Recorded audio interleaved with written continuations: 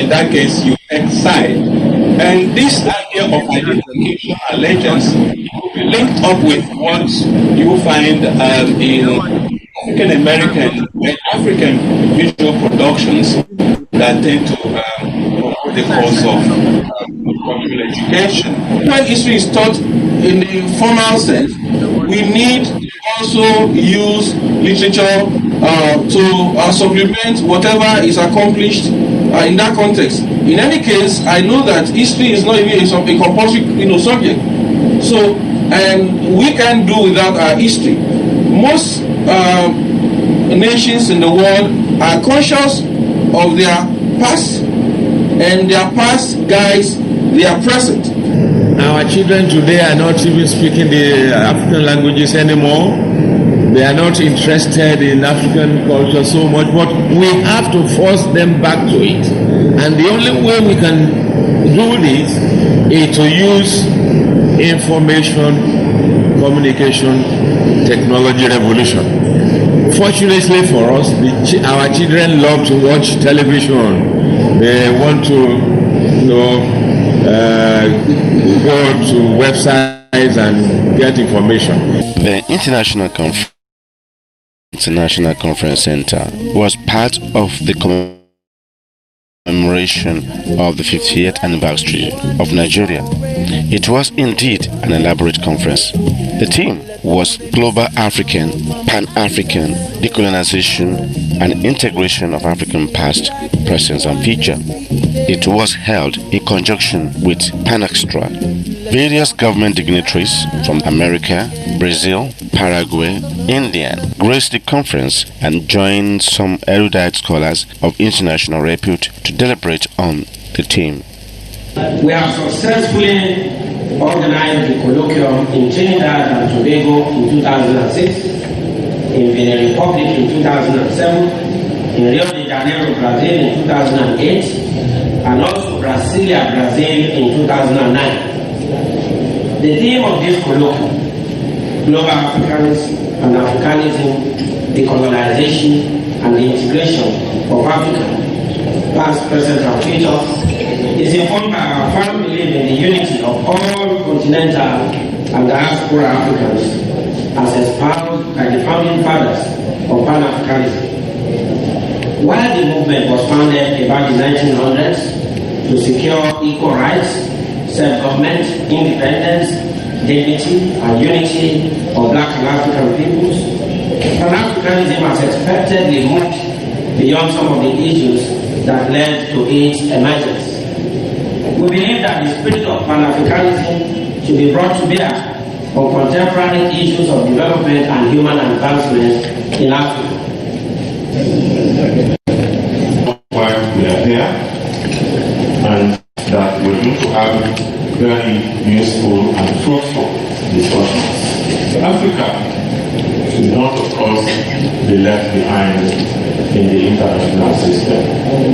We know at the moment that in New York there is a gathering of world leaders discussing the promises which have been made at the beginning of the century to achieve certain targets in terms of the Millennium Development Goals.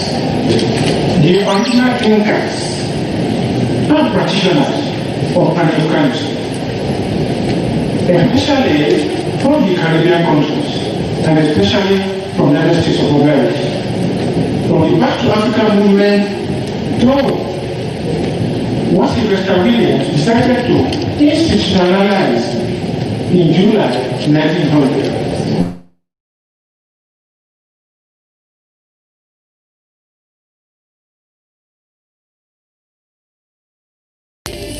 The theme was slave trade and slavery.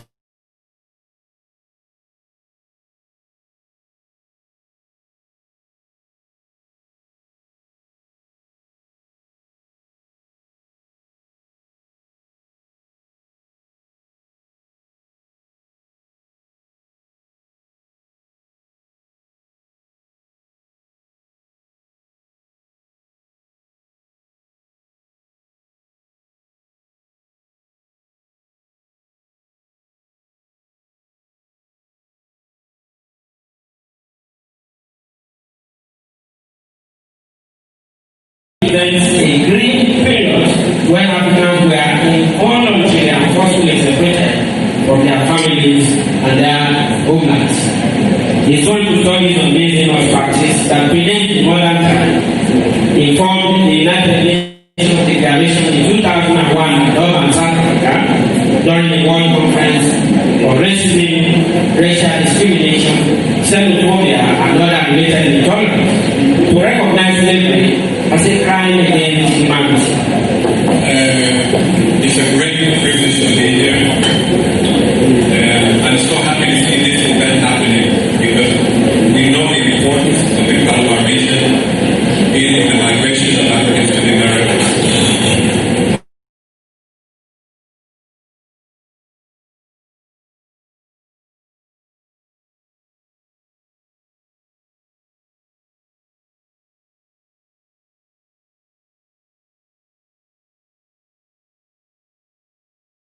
I want to talk briefly about that because many of them are foreign private theories that are necessary to try the African society. But now, one of the problems of studying Africans in the world is the lack of documentation.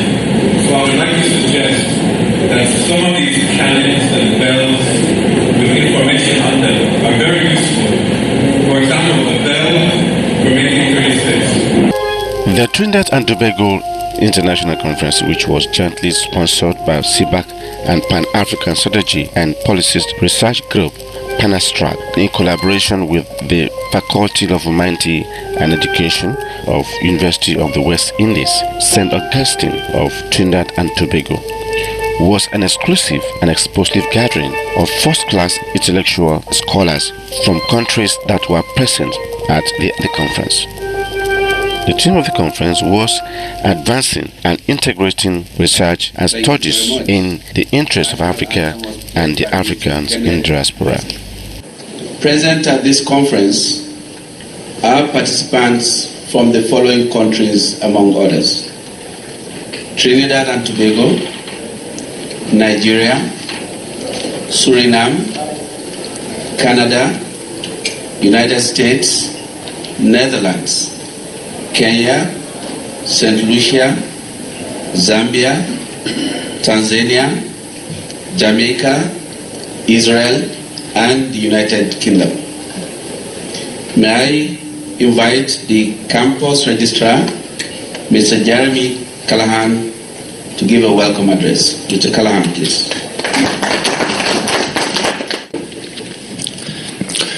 Right Honourable Patrick Manning, Prime Minister, Republic of Trinidad and Tobago.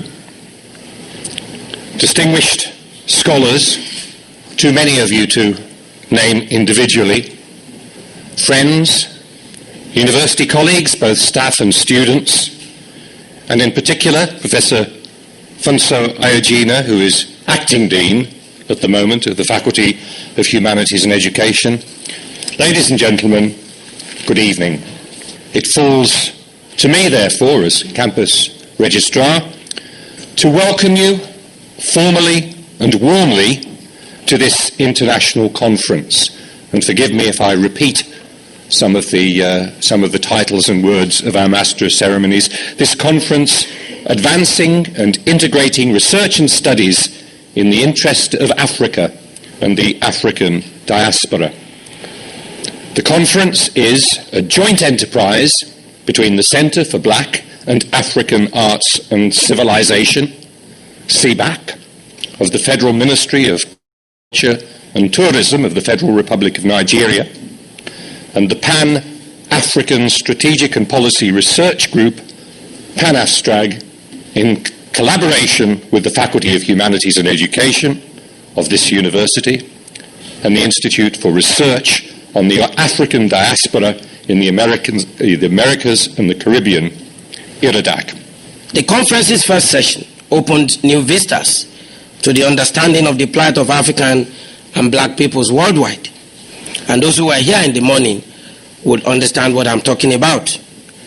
The well-known dictum that injustice to one is injustice to all must be taken as an article of faith by all who wish black and African people well.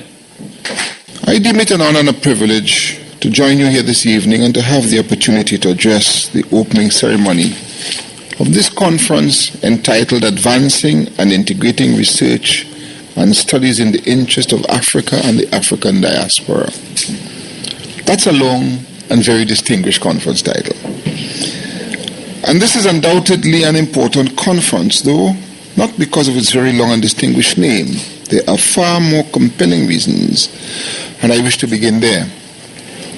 We in Trinidad and Tobago live in a land, the ancestors of the citizens of which came from very many other parts of the world. Trinidad and Tobago has been described as a microcosm of the macrocosm that is the global community. It is not, my friends, an exaggeration. As early as the late 19th century, British government and colonial officials were reporting that all races are represented here. And since then, it has been as though Almighty God had deemed it that some among all of his human creations are to cohabitate and commingle in our archipelagic republic. On his first visit to Trinidad and Tobago, one of Africa's great sons, the Venerable Archbishop Desmond Tutu, overwhelmed by the sheer cosmopolitanism of our people, described us as a rainbow country. The most fascinating aspect was how our people blended into one another as one contiguous people, so that we are not finished and are still becoming. But that, ladies and gentlemen, is our social reality. That is the phenomenal confluence that constitutes our slice of humanity here in Trinidad and Tobago. But the most remarkable fact is that our very young nation has been able to form one society from these myriad ethnic rivers and streams. And we have been able to do so, indeed, to stay on course through the embrace of our human diversity. The meeting of our people may have been the result of the proverbial historical accident, but what we have done with the experience and the success we have made of it is anything but accidental. The one thing that all the people of Trinidad and Tobago have come to appreciate is the validity of self-knowledge and self-understanding. By contrast, so much of the conflicts in some parts of the world reside in the denial of the right of self-appreciation and self-awareness.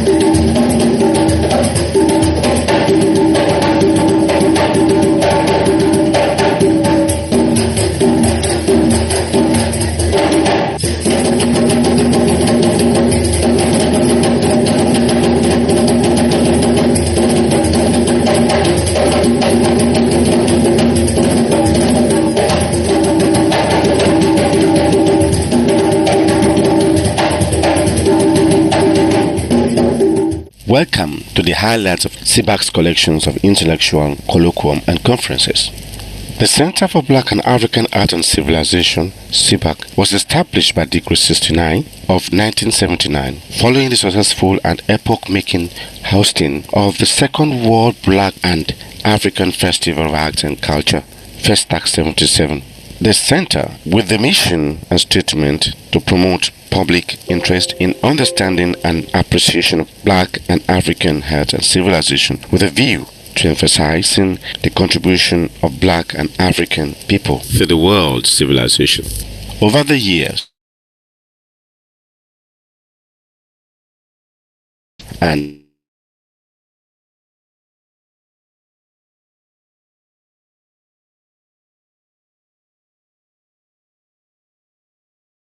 years, CBAC have taken a further leap to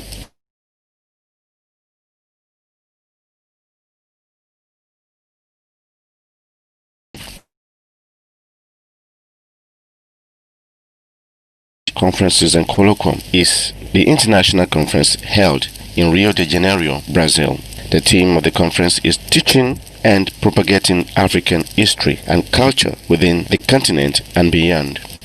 The conference was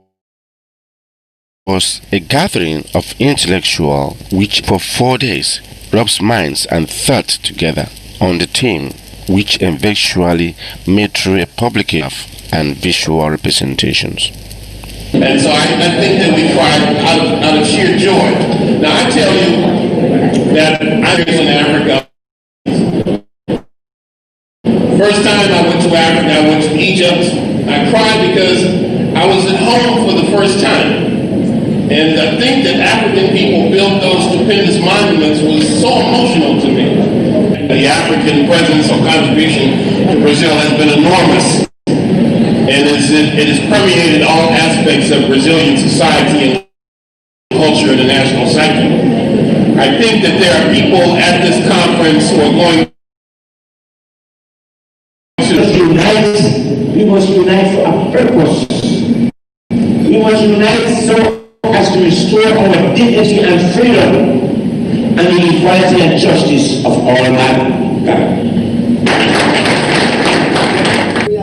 If the slaves that were bought from Africa could go to New World, find their place, then go to school and still a certain level, I think the challenge is very overwhelming. And this is what we stand to gain by bringing this literature down to secondary schools in Africa. You tend to sympathize with a particular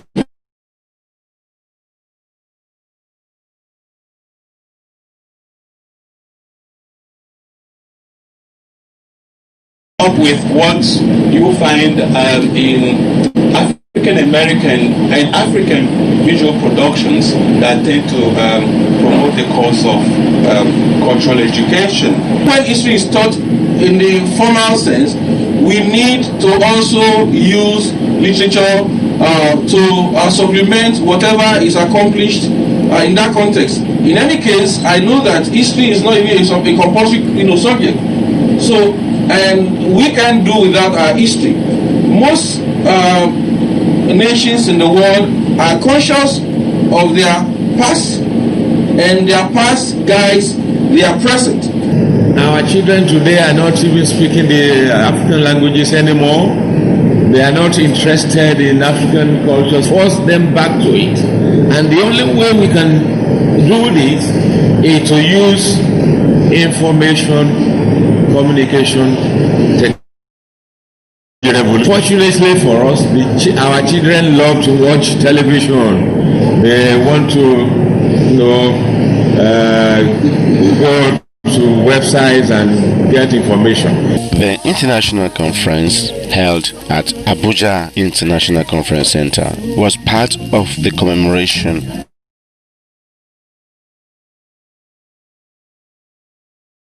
was global African, Pan-African decolonization and integration of African past, present and future with Pan-Extra. Various government dignitaries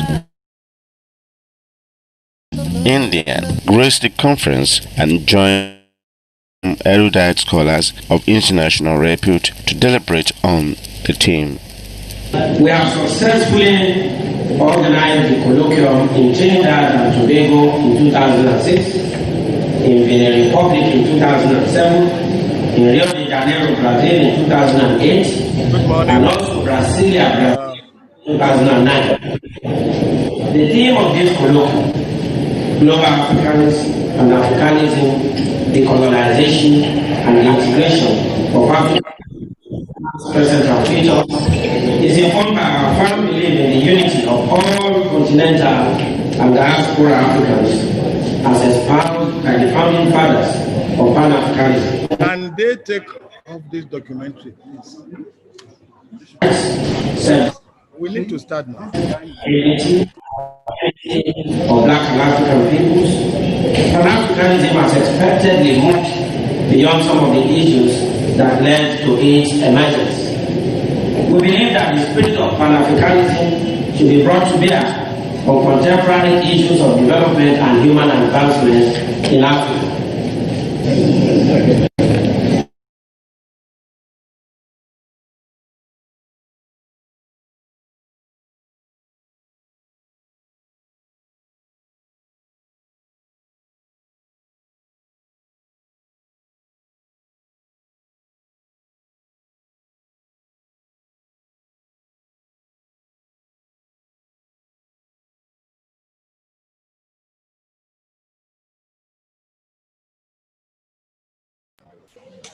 Morning, distinguished participants.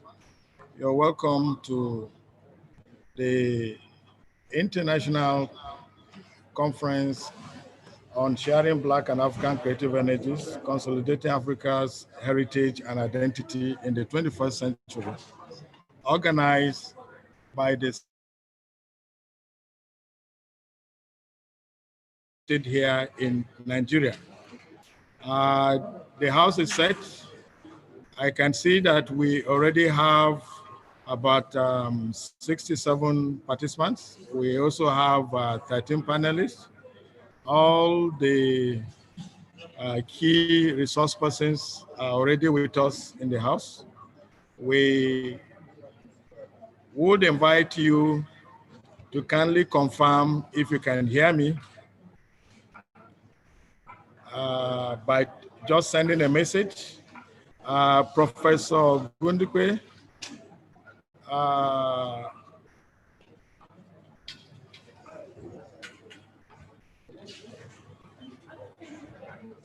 can we please confirm that we are hearing each other by just typing, and the participants that have their videos on, you can wave.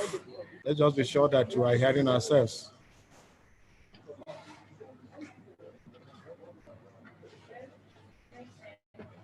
I welcome the Acting Director General of the Center for Black African Arts and Civilization, who is already with us.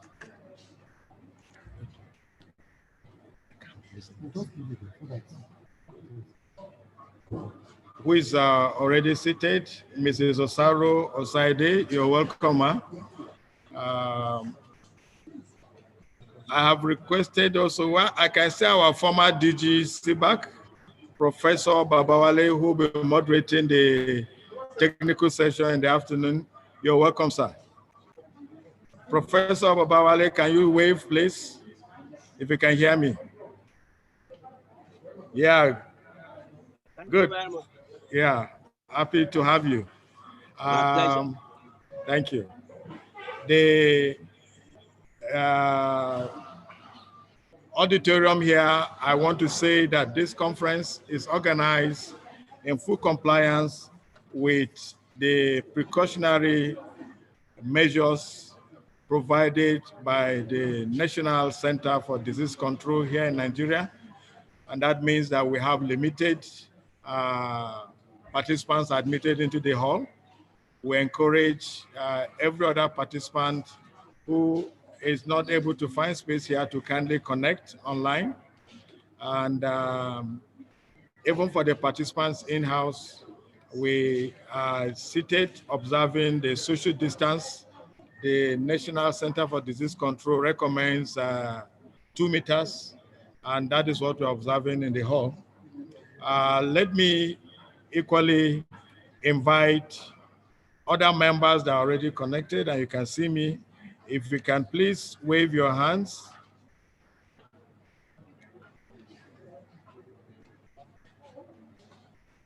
The Permanent Secretary of the Federal Ministry of Information and Culture is ably represented here. You're welcome, ma'am. Yes.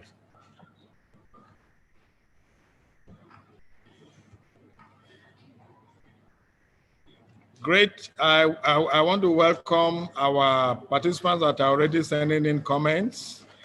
We would want to take us through a few of the guidelines that we expect will make for meaningful engagement today. The first thing is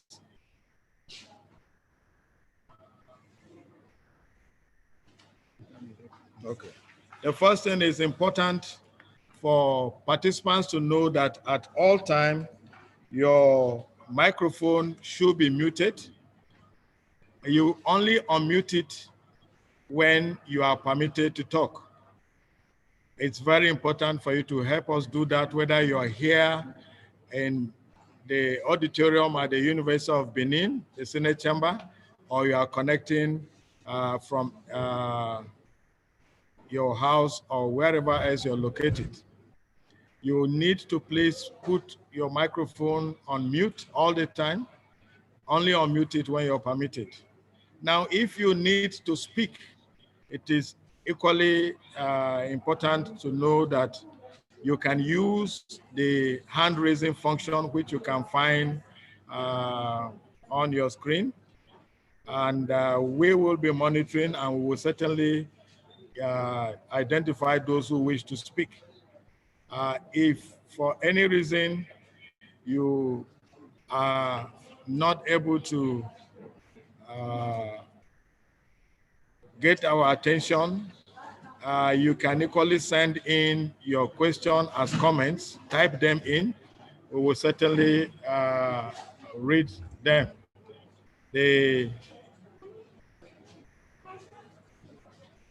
I can see Tai Kainde saying good morning. The Vice Chancellor of our host university, a renowned professor of education, one that has taken this great university to the next level and is still working hard to surpass her achievements so far. Professor Lillian Salami is also seated. Professor Salami, you're welcome, madam. We thank you for releasing your Senate chambers to us for this engagement. May I invite Dr. Stella Omonigo, who will be assisting me on this assignment, to kindly use the next 2 minutes to tell us about our host university and indeed the culture of the Edo people. For 2 minutes, please. Dr. Stella.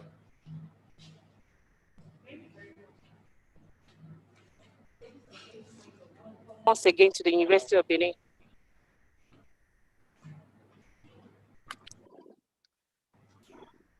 We can hear you. Go ahead, Stella.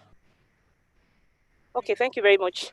I'd like to quickly recognize the arrival of our amiable Vice Chancellor, the Vice Chancellor of the University of Benin, the home of cultural heritage, Professor Lillian Imwetinya Salame.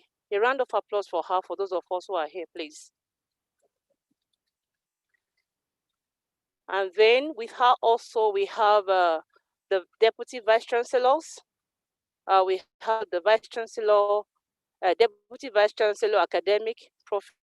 David Izeko. A round of applause for him. In the Vice Chancellor's entourage, we have the Deputy Vice Chancellor, Ekenwa Campus, Professor Ogene. You're welcome, sir. Once again, this is the International Conference of CBAC, and we're here to talk about our cultural heritage. You're welcome once again. Thank you very much. Stella, I wanted you to tell us a little about this historic city, Benin City, as well as the university. You still have 1 minute to do that. Thank you. Like I said before, Benin City is the home of cultural heritage, especially in the south of Nigeria. It is located in the south of the country, where you have the as its most unique feature.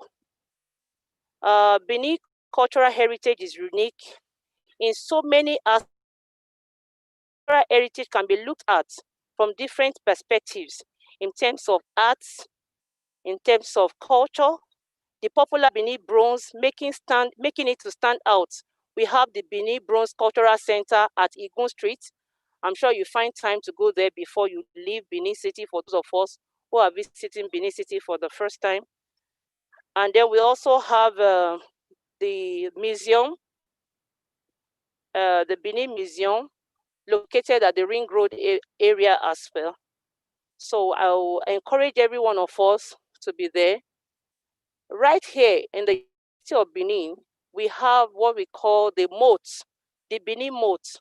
And of course, there's a myth behind this moat, where you talk about a single man digging around the city, to protect the city from invasions of enemies. So I think you should also go through the moat around the University of Because here in Atubowo, where you have a kind of mountain and then you have a kind of deep pit behind it. It was said that it was single-handedly dug by somebody over just a night. It is one of our cultural heritages in Benin. We have the popular Igwe festival also that comes up once in a year, most times in December. And we can have that place. You can have the Igwe Cultural Center also around the Ring Road. We have the Oba Kenzua Cultural Center along the Airport Road. I want to encourage every one of us to take out time to visit such places. We have several monuments in Benin. We have the Queen Idia Monument. We have the Oba Eware, the first monument.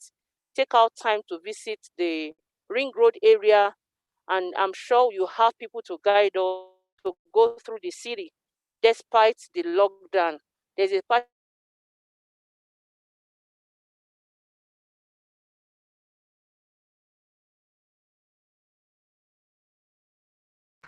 Thank you very much, Dr. Stella of the Department of Foreign Languages, University of Benin. We have noted the presence of the Vice Chancellor and Deputy Vice Chancellors. It is also important that that the host of the conference, the Acting Director General of the Center for Black and African Arts and Civilization is seated. And the Permanent Secretary is equally represented here by Mrs. Rose Kwashin, who is a member of the Governing Council of CBAC. The chairman of the Governing Council of CBAC, Abom Tony Banaisu, is equally seated. And that means that we are going to move on quickly with the program as outlined. But what is important here to note is that we are expecting the keynote speaker to join us, Professor Mbuyamba. If you are in the house, can you please confirm? Can we equally request participants to please edit the names so that we have your real name showing on the screen? If you can edit it and put your real name, that will help us to ensure that this engagement is more fruitful and swift. So kindly edit your name. Let us have your name on the screen. Professor Mbuyamba is joining us from Maputo, and I can see Mbuyamba there. Good morning, Professor Mbuyamba.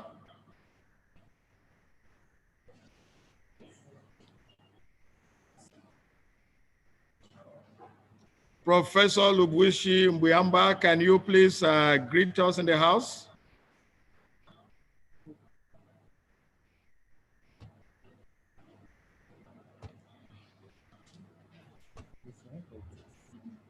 Okay.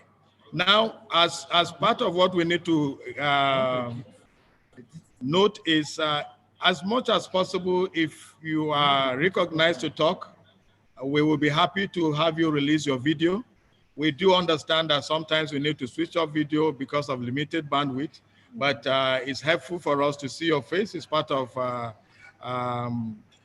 one of the rules we would kindly request you to comply with.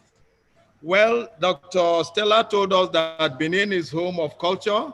She equally told us that there are sites that anybody coming to Benin needs to visit. Of course, those who have been following the development of culture in Africa since FESTAC 1977, which Nigeria hosted, and which actually gave birth to our host, the CBAC. You will see that there is a bronze head that has become synonymous with that experience. Of course, that bronze head is from here in Benin, which was carted away sometime in the 20th century. And it means that CBAC has returned home to where the icon that it represents actually started. I think one thing that Stella failed to mention is that there are very good dances also here in Benin. And for us to set the tone, it would be good for me to invite Dr. Josephine Abe, who is our choreographer, to kindly give us one or two of such steps so that we can move quickly to the welcome address. Dr. Abe, the technical crew help us cue Dr. Abe, please. Professor Mbuyamba, I think he's still trying to switch on his microphone. We are still waiting to hear you confirm your presence and join the dance.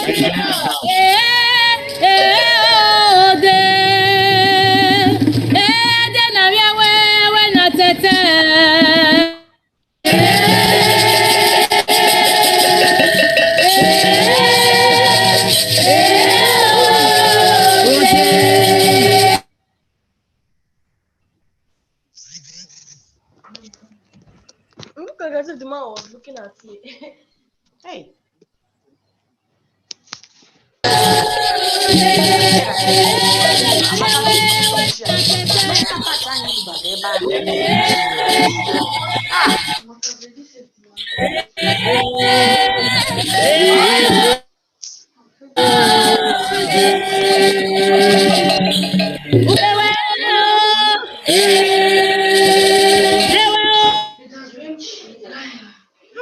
Watch. Remember watch. One watch. Tell him to wash that cylinder. Yes. Wash it. Run out water gas. Get us.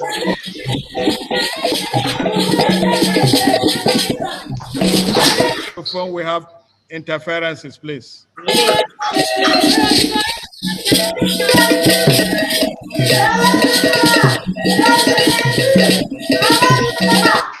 Quiet.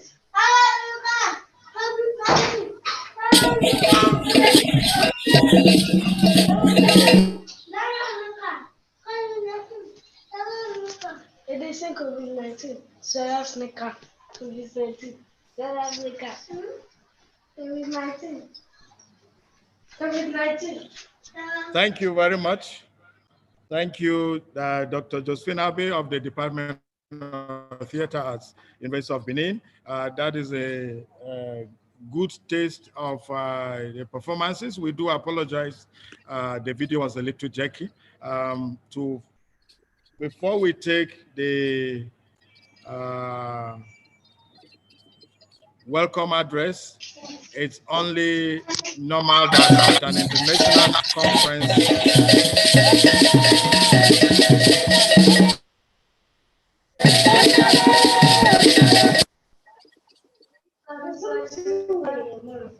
it's important that the technical unit works with me, please.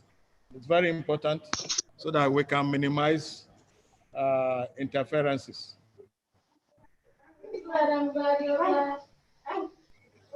Can you please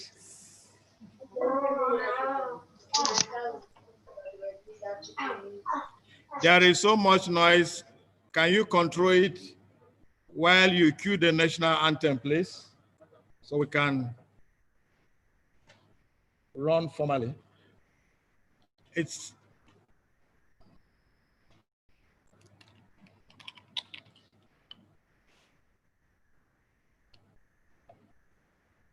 traditional that for an international conference like this, the anthem of the host country, and so we would invite the national anthem of the Federal Republic of Nigeria. May we please rise, those of us here.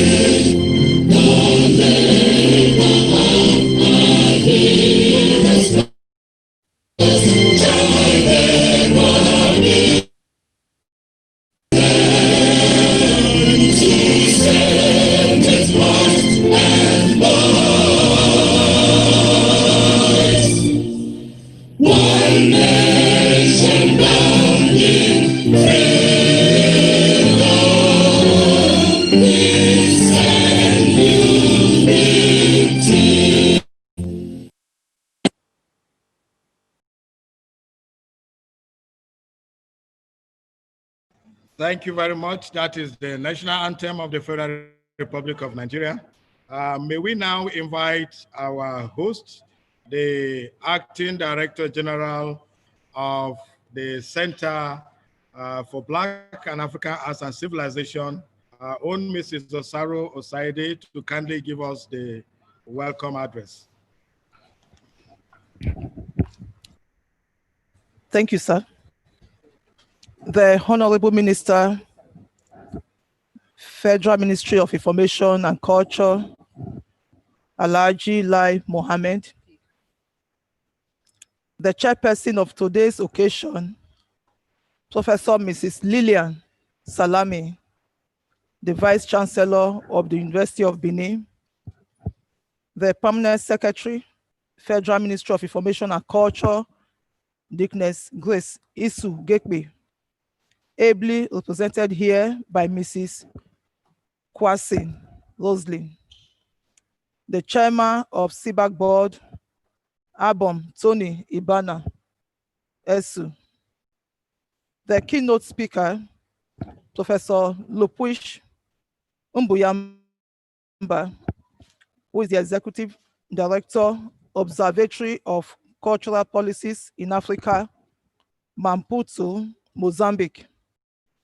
Our lead presenters, distinguished participants, invited guests, gentlemen and women of the press, ladies and gentlemen.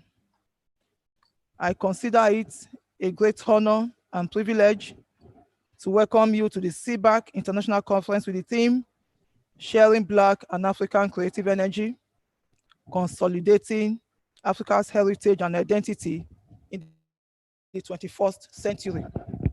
I commend the efforts of the University of Benin, especially the Faculty of Arts, in collaborating with us to host this year's international conference at this critical time in our land. Our international conference was born out of the need to dialogue extensively on how to re-examine our Black and creative energy to be positively channeled and repositioned to consolidate Africa's heritage and identity in the 21st century. The world is evolving at a very fast pace, and as a continent, it is consequential that we join the bandwagon in order not to be left behind in the new tech age where globalization is taking over. By properly harnessing our creative energy, which are embedded in our literature, arts, music, textiles, cuisines, movies, and so on. to conform with the new digital age and technological advancements. It would afford us the opportunity to tell the African story in the sublime African way. On another note, this conference is expected to be an expose into those aspects of our African heritage that can ease our process of development in all ramifications. This is important because we need to explore the inherent capabilities in the use of our African heritage for social growth and development, while leveraging on the creative energy of the African people vis-a-vis the continuous change in the new world order.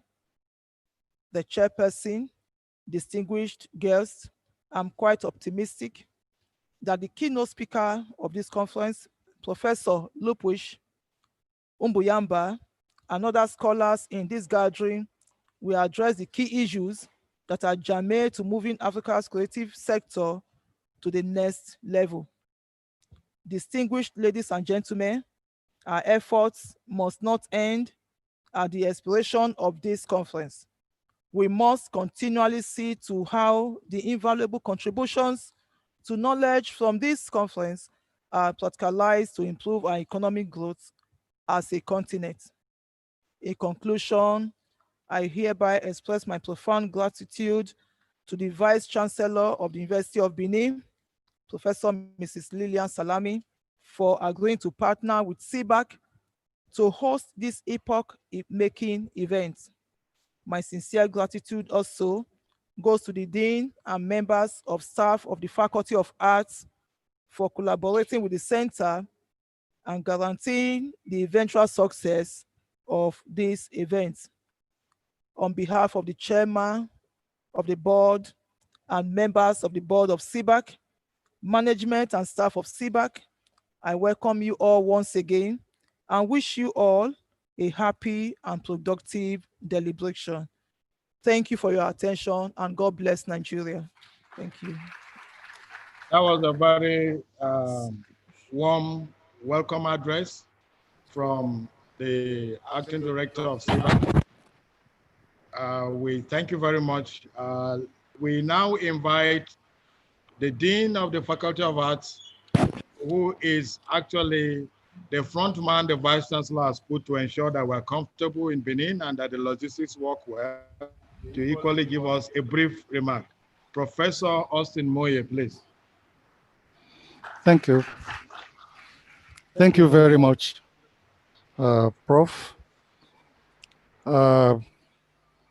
The representative of the Honorable Minister, my amiable Vice Chancellor, Professor Mrs. Lillian Salami, principal officers of the University of Benin, the chairman and members of the board of CBAC, the keynote speaker, Professor Lupuishi, erudite scholars here present and in diaspora, ladies and gentlemen, on behalf of the Faculty of Arts Board of Studies, I want to welcome you most heartily to the University of Benin and to this conference. I am particularly happy that in spite of the prevailing circumstance of the COVID-19 pandemic and the unsavory limitations it has imposed on our normal daily activities, we have finally been able to make the conference a reality through this online arrangement. For the few of us who are physically present here, I want to assure you the organizing committee has put in place adequate measures for our safety in line with recommended protocols by government and health authorities. The management of CBAC must be commended for their uncommon determination to ensure that not only was this conference held, but that it holds with success. By our location as a faculty, we are privileged to be in direct and constant touch with the celebrated arts, crafts, and culture of the famous Benin Kingdom. And as humanists, we are concerned with the identification, development, and preservation of those elements by which we are characterized as humans.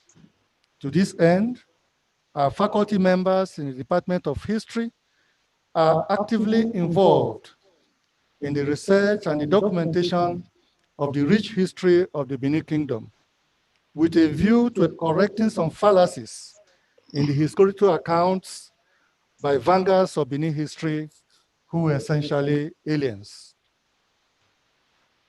It's a common knowledge that language is a medium through which culture is verbally expressed. It is a symbol of identification of a people. We therefore cannot overemphasize the importance of the development and preservation of our indigenous languages. For this reason, our colleagues in the Department of Linguistic Studies have been working hard to establish a standard orthography for Edo language. The same efforts are going on in the Department of Theatre Arts in the area of dance and music. I believe that these areas of our research interest fall within the core mandate of CBAC. This conference, therefore, should serve as a new vista for collaborative engagement between CBAC and our faculty in our efforts to consolidate the heritage and identity of Edo people. There is strength in diversity to the extent that it allows for creativity and ingenuity. Diversity is the driving force of African cultural creative energy. And there is the need to bring this to bear on the development of academic curricula in our universities. The present practice where all universities in Nigeria key into one straitjacket curriculum prescribed by the National Universities Commission for their various programs does not give room for self-expression nor for creativity. Our plea, therefore, is that this diversity in our cultural sphere should be encouraged in the development of curricula if our universities are to be innovative. The various senates must be given free hand to develop their curricula independently. Finally, ladies and gentlemen, I want to thank the management of CBAC for this collaboration. I thank my Vice Chancellor, a visionary and hardworking woman, for her very encouraging support to our faculty, and I appreciate all members of the organizing committee, ably led by Professor Austin Asagba. Thank you all, and God bless you. That was a remark by the Dean, Faculty of Arts, who has been at the top of his game in terms of ensuring that everything goes well here at the University of Benin. At this point, this is when we would listen to the chairman of CBAC. CBAC has a governing board, and that board is led by an elder statesman. It's only proper for us to know that the management of CBAC has the full support of the governing council. So, Chairman, sir, kindly put in a word for us for 2 minutes.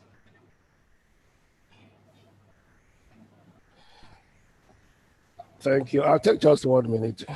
So 2 is too much.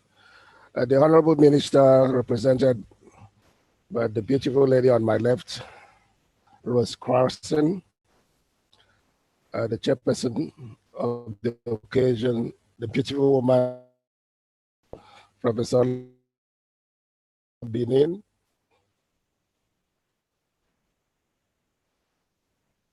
Ladies and gentlemen,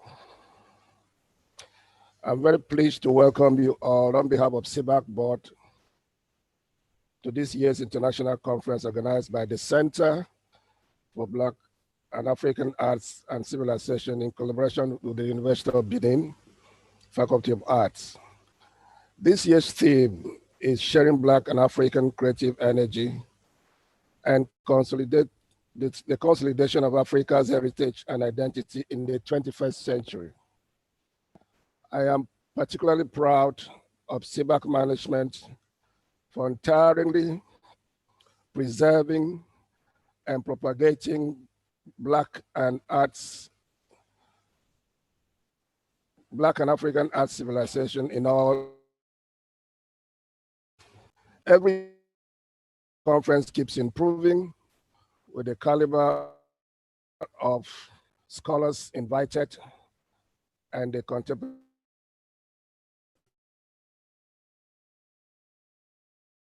I'm confident that the conference will achieve the objectives set out by CBAC and the University of Benin.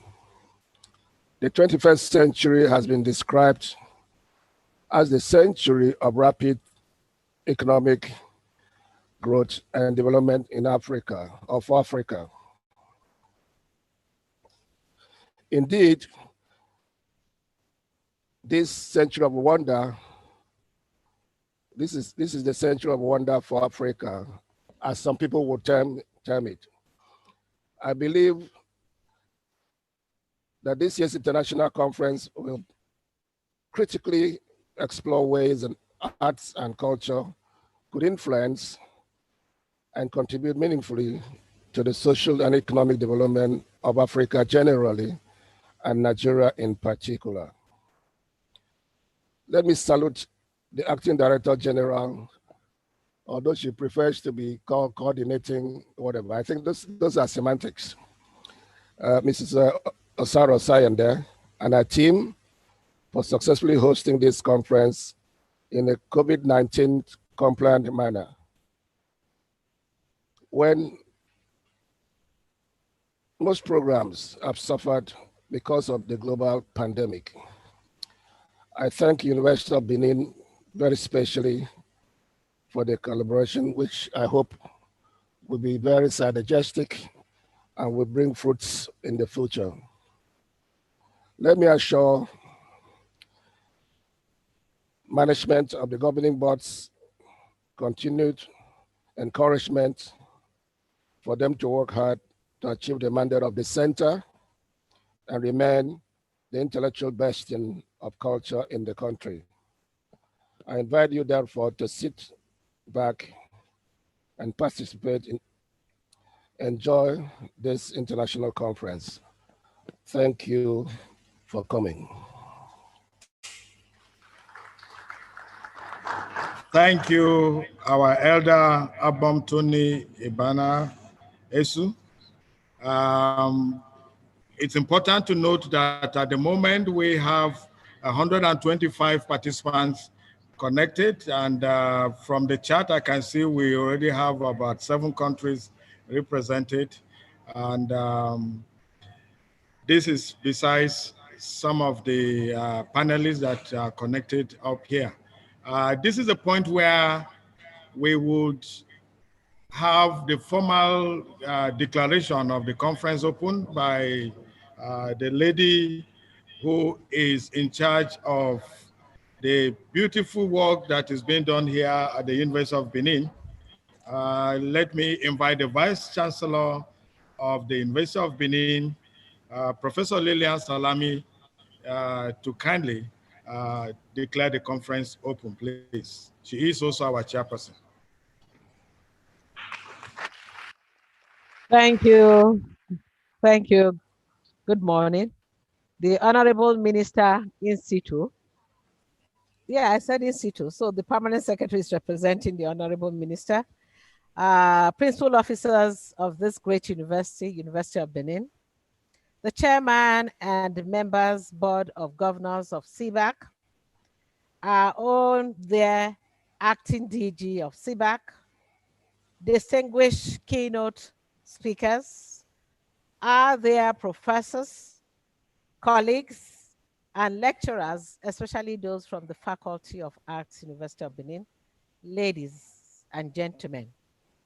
On behalf of the Council, Senate, management of the University of Benin, I welcome you all to the university, and in particular to Benin City, the seat of the great Benin Kingdom, which is renowned for its masterpieces in arts and craft, as well as for its unique culture. It is unfortunate that the restrictions imposed on movements and gatherings by the global pandemic of COVID-19 has made it impossible for the greater majority of participants to be here physically. This could have been a great opportunity for many of our participants to visit and see the great and diverse cultural heritage of the Benin Kingdom. I hope the organizers of this conference will find a way to stream online some aspects of Benin culture and arts. The restriction notwithstanding, I am indeed very delighted that the conference is holding here in this great university. And at this particular time, when we are striving with bold determination to reposition the University of Benin as a center of intellectual excellence, not only in Nigeria, but on the global scale. To realize this goal, the university administration has embarked on an aggressive redefinition, real designing, and renovation of our environment and physical infrastructure. I'm also glad to inform you that the University of Benin is celebrating the Golden Jubilee this year, 50 years old. We are very proud of the journey so far. Therefore, we are working out strategies to mark the event through the exhibition of our great achievements over the years.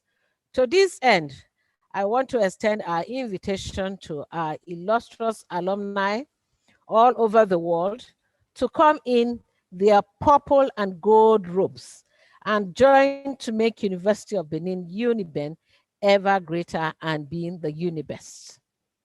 The theme of this conference, Sharing Black and African Creative Energy, Consolidating Africans' Heritage and Identity in the 21st Century, is apt, especially during this pandemic, when routine sources of income to most countries are threatened by the COVID-19 pandemic.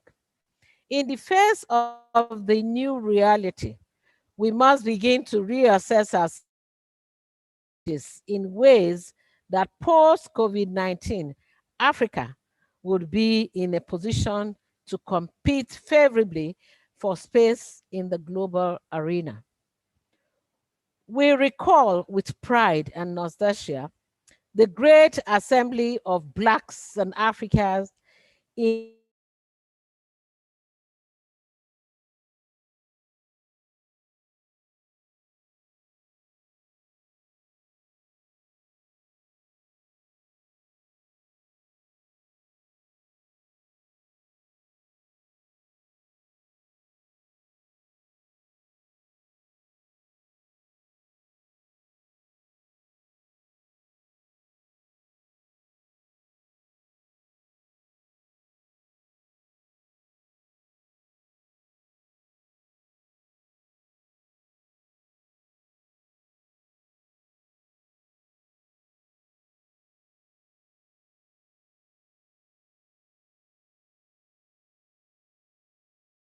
from our cultural and historical heritage to harness our creative potentials to solve contemporary issues. Ladies and gentlemen, I'm aware that very erudite scholars and thinkers are participating in this conference, which also consolidates an ongoing relationship between the university and CBAC.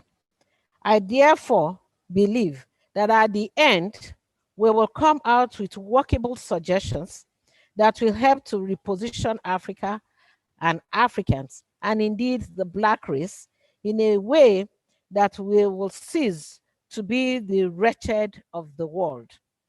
On this note, I have the singular honor, therefore, to declare this conference open. Thank you for listening, and God bless you. Thanks.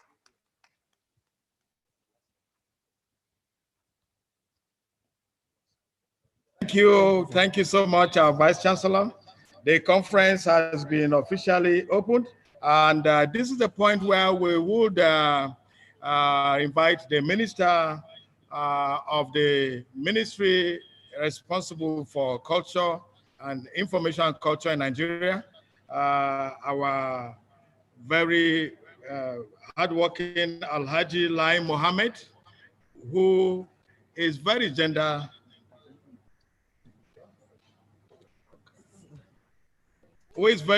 sensitive.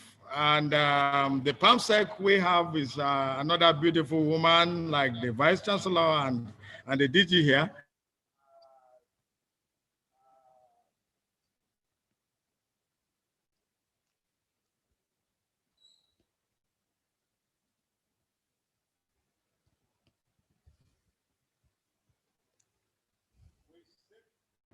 We seem to have an unstable network here for this moment. This is because so many participants are connecting, keep coming, because our technical team is working hard to equally expand the bandwidth available to us here in the hall. So we would invite the representative of the permanent secretary. As I said, the minister is very gender sensitive and doesn't believe the men should do it all alone.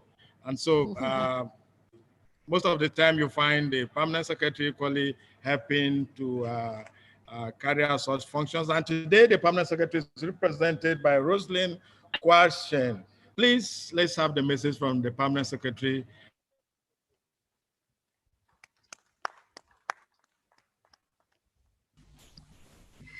Thank you. The VC of the university, the chairman of the board of CBAC, the director overseeing the institution, the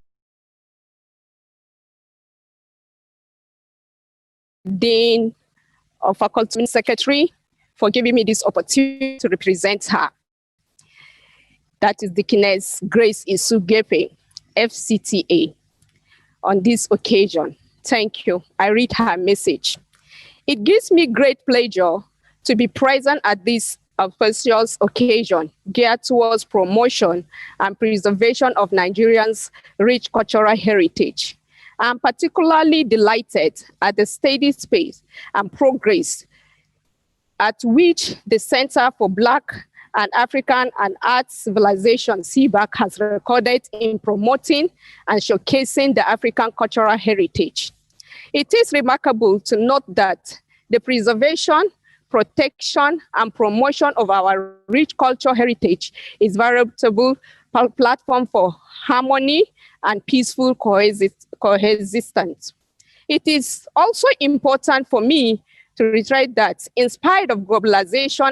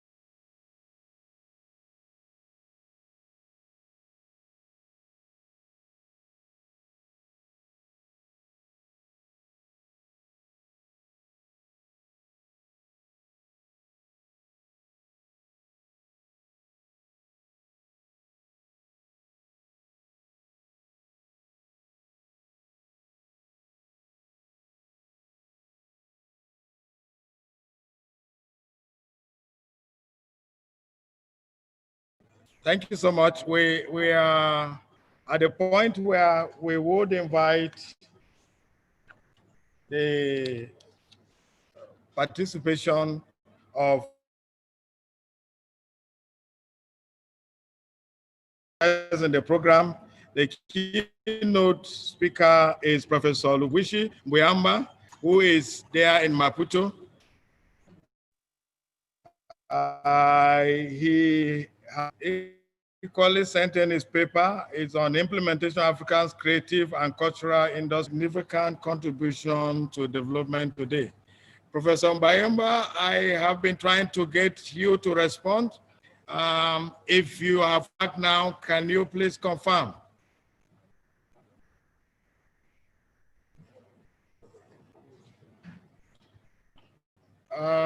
Professor is the executive director of OCPA. The vice chancellor, who is chairperson, will move her connection to our office so she can equally participate from the office and run some other activities. Madam Vice Chancellor, thank you.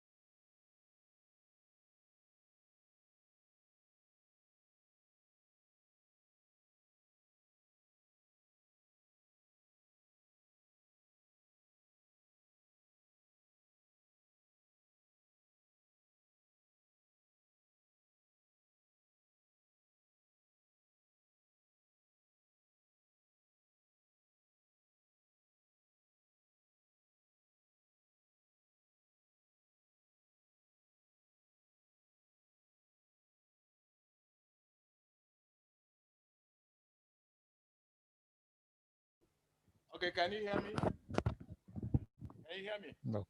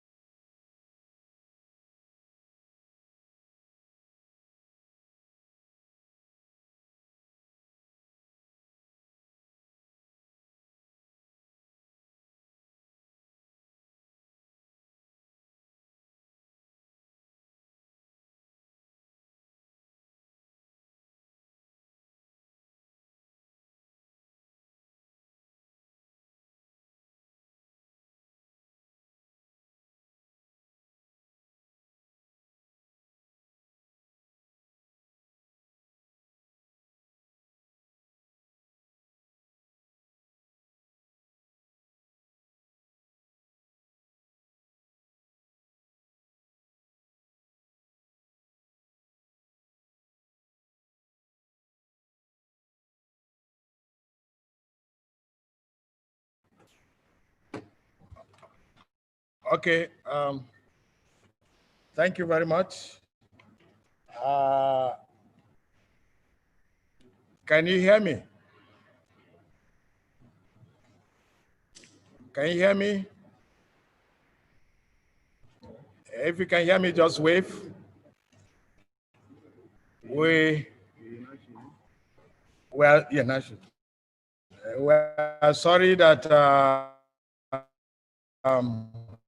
we had a slight technical challenge here, and it's about being resolved. Okay, Mboyamba actually is on standby. He's asking that his microphone be unmuted. I think Professor Baba Wale has been able to help us reach him. So let's see. Can you hear me? From the system, can anybody hear me?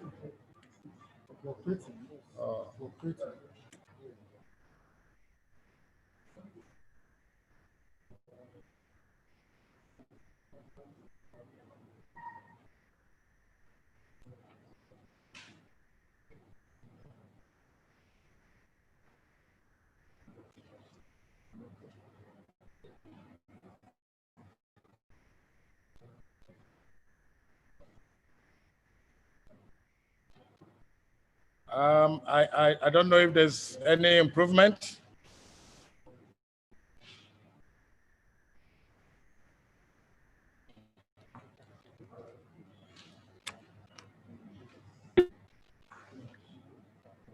Mind, please send me the link.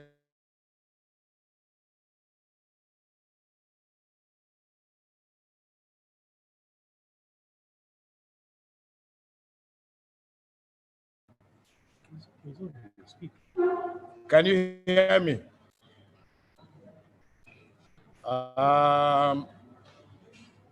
Okay. Professor Mbayumba, obviously, see if we can try to unmute him if he's still there.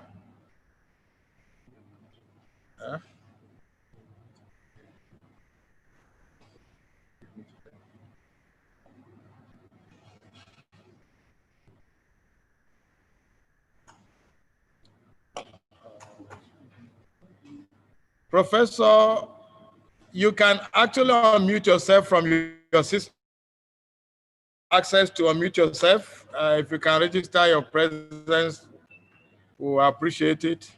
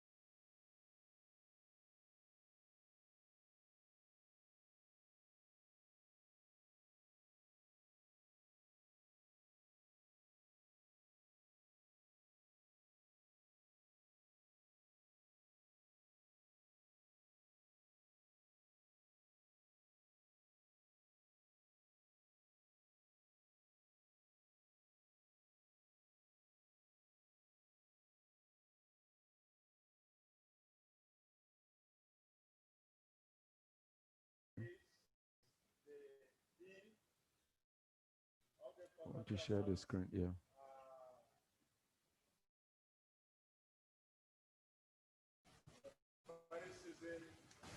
Expert in this area. He has, in the last 12 years, provided various consultancy services, particularly to the African Union in the area of culture. And I believe that he has experiences to share. So I invite us to listen to his paper. And we will still bring to you the presentation by Professor who is actually still trying to connect from Maputo. Professor Duga, please.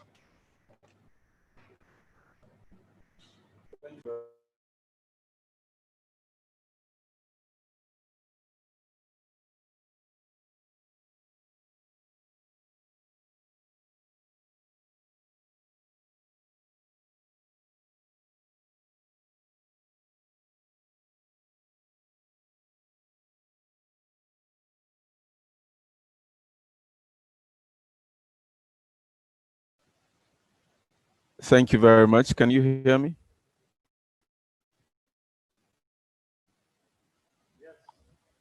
Okay. Thank you very much for the chance to step in and to bridge this gap that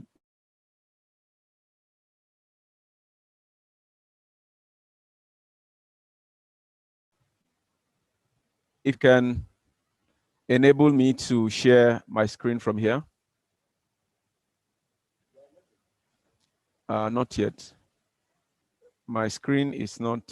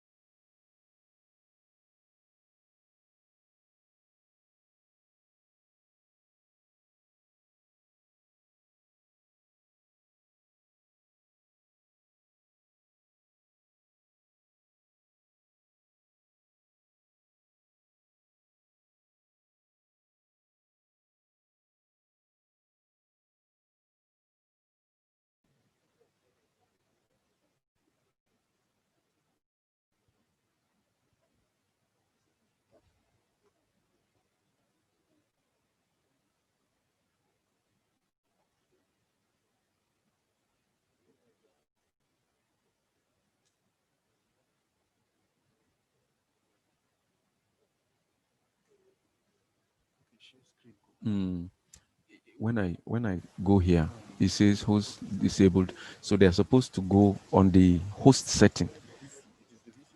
Yes.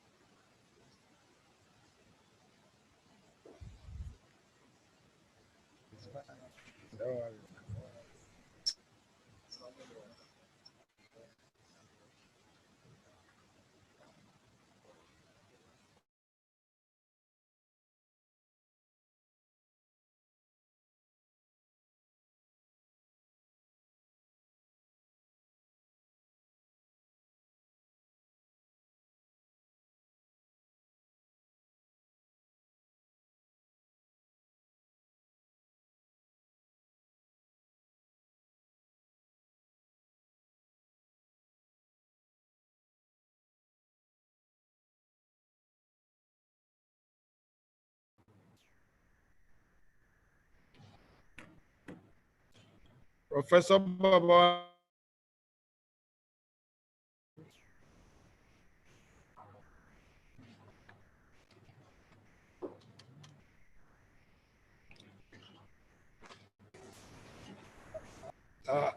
Professor Babale, can you hear me? Yes, I can hear you, sir.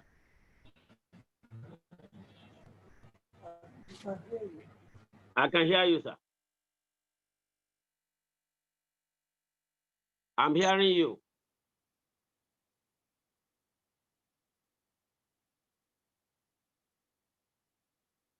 Can okay. Thank you. I will go on with the presentation. I might not be able to share my screen with you, and that will be a pity. But if you have the screen from any of the systems, you can share, because I have some graphics on that.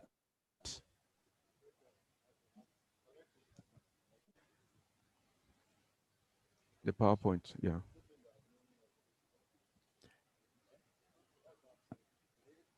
I am going to be speaking this morning on Africa's cultural and creative industries and the transition to digital economy.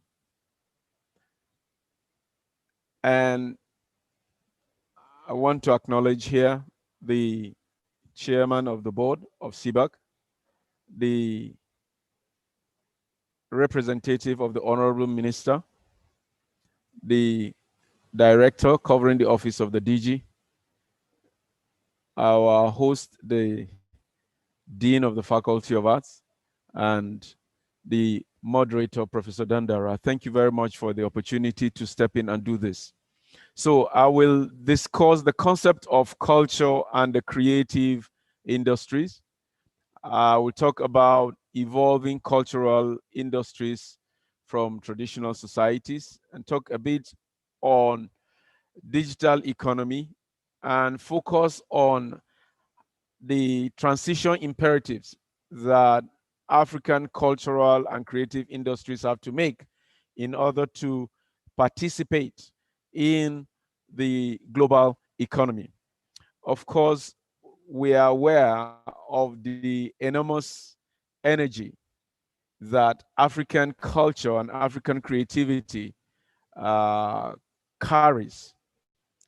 It is expressive, it is expansive, it is colorful, it is lively. This has in some ways even been considered to be exotic.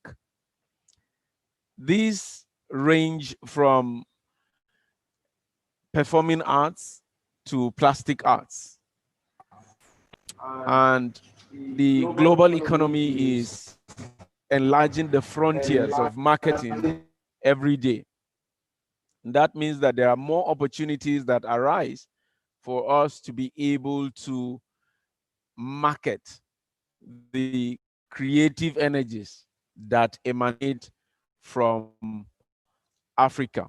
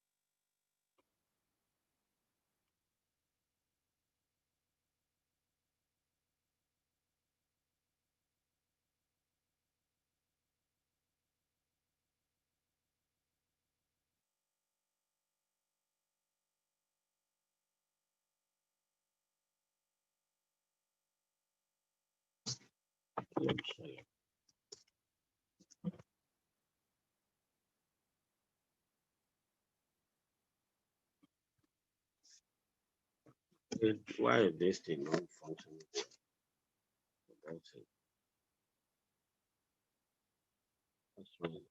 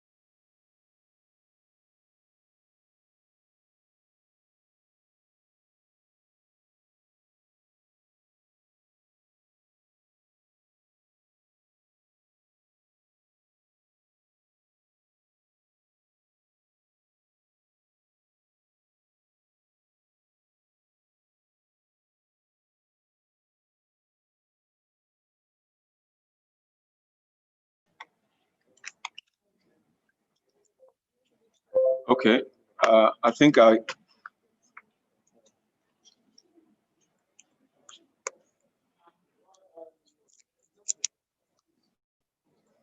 Can you hear me?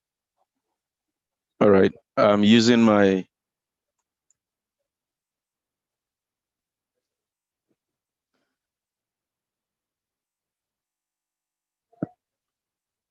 Yes. I won't be able to share it. I can turn the screen to it at the appropriate time. Yes. Okay. Uh,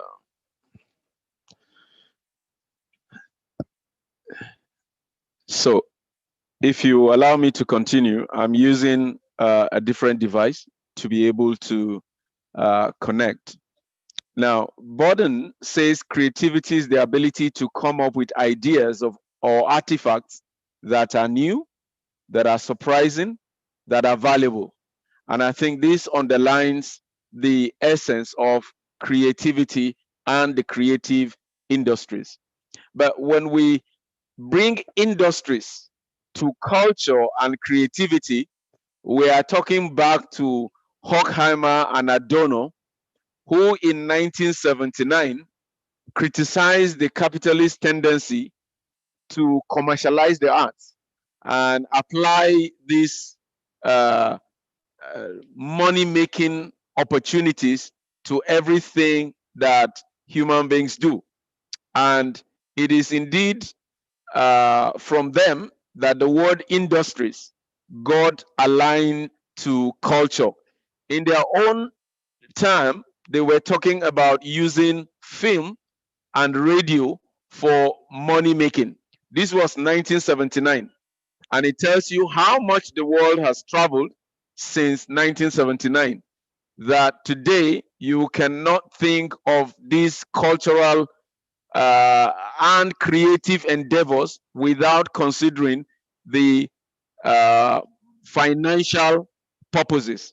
But they criticize that you cannot commoditize everything that you produce.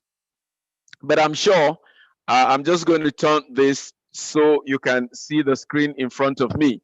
Is the um, local craft from Russia, popularly called the babushka doll or the nesting doll. And it is that little doll that enters another bigger one, that enters another bigger one, that enters another bigger one until you get to the largest bit. And I'm sure that we would be aware of this craft. It started as a craft in a little village in Russia, but people took to it, adopted it, and very soon it became an exportable phenomenon and generating money for the industry in Russia. This is a typical example of a craft starting from one little place and then taking on a global dimension through sales, refinement, and if you like, globalization. The European Union's green paper on unlocking the potentials of culture and creative industries sees an interconnectedness of two terms: the cultural industries and the creative industries. The cultural industries are those industries that are producing and distributing goods or services which have a specific attribute or convey cultural expressions irrespective of commercial value. That is cultural industries. They are able to express some culture without the emphasis on the finances. The creative industries, on the other hand, are those who use cultural inputs. They have a cultural dimension, and mainly it is to devise, is to generate money for those who are producing them. And I think in the UK, they were able to identify about 14 areas that fall into what you can describe the cultural and creative industries.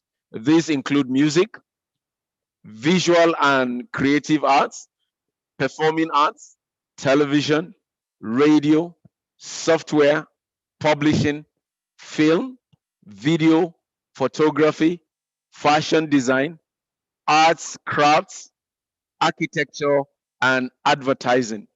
Now, you will notice that not all of these fall strictly into the category of arts. Architecture is both an art and a science, and you would say largely is a science.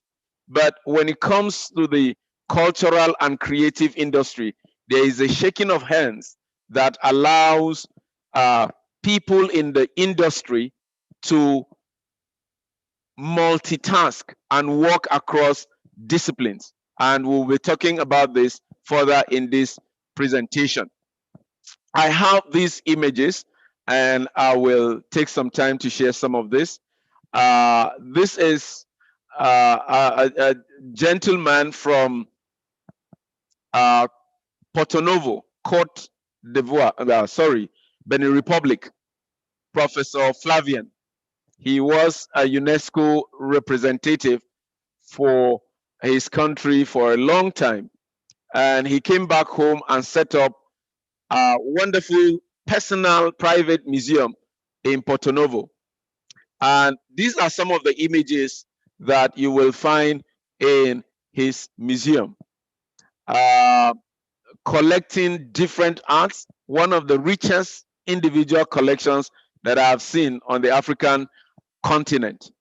But the problem is that you have probably not heard of him, and you will not hear of his works and his museum because it is digitally cut off from the world.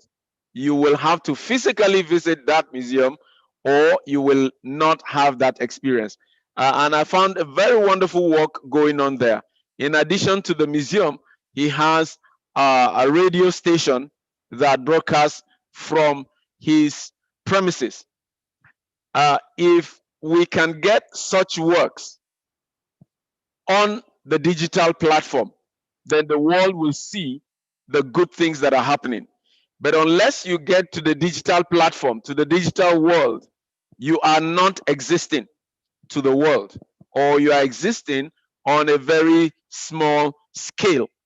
I don't know whether it was his intention to sell his museum to the world or he's satisfied keeping it just in Porto Novo. But one thing is clear, if people across the world can reach his museum, then the museum will be more influential, more significant, and more rewarding to himself, to the African continent as well. For a long time, Africa has been a source material for creativity. If you watch some of the creativity that we have had in the recent times, I will give 3 examples. One is the James Brown dance. For those old school who can still remember the James Brown footwork dance, it was actually a footwork from a masquerade dance from Zambia that James Brown modernized and put on stage and was very unique. And he really took the world by storm with a masquerade dance from Africa. For others, will readily remember the Michael Jackson shoulder dance, the Eskista dance that emanated from Ethiopia, was inspired by a traditional dance from Ethiopia, and that made Michael Jackson really unique. What that tells us is that he took the art from Africa, he put it on a platform where the world could see, and because they had not seen it before, it became a unique Michael Jackson dance. But in real essence, it was not.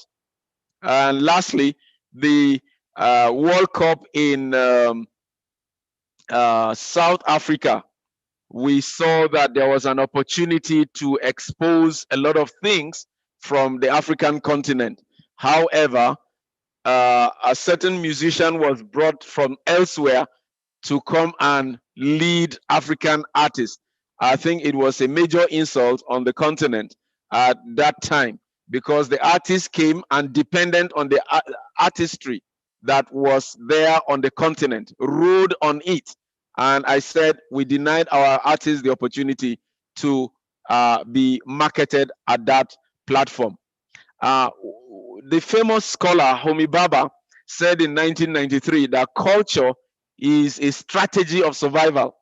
And as a strategy of survival, it is both national, transnational, and translational. That means it goes beyond a nation and it can be mobilized, it can be adopted to new contexts. The creative industries in Africa are often structured around small scale entrepreneurship. They're usually small businesses. They are not large. Sometimes they are rested upon the person who is the lead artist in that aspect. But they have prospects for scaling up. usually these prospects are hardly taken. But the good news is that the African Union has developed a program of action that it calls Agenda 2063. It was produced in 2015, and I think the essence of a conference like this is for us to be able to popularize what the African Union is doing on a continental scale. This document is very rich, but I don't know how many people here have ever accessed it. The good news also is that a PDF document of this is available on the internet. Experts were called from different areas to provide a vision for Africa marching towards 50 years up to 2063. And this document is relevant to what we are discussing today. In that document, the African Union said globalization and information technology revolution have provided unprecedented opportunities for countries and regions with the right policies to make significant advances and lift huge sections of populations out of poverty, improve incomes, and catalyze economic and social transformations. And I think this is the basis of a forward-looking Africa. Now, whenever we talk of culture, people always think we need to go back into the Stone Age. We need to retreat into the past where culture exists. But culture is civilization.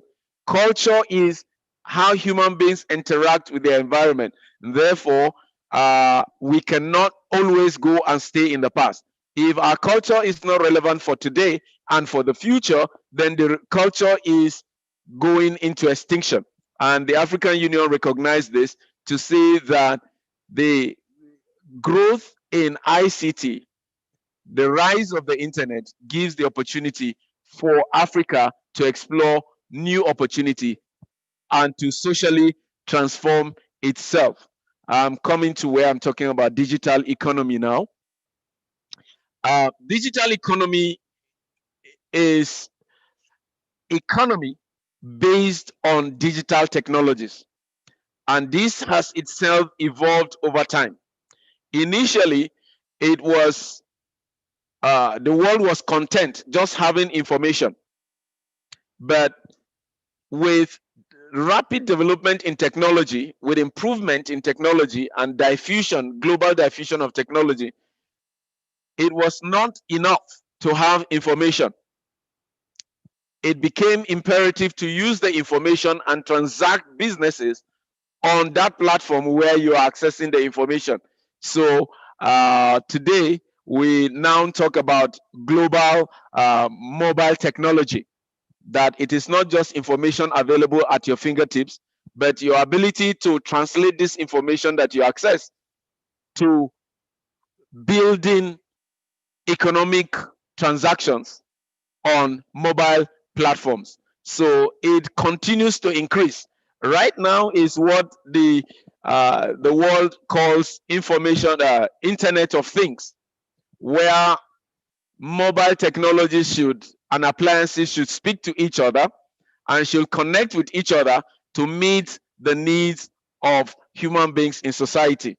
So if the world is going this way, the cultural and the creative industries of Africa need to step into that new platform where the world is going so that we will not be left behind. It continues to improve, and the global economy and world trade also tell us something that is very interesting. During the coronavirus pandemic, starting from March this year, February, March this year, with all the lockdown happening, some people were making more money during the lockdown than before the lockdown. In other words, lockdown did not stop them from making money. Actually, it became the point of advantage for them to make more money. The entertainment world, and there have been several conferences and seminars held on this, had hardest hit were people in the cultural and creative sector in Africa, because once people could not move, it was impossible for them to go to their craft shop.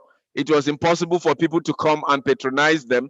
And so the palliative also didn't reach many of these artists. And so it is an opportunity for us to rethink what we are doing.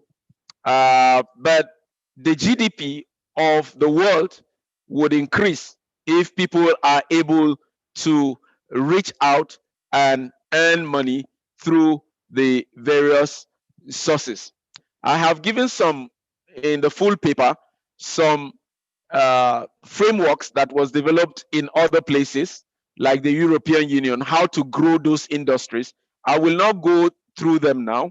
I will also not look too much into the challenges that affect the entrepreneurial development in the cultural sector. This has been raised by Dandara and others in their works. But I want to look at the transition imperatives for the cultural industry in Africa. And I want to situate them on three platforms. One, the first one is the philosophical structure that is required to drive the cultural sector. No doubt, a lot of money is being made now by the cultural sectors in other places through films and cinemas, particularly, and music closely following. But when it comes to philosophy, the African arts has always viewed an art as something that satisfies the artist. The artist is satisfied that he's been able to express himself. So the art of self-expression became an end on its own. But with the cultural and creative industries concept, you cannot be satisfied just to be able to express yourself.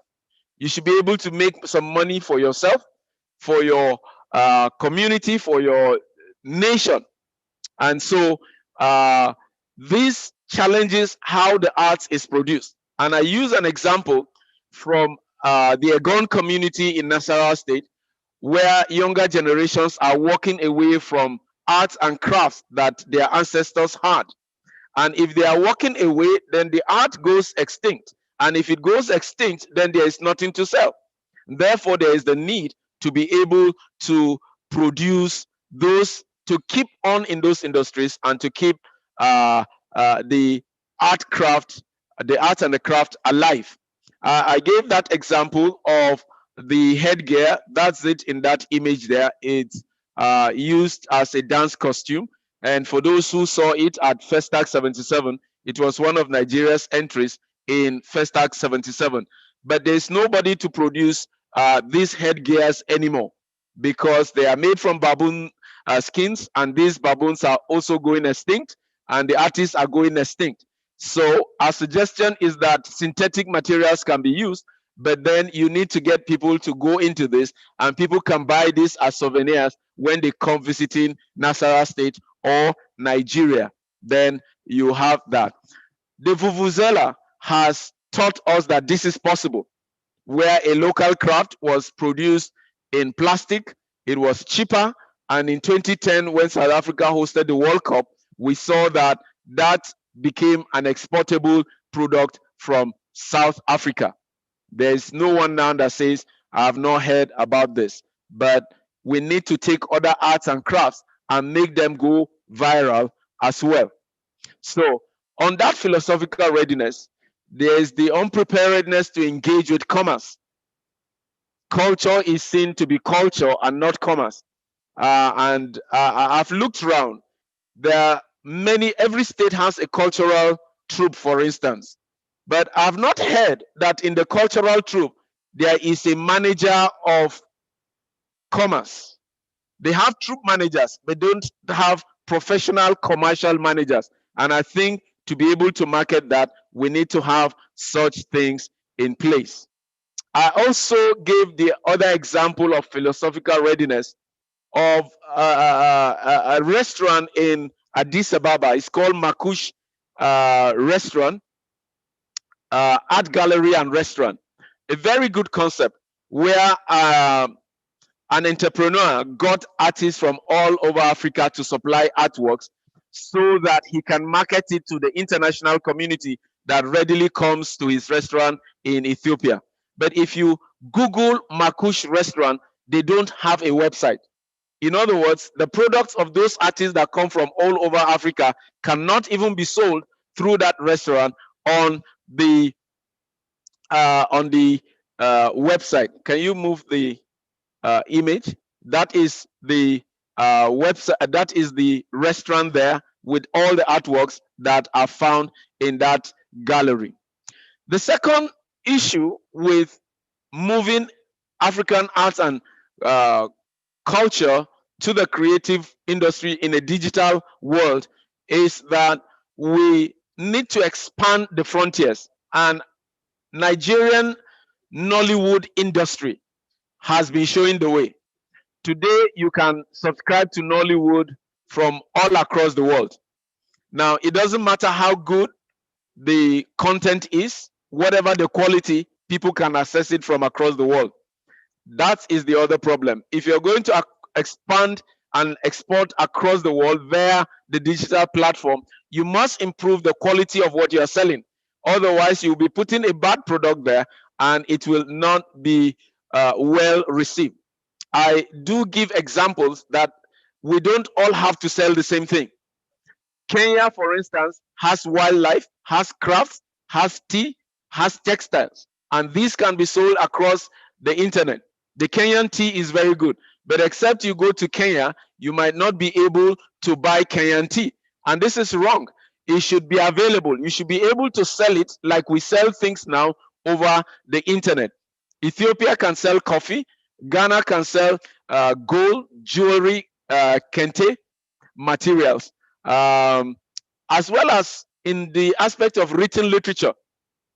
Most artworks, most literature written in certain countries cannot be accessed even within the country. So we need to have booksellers open up virtual platforms. Jumia now sells things across the world to us. If we can buy clothing on Jumia, we can buy electronics on Jumia, we should be able to buy African literature on Jumia. This is the direction that I think that the world should go. If you go to the next slide, we have a marketplace at Kinshasa, Kinshasa in the Democratic Republic of Congo. If you go to this market, as you will also find here in Benin City, there are several indigenous works, but these works don't go anywhere. They are static.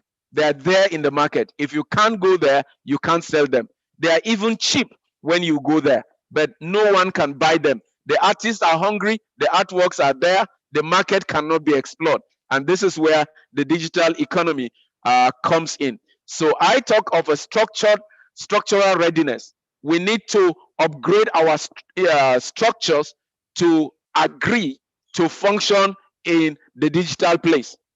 I give another example from some paintings that are done by an artist in Jos. This is the popular, if you've gone to Jos, the popular overhead bridge at Secretariat Junction. Normally, overhead bridges, once they are constructed and commissioned, they are left fallow. They become the places where homeless people go and sleep. But the Plateau State government, took a teacher, a school teacher of art, to come and paint those artworks. And I give several examples of the images that are on those murals, the murals that were painted on the artworks there. They are very beautiful. They're indigenous. They show the paintings of the tin mining history of Jos, the indigenous cultures, the famous Jarawa dancers. They are all there. And it makes the place more homely. It's much nicer. But the problem is that the artist was paid and he has gone off.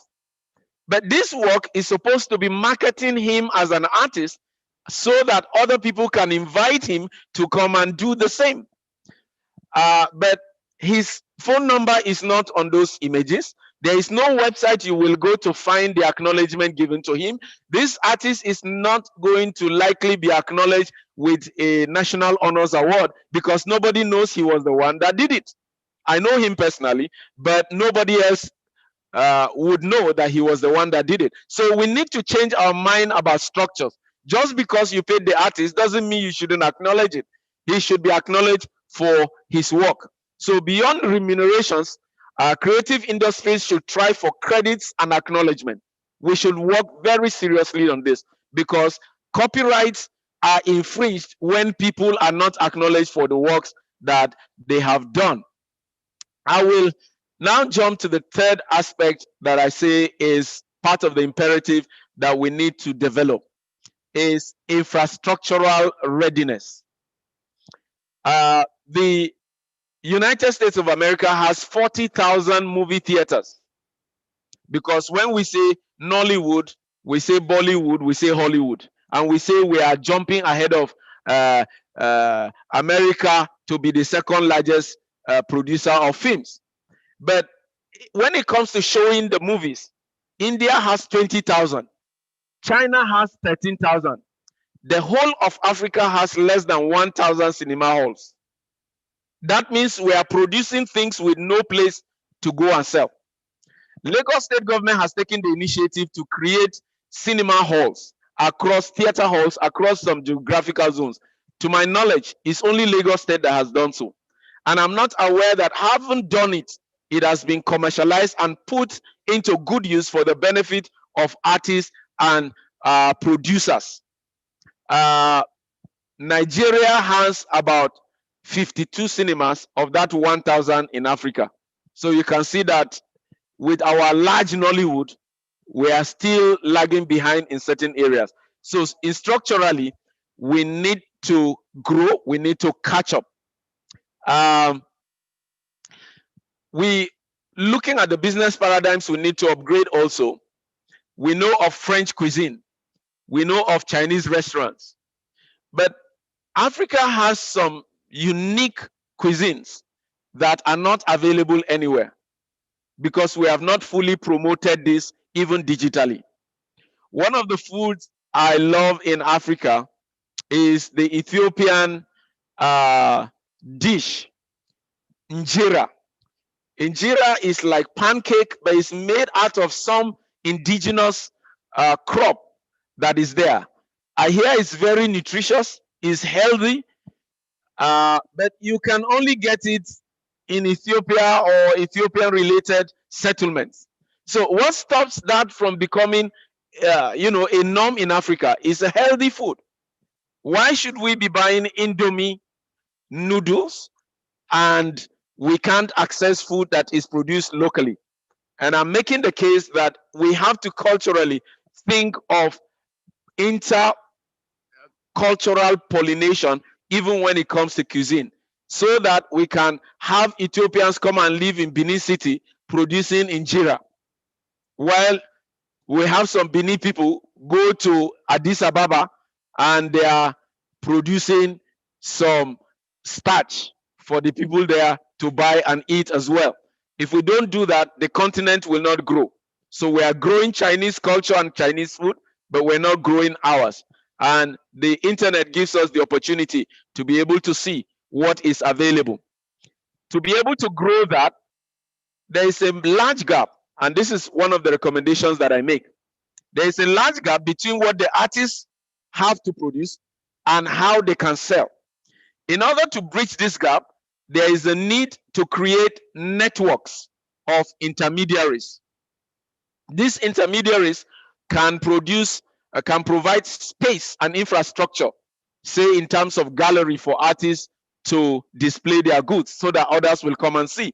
It will be an artist, say the Bronze Gallery of Benin City. So everyone that produces bronze in Benin City can bring it to that gallery, and there is a commercial office that can sell this for them. So the artist goes back to the workshop while his product is being sold there physically and over the internet. They will also provide training and skill acquisition, particularly for digital interface. Because if you ask many artists now whether they have bank accounts, some may not have bank accounts. If you ask whether they have domiciliary account to receive money in dollar, maybe very few will have. So you need training in that aspect so that the artist will know what it will take to interface with the global world. And I'm not talking now of having POS to be able to sell things across the world, or digital platforms for them to be able to receive credit card payments from across the world. I give this example. There's a graphic of a digital champion. I don't know if you have heard of Niger Brand Chick. This is a lady who is helping Nigerian entrepreneurs to brand themselves on the internet. She's doing this for businesses, but nobody is telling artists and creative producers that Niger Brand Chick can brand them. And I think this is one area. So if SIBA can organize workshops like that for Niger Brand Chicks and others to help artists to put themselves on the digital platform, this will be important. The other digital champion that I also show is a lady called Jaruma. I got to hear about Jaruma from my daughter, and she is an internet sensation that sells what is called Kaya Mata. For those who don't know, Kaya Mata is women's things. And I thought it was clothing and earrings and jewelry, but no, she's actually selling, sexual performance drugs for women. And she makes a lot of money, and she sells her products over the internet. So if you can sell those things over the internet, it rests my case that it is possible to sell our arts and crafts over the internet. Let me conclude by saying that it will be economically beneficial, but greater efforts will need to be devoted to protecting intellectual property of the artist. Because if we don't protect the intellectual property of the artist, then our crafts, our artworks going on the internet will be plagiarized across the world, and then some other people will make money from our product. Right now, the adire is being produced now as a fabric rather than tie and dye. It's being manufactured in China in that commercial quantity. So it will serve the purpose and we will lose out. I end that the African cultural and creative industries need to move to the digital economy. This is not a question of if, but a matter of how. And the work of experts to develop blueprints for action in this process becomes even more relevant. And again, I recommend the African Union Agenda 2063 and the AU Action Plan on the cultural and creative industry in Africa as useful roadmaps for the continent. Thank you very much for listening. Thank you, Professor Duga, for that very extensive conversation on how we can transit from our current creative industry to the digital economy. You will agree with me that there are lots of stimulating points he has raised. This paper, the slides will be available. We are going to upload it for participants who are interested in it.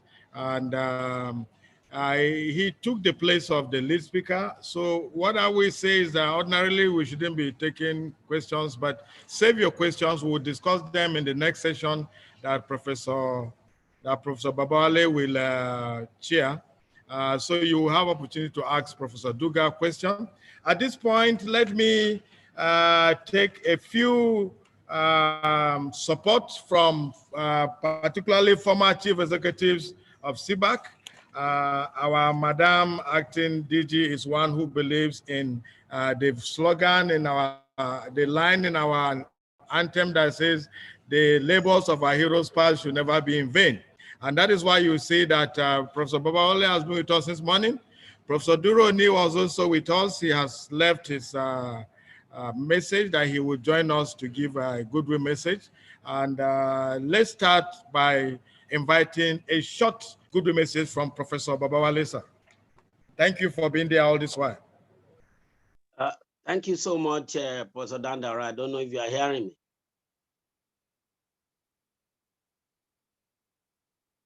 Can you yes, hear me? we can hear you. We can hear you. Thank you very much. It gives me very great pleasure to be with you this afternoon to take part in this very important international conference on a topic that is very relevant to our circumstance in Nigeria at this moment of national history.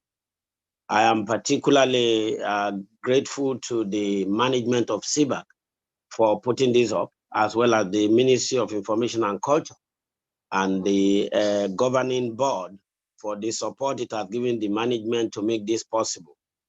It is a thing of joy that the torch is being held high and that CBAC is still being promoted through this kind of programs, which I believe will benefit not just Nigeria, but Black and African peoples worldwide. And the theme of the conference is such that at a time we have the pandemic ravaging our economies and our earnings from oil depleting, there is need for us to look in alternative directions. And one of such directions will be that of the creative economy. And this has been very ably and masterfully pointed out by the previous speaker, the professor that spoke on the creative economy. Again, I want to say that the little challenges we've had is normal, but thankfully we've been able to overcome them. I wish all our participants a very, very fruitful and rewarding deliberation. And I thank you, Mr. Moderator, for giving me the opportunity to say a few words. Thank you and God bless. Thank you, Professor Babawale, for that very brief comment. Don't go away because you're moderating the next session after our short break.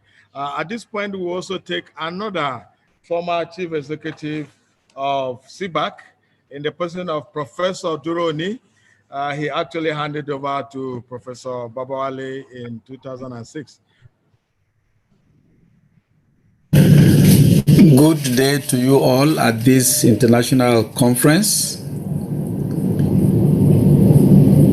It is indeed a pleasure for me to make a few remarks as a goodwill message to the Center for Black and African Arts and Civilization on the occasion of the virtual international conference with the theme Sharing Black and African Creative Energy, Consolidating Africa's Heritage and Identity in the 21st Century, being held in August 2020. As a former Chief Executive of CBAC from the year 2000 to 2006, I commend the efforts of CBAC, the efforts of the board, and the management under Mrs. Osaro Osanyode on their continuous engagement of intellectualism. There is no doubt that CBAC is the intellectual arm of the Federal Ministry of Information and Culture. My special appeal is for CBAC to stay focused and continue to be relevant in matters of Black and African affairs. This becomes especially so in the era of the Black Lives Matter. It is, of course, also my pleasure to welcome the keynote speaker from Mozambique, Professor Lupwishi, to Nigeria, and to finally wish you all very fruitful deliberations and successful outcome of this international conference. Professor Duro Oni, University of Lagos. Thank you. God bless. Thank you so much, Professor Duroni. Of course, CBAC has been there for quite some decades now. And so we have so many of the chief executives that are willing to support us in this event.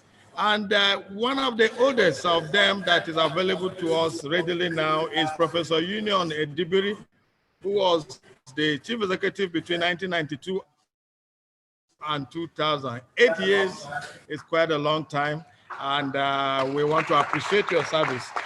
Can you please give us a brief goodwill? You will see his screen there, technical, but that is Professor Union Edebiri. Go ahead, sir.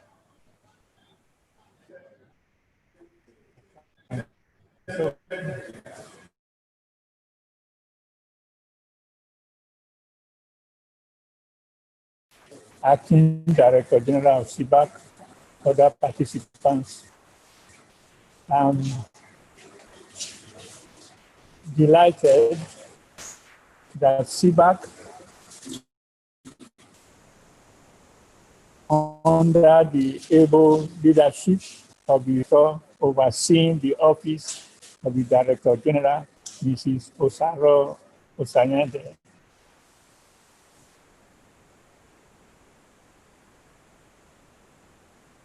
to the expectations of the founding fathers of CBAC. It is particularly gratifying that CBAC took the appropriate and welcome decision to organize this international conference in collaboration with the Faculty of Arts, University of Benin, of which I'm a member now, located in Benin, which is the bastion of African culture, and specifically which produced the logo of Festac 77,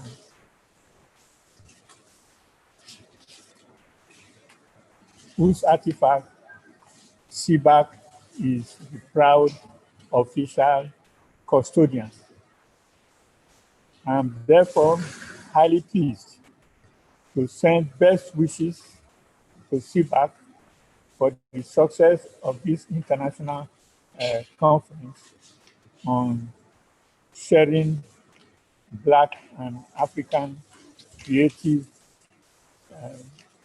energy, consolidating the African heritage and identity in the 21st century.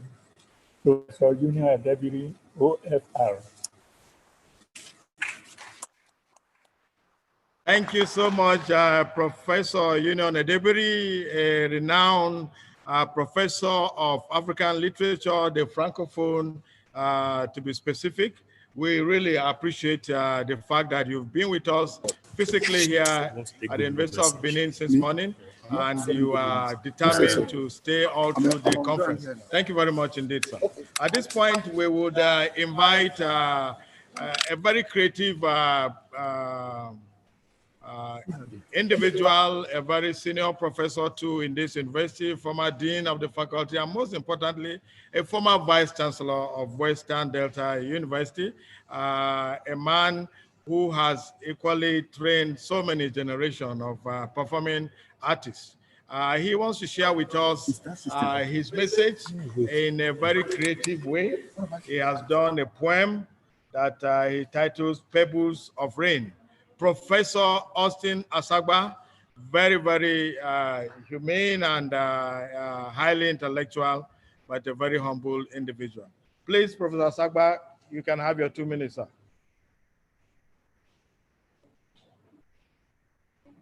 Is Professor Asagba with us? We have invited you to have your pebbles in the rain, or we take it tomorrow. Professor Asagba, you can come here to have it if you want. You can come. Oh, okay, that's fine. Asagba says it's ready. That's great. So let's have it.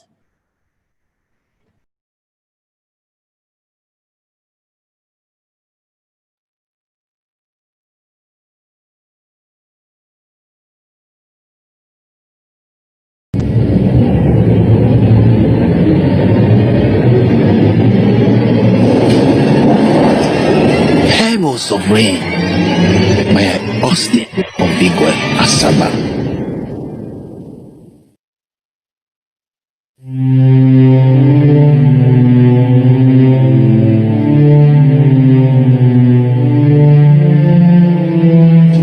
Today, the rains are heavy over us. For days it rained unabated, dropping droplets as cannon in the battlefield. It roared, splashed, and whipped everything on its path, senselessly destroying everything on its path.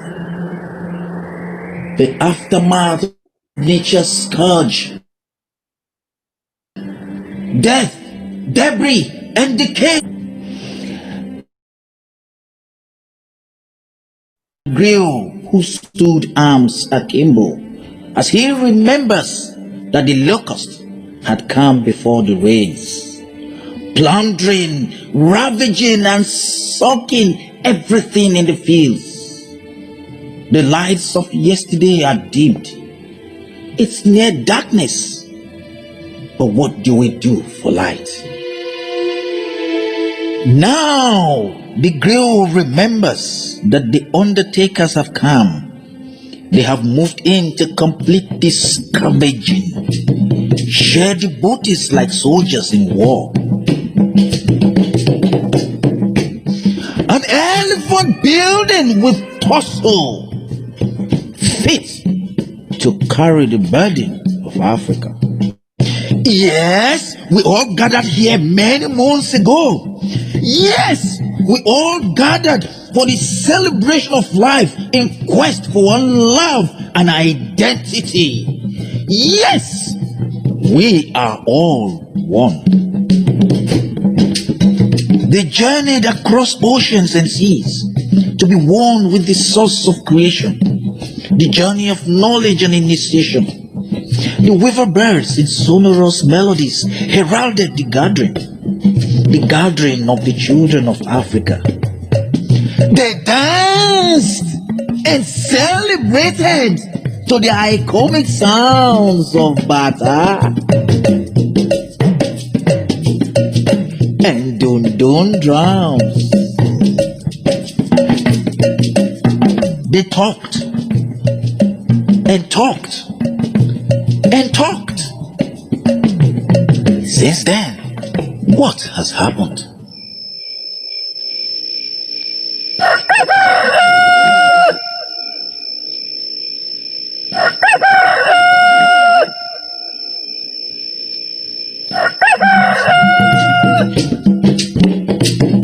It's a new dawn. Let's all rise and work. The rains have abated. The evergreen landscapes and the oceans of Africa laugh at us. The earth is dry.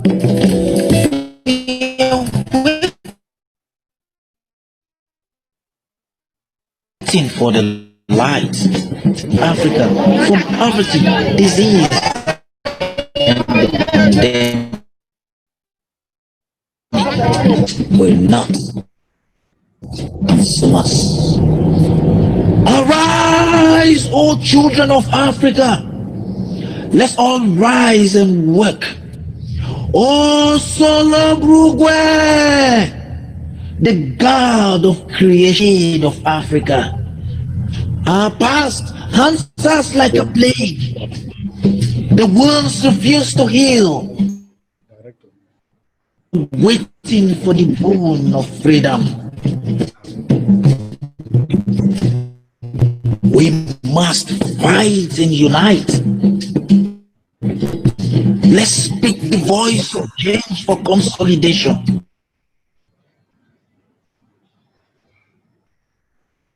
All right, thank you very much, Professor Asagba, for that beautiful rendition of the landscape of the arid deserts and the universe of civilization. That's the much we can take. At this point, we need to get to where we can officially transit to the technical session. but not until we have invited Mrs. Titi Ogun, who is the Director of Research and Publications, to give a vote of thanks, please.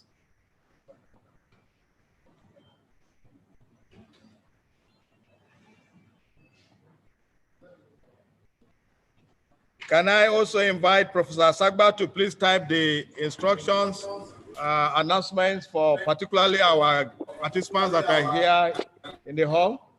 You can type it so they can have the guide.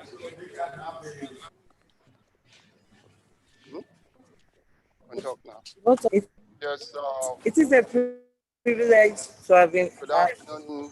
It is a privilege on this very special occasion on behalf of the board, the management, and the entire staff of CBAC. I would like to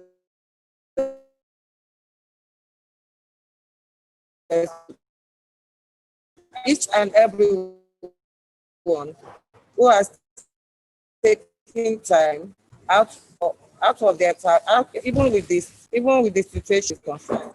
This is not taken for granted. We are indeed very grateful. Alhaji Lai Mohammed, ably represented.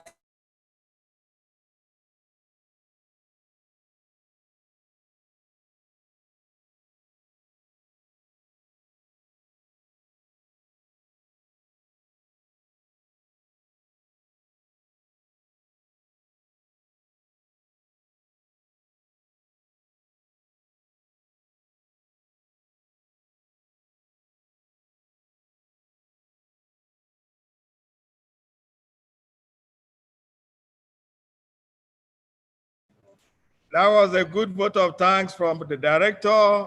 Unfortunately, her microphone has failed, but she has thanked everybody that has contributed. Can we here give her a round of applause, please?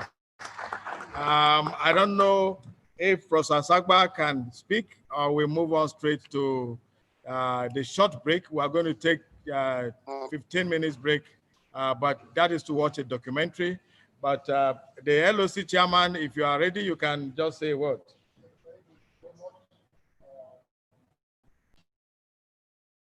I want to quickly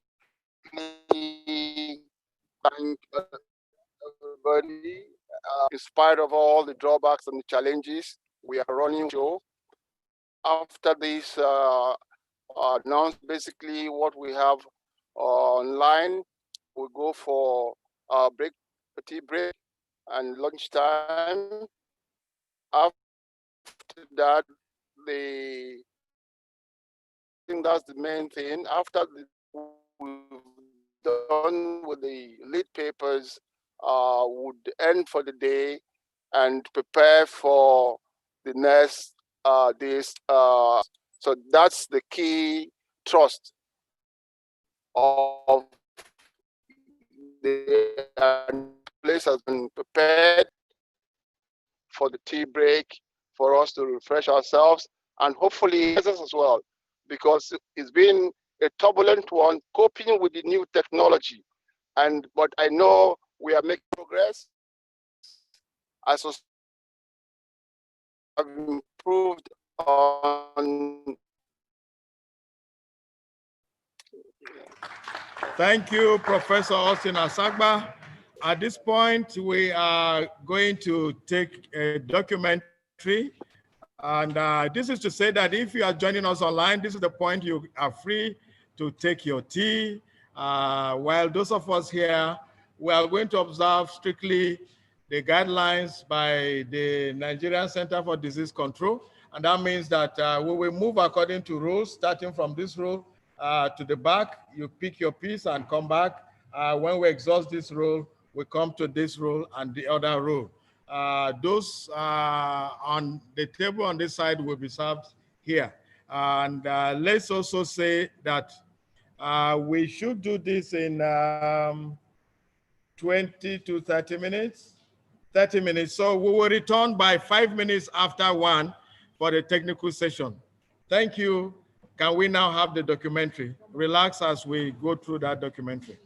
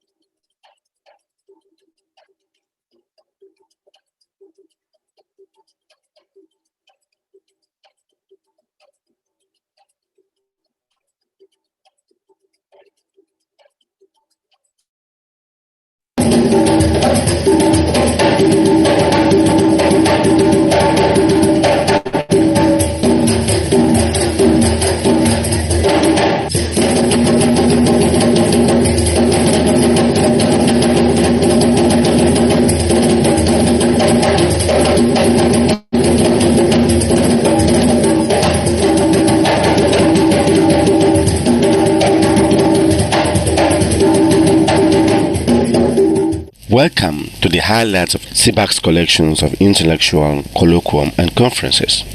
The Center for Black and African CBAC was established by Decree 69 of 1979 following the successful and epoch-making hosting of the Second World Black and African Festival of Arts and Culture, Festac 77.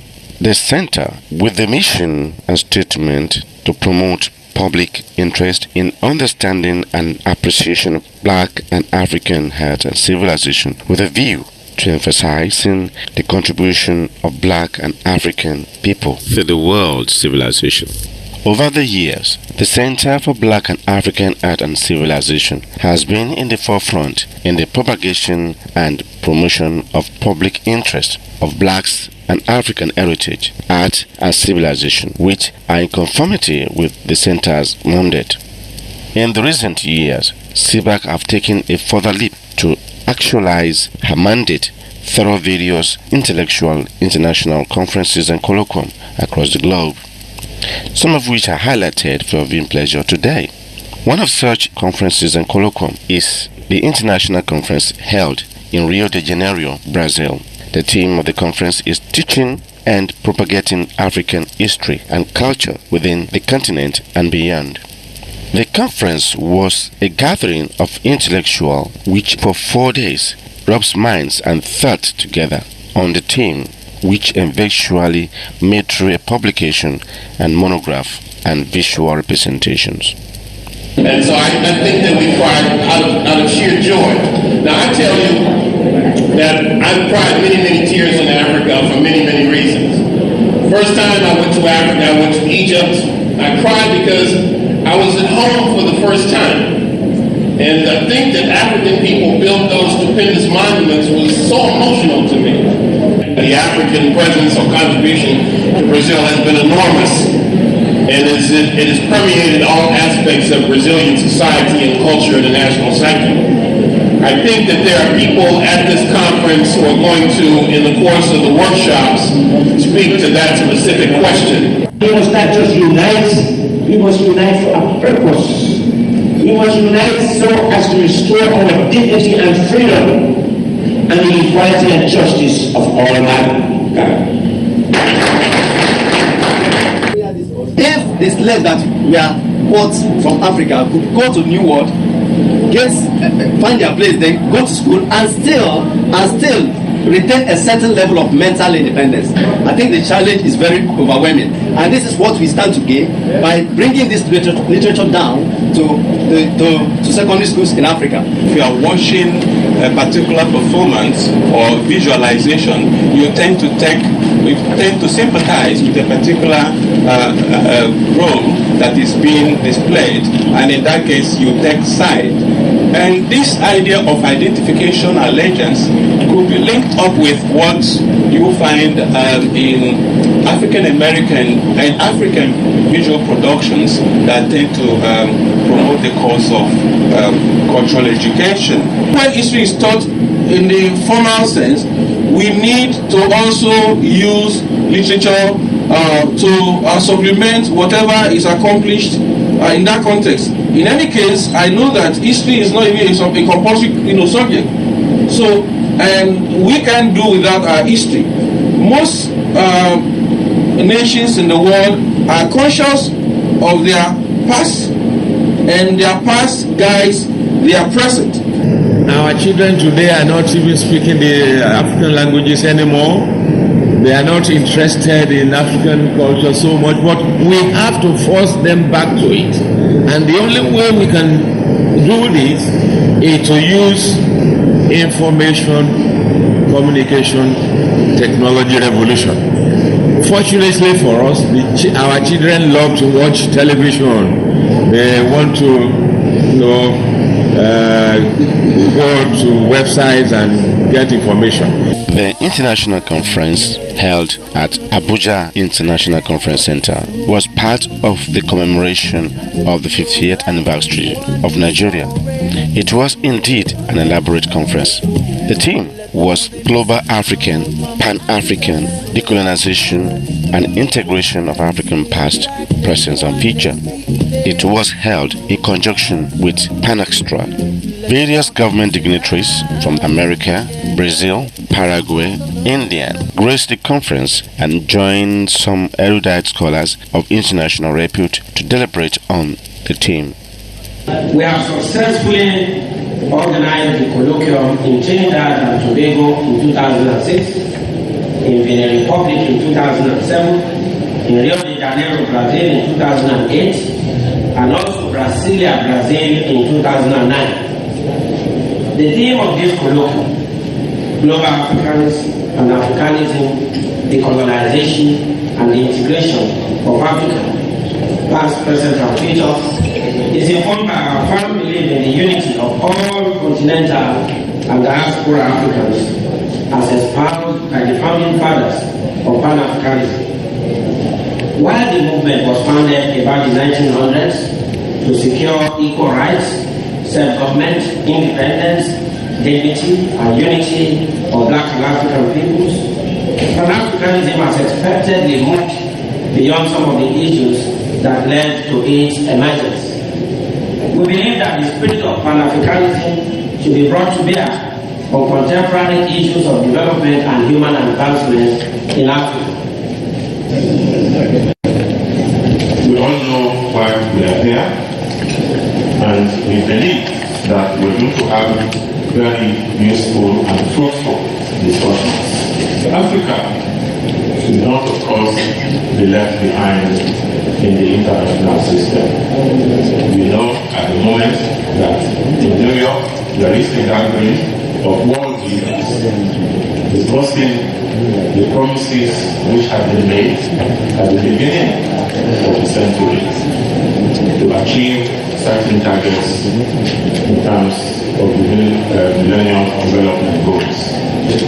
The original thinkers and practitioners of Pan-Africanism, especially from the Caribbean countries, and especially from the United States of America, from the Back to Africa movement, though what Sylvester Williams decided to institutionalize in July 1900 ago. The international conference held in Calabar in 2012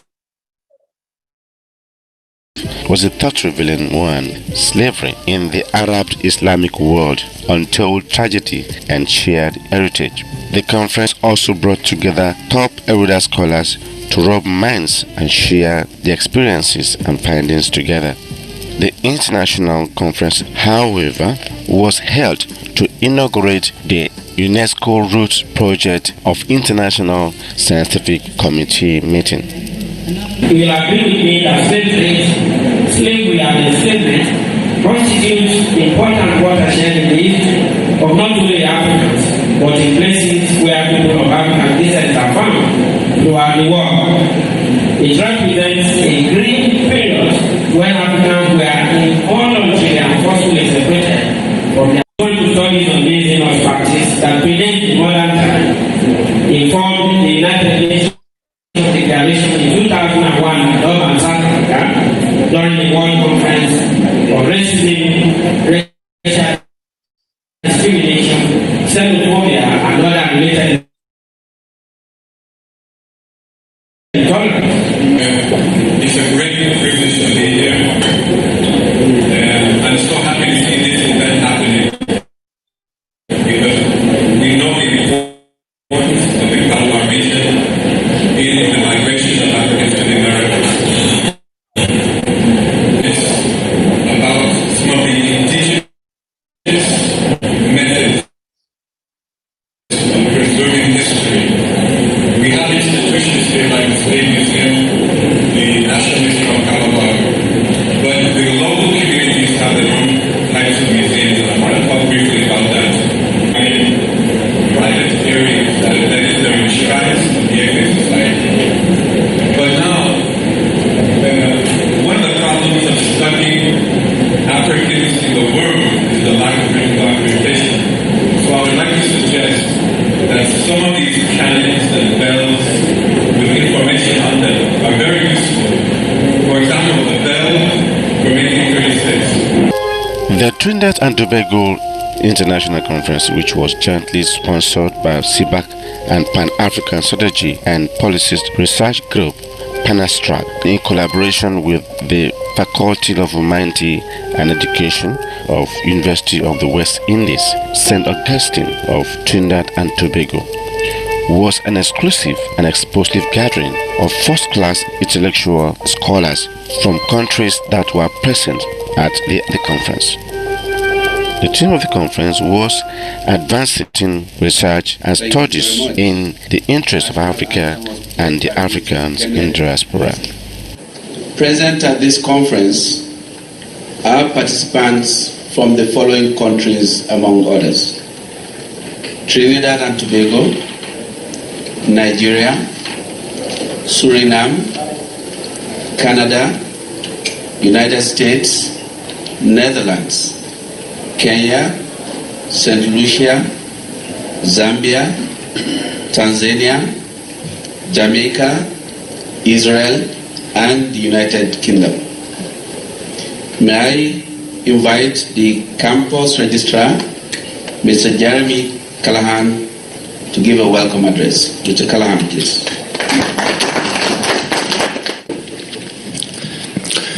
Right Honourable Patrick Manning, Prime Minister, Republic of Trinidad and Tobago. Scholars, too many of you to name individually.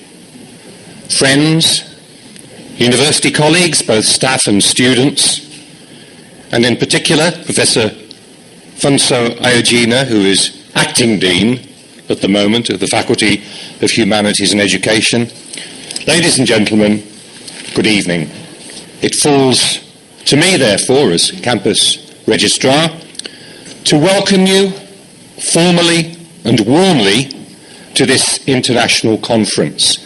And forgive me if I repeat some of the titles and words of our Master of Ceremonies. This conference, advancing and integrating research and studies in the interest of Africa and the African diaspora.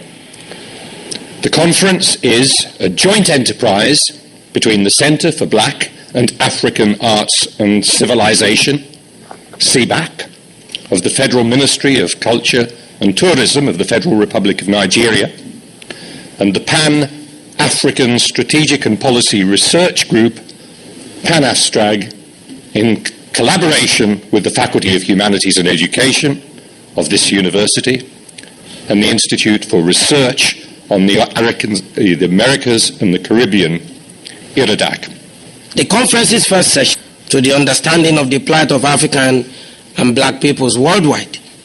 And those who were here in the morning would understand what I'm talking about. The well-known dictum that injustice to one is injustice to all must be taken as an article of faith by all who wish Black and African people well.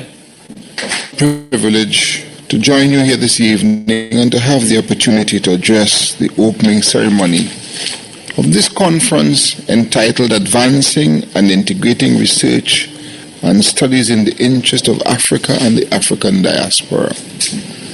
That's a long and very distinguished conference title. And this is undoubtedly an important conference, though not because of its very long and distinguished name.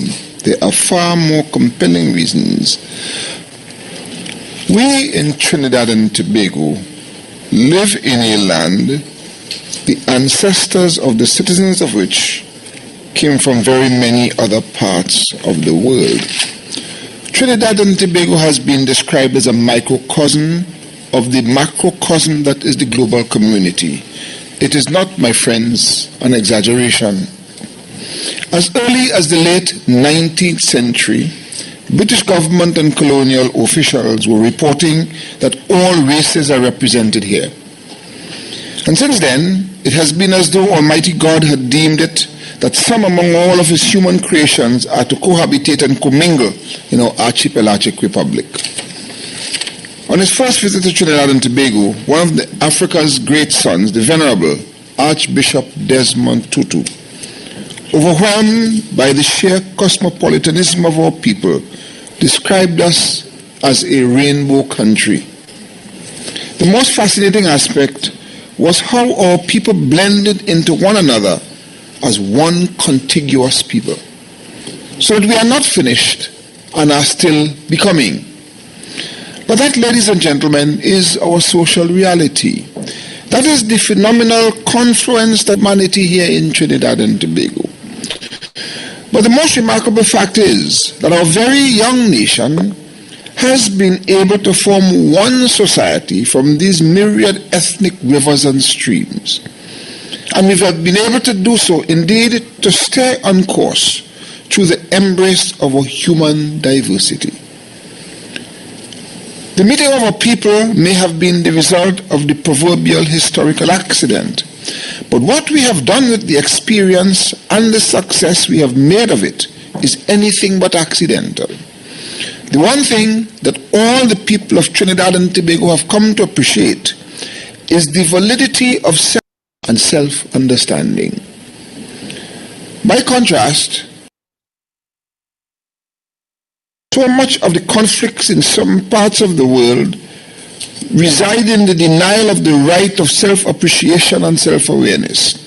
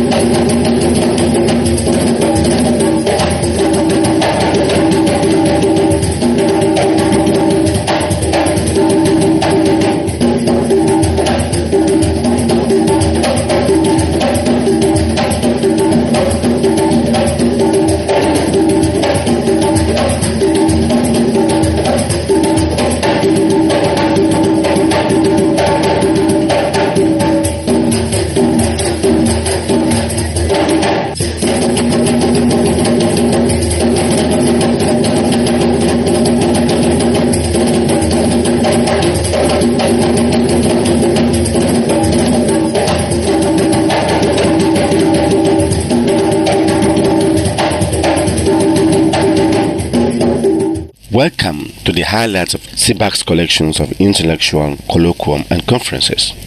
The Center for Black and African Art and Civilization, CBAC, was established by Decree 69 of 1979 following the successful Second World Black and African Festival of Arts and Culture, Festac 77. The center, with the mission and statement to promote public interest in understanding and appreciation of Black and African art and civilization with a view to emphasizing people to the world civilization. Over the years, the Center for Black and African Art and Civilization has been in the forefront in the propagation and promotion of public interest of Blacks and African heritage, art and civilization, which are in conformity with the Center's mandate. In the recent years, CBAC have taken a further leap to actualize her mandate through various intellectual international conferences and colloquium across the globe, some of which are highlighted for your viewing pleasure today. One of such conferences and colloquium is the international conference held in Rio de Janeiro, Brazil. The theme of the conference is teaching and propagating African history and culture within the continent and beyond. The conference was a gathering of intellectuals which for 4 days rubs minds and thought together on the theme, which eventually made through a publication and monograph and visual representations. And so I think that we cried out of sheer joy. Now I tell you that I've cried many tears in Africa for many reasons. First time I went to Africa, I went to Egypt. I cried because and I think that African people built those stupendous monuments was so emotional to me. The African presence or contribution to Brazil has been enormous, and it has permeated all aspects of Brazilian society and culture and the national psyche. I think that there are people at this conference who are going to, in the course of the workshops, speak to that specific question. We must not just unite, we must unite for a purpose. We must unite so as to restore our dignity and freedom and the equality and justice of all mankind. If the slaves that were brought from Africa could go to the New World, find their place, then go to school and still certain level of mental independence, I think the challenge is very overwhelming, and this is what we stand to gain by bringing this literature down to secondary schools in Africa. If you are watching a particular performance or visualization, you tend to sympathize with a particular role that is being displayed, and in that case, you take side. And this idea of identification allegiance could be linked up with what you find in African American and African visual productions that tend to promote the cause of cultural education. When history is taught in the formal sense, we need to also use literature to supplement whatever is accomplished in that context. In any case, I know that history is not even a compulsory subject. So, and we can do without our history. Most nations in the world are conscious of their past, and their past guides their present. Our children today are not even speaking the African languages anymore. They are not interested in African culture so much. What we can do is to use information communication technology revolution. Fortunately for us, our children love to watch television. They want to go to websites and get information. The international conference held at Abuja International Conference Center was part of the commemoration of the 50th anniversary of Nigeria It was indeed an elaborate conference. The theme was Global African, Pan-African, Decolonization and Integration of African Past, Present and Future. It was held in conjunction with PanAxtra. Various government dignitaries from America, Brazil, Paraguay, India graced the conference and joined some erudite scholars of international repute to deliberate on the theme.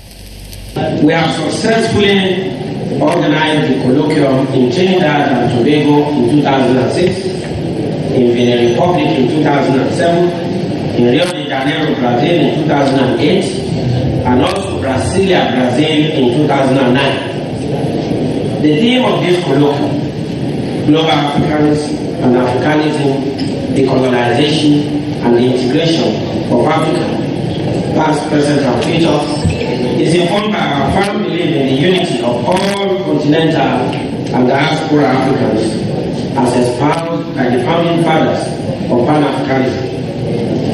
While the movement was founded about the 1900s to secure equal rights, self-government, independence, and unity of Black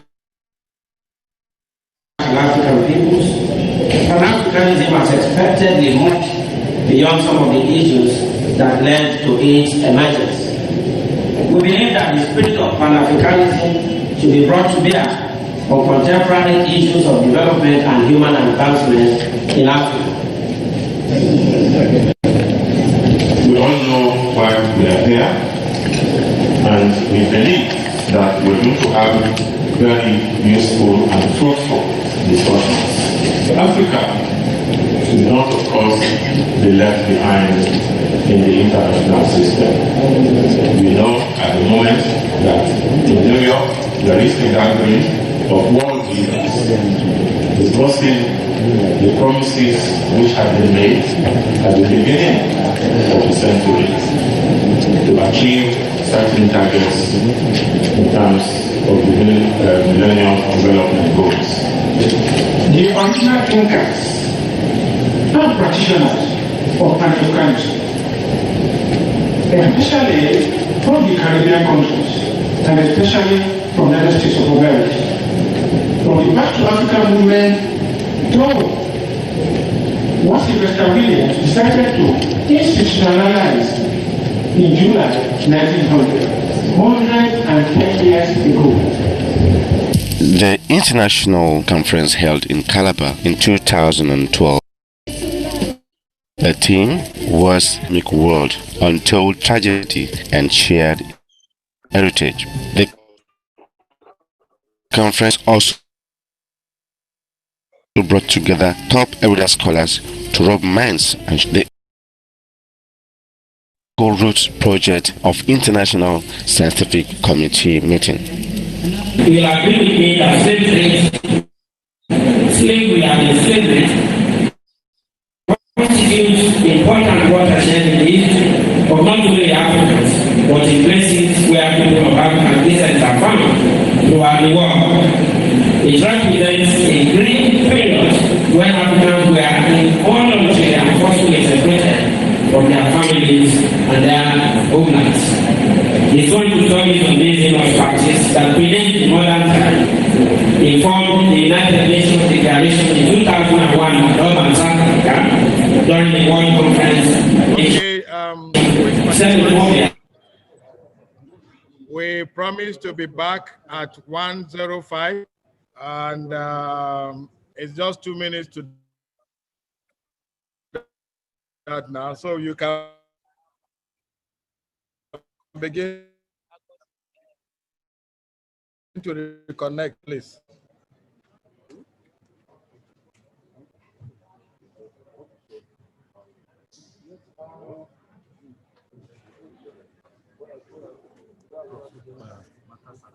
Okay. Oh, okay. Take that. Okay.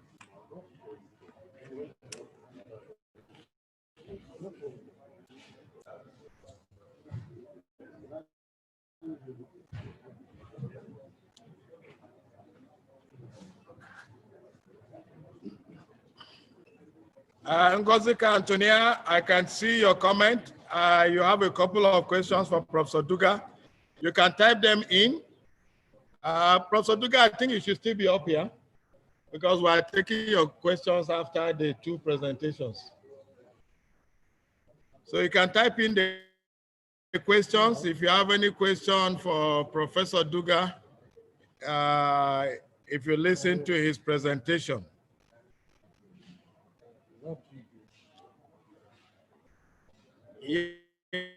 Yes, at this point, let me say that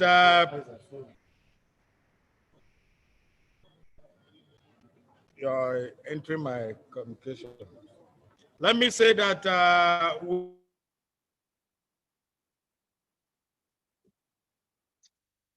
we are, Babale, just to let you know that we are trying to see if we can reconnect with the keynote speaker so that we have another plenary tomorrow to take his paper and also the last paper in this panel.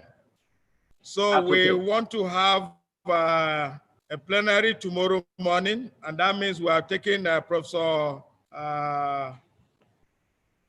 Dandaura to accompany Professor Mbuyamba.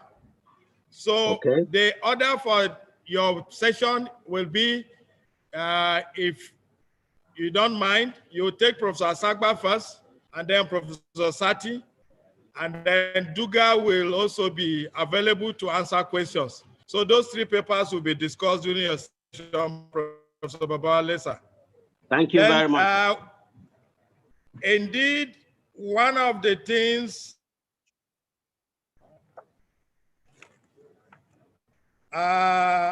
Mrs. Titi Ogun, our Director of Research and Publications, wanted to do as part of our goodwill before her microphone failed was to remind us that we have with us here other board members of CBAC that we inadvertently omitted to recognize their presence at the beginning, and we are happy they did not complain. But these are the people that have given their support to the management, and that's why we are getting the good work from the management of CBAC. We have Mrs. Halima Musa, a member of the Governing Council of CBAC. Those of us here, please let's clap for her. Very hardworking woman, and one that is known for being associated with everything successful. We also have Dr. Ibrahim Dauda, another very silent achiever, but a man that never gives up once he believes in a cause. Thank you very much for coming, sir. Of course, the other board members, we have introduced the chairman who spoke this morning, Tony Ibana Isu, our elder. We also introduced Rose Kwache, Enoch Kori Pamo, Honorable Nancy Ekedo Nwagboso, Alhaji Sani Sarah, and Kalista Nwora. They are not here with us, but they worked to ensure that management got the support. We thank you so much, our council members. At this point, I would want to invite Professor Babawale, who is actually going to be the main moderator for this session. I will still be here to give you support, but you are taking full charge as the chairman. Thank you very much, Professor Dandaura. Earlier. So I still would want to switch off my microphone and allow Professor Babawale, who is the chairman, to direct as appropriate. Thank you for clapping for our chairman. Thank you so much, Professor Dandara. Can you hear me? No problem. Can you hear me? Hello? Babawale, I can see your picture is frozen. Hello? Can you hear me? We can hear you. We can hear you. Okay, thank you very much. Good afternoon. Yeah, thank you very much. We can good hear afternoon.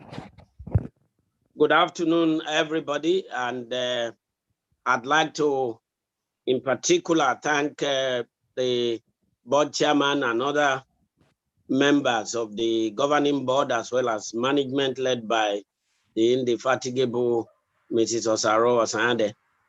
I also thank all the scholars who are here present. I would not waste our time, and I will just go straight away to this particular session as have been directed by the respected Professor Dandara. We are going to have three presentations, two presentations like he has directed. The first will be taken by Professor Asagba. The second will be taken by Professor Fuatshak. And then we take questions from Professor Duga's earlier presentation. So right away, I would like to invite Professor A.O. Asagba of the Department of Theatre Arts, University of Benin, to lead us in the presentation of his paper titled The Cultural and Creative Industries as Catalyst for Economic Growth and National Identity in Nigeria. Sorry, before we proceed, can I ask Professor Dandara, do we still have 25 minutes or less for each presentation, or do I use my discretion?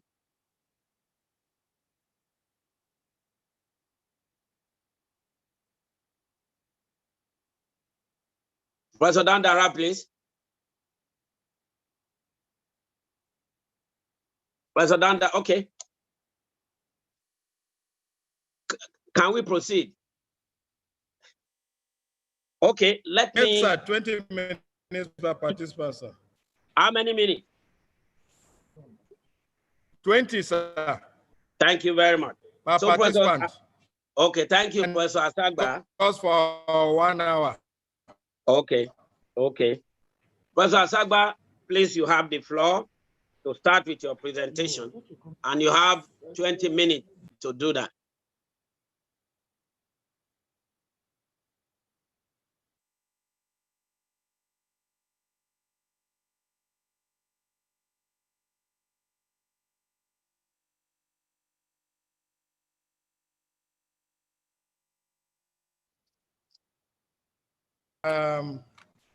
Trying to activate his audio. So he's still very much with us. Let me say that you can keep your questions coming in. The paper we took from Professor Duga, just type your questions. Professor Asagba is ready now. Thank you, Mr. Chairman. I want to quickly acknowledge the members of the high table, although most of them have moved elsewhere. But for formality's sake, I want to acknowledge the big men and women that have been steering the process here for this conference. I'm indeed very honored and pleased to be invited by the Center for Black and African Arts and Civilization, CBAC, as one of the lead paper presenters and also as a participant at this CBAC Cum International Conference. As a result of the global pandemic, we are holding this conference via two modes, the conventional and virtual media. And that's the new normal mode of conferencing imposed on us, on humanity, by the virus pandemic. While the unfortunate loss of lives, damage to the global economy, dislocation to cultural life and practices are still being quantified, it's imperative that a new world order is emerging with its concomitant changes to human communication and social conduct.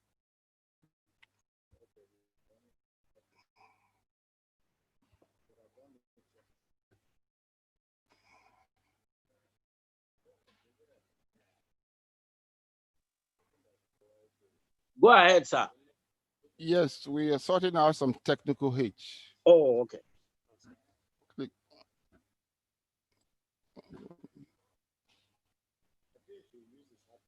Yeah. Oh, yes, yes.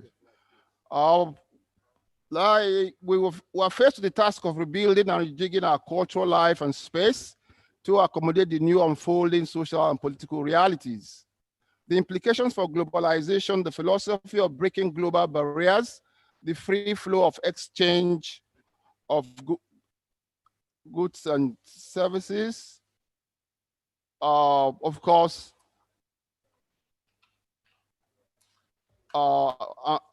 these constraints will be more evident, especially in the areas of digital communication, world economic relationships, the exploration and preservation of cultural resource as an alternative revenue base for all nations as they contend with the rise in population. Like you've seen, the title of the paper is Cultural and Creative Industries as Catalysts for Economic Growth and National Identity in Nigeria. The aptness of the topic in relation to the thematic thrust of the conference is very interesting. Of course, we know the thematic thrust is sharing Black and African creative energy, consolidating Africa's heritage and identity in the 21st century. This fact is premised on the fact that in the last 2 decades or more, the critical role of the cultural and creative industries in nation building, revenue generation, economic revival, and capacity building has preoccupied and attracted international debates and discourses among nations of the world. Also, the global economy continues, as the global economy continues downward trend, most emergent and developed nations of the world are in their need of alternative sources of revenue generation that will help them tackle societal issues of peace and harmony, rising youth unemployment, diversification of the economy, and the establishment and consolidation of an enduring social and national identity for their societies. Also, because of the phenomenon of culture and its attendant derivatives of cultural and creative industries are man-made, rooted in man's daily existence and creative activities, therefore renewable, accessible, and literally cheap to produce. Most nations of the world are propelled to embrace and explore these creative sectors as the new industries of first choice. I want to quickly say, as lead paper, we set out to interrogate in broad terms germane issues on the subject matter. We hope these issues will provoke necessary reactions among specialists in the discipline and the society at large. One must commend and congratulate, wow.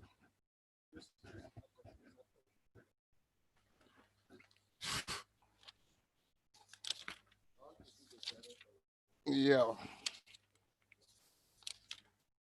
Yeah, one must quickly congratulate and commend CPAC for the initiative to sustain this global conversation on the critical need to share and consolidate African cultural heritage and creative industries with the world through the instrumentality of this conference in collaboration with the University of Benin, especially against the backdrop of the ongoing global health situation. Also, I wholeheartedly thank and appreciate the Vice Chancellor for creating the enabling environment for the conference. Yes, as per the work itself, we have kicked it off by presenting 2 segments or 2 phases for it.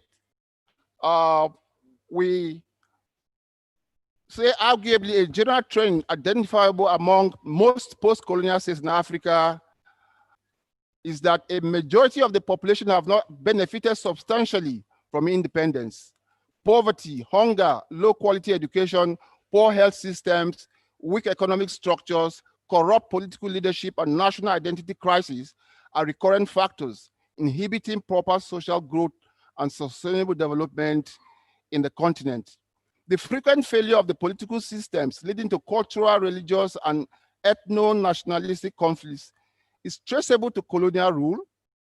However, I want to point out that since independence, the situation in most of the countries has exacerbated to sustain conflicts and wars, leading to instability, disunity, poverty, and avoidable deaths.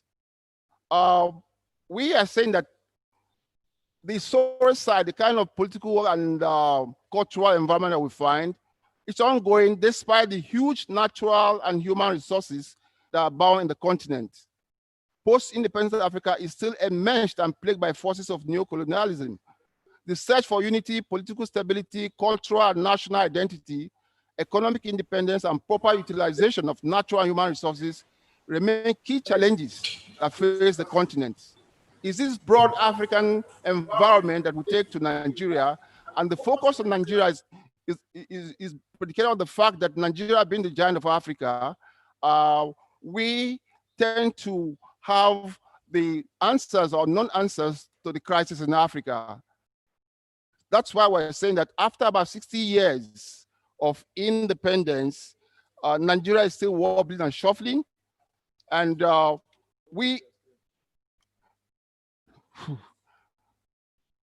we are saying that after 60 years of independence, Nigeria is still wobbling and shuffling. And we have noted that the problems, the crisis of cultural and creative industries are hung on the other socio-political factors that would either make it tick or not. So if you look at the geopolitical and economic realities of the country, we have captured the size of Nigeria in terms of population, the size, the space. These are based on United Nations figures, and the human and natural resources itself have made the country a rich space for the Black race to move on. And we tie this to a quote, according to a report as far back as 2015, Nigeria is the world's 20th largest economy with more than $500 billion and $1 trillion in terms of nominal GDP and purchasing power parity respectively. It overtook South Africa to become Africa's largest economy in 2014. Nigeria is considered to be an emerging market by the World Bank. It has been identified as a regional power on the African continent, a middle power in international affairs. You find that in spite of these beautiful figures, the country is passing through a lot of problems. We tend to adduce some of the problems to years of neglect by both past military and civil administrations, the failure to establish a united, stable, and harmonious polity with an enduring national identity. These factors have going to plague the economic life of the country. Presently, the monolithic economy, which depends largely on earnings from the oil source to the detriment of agriculture and other allied manufacturing sectors, remains in comatose, while the political leadership class struggles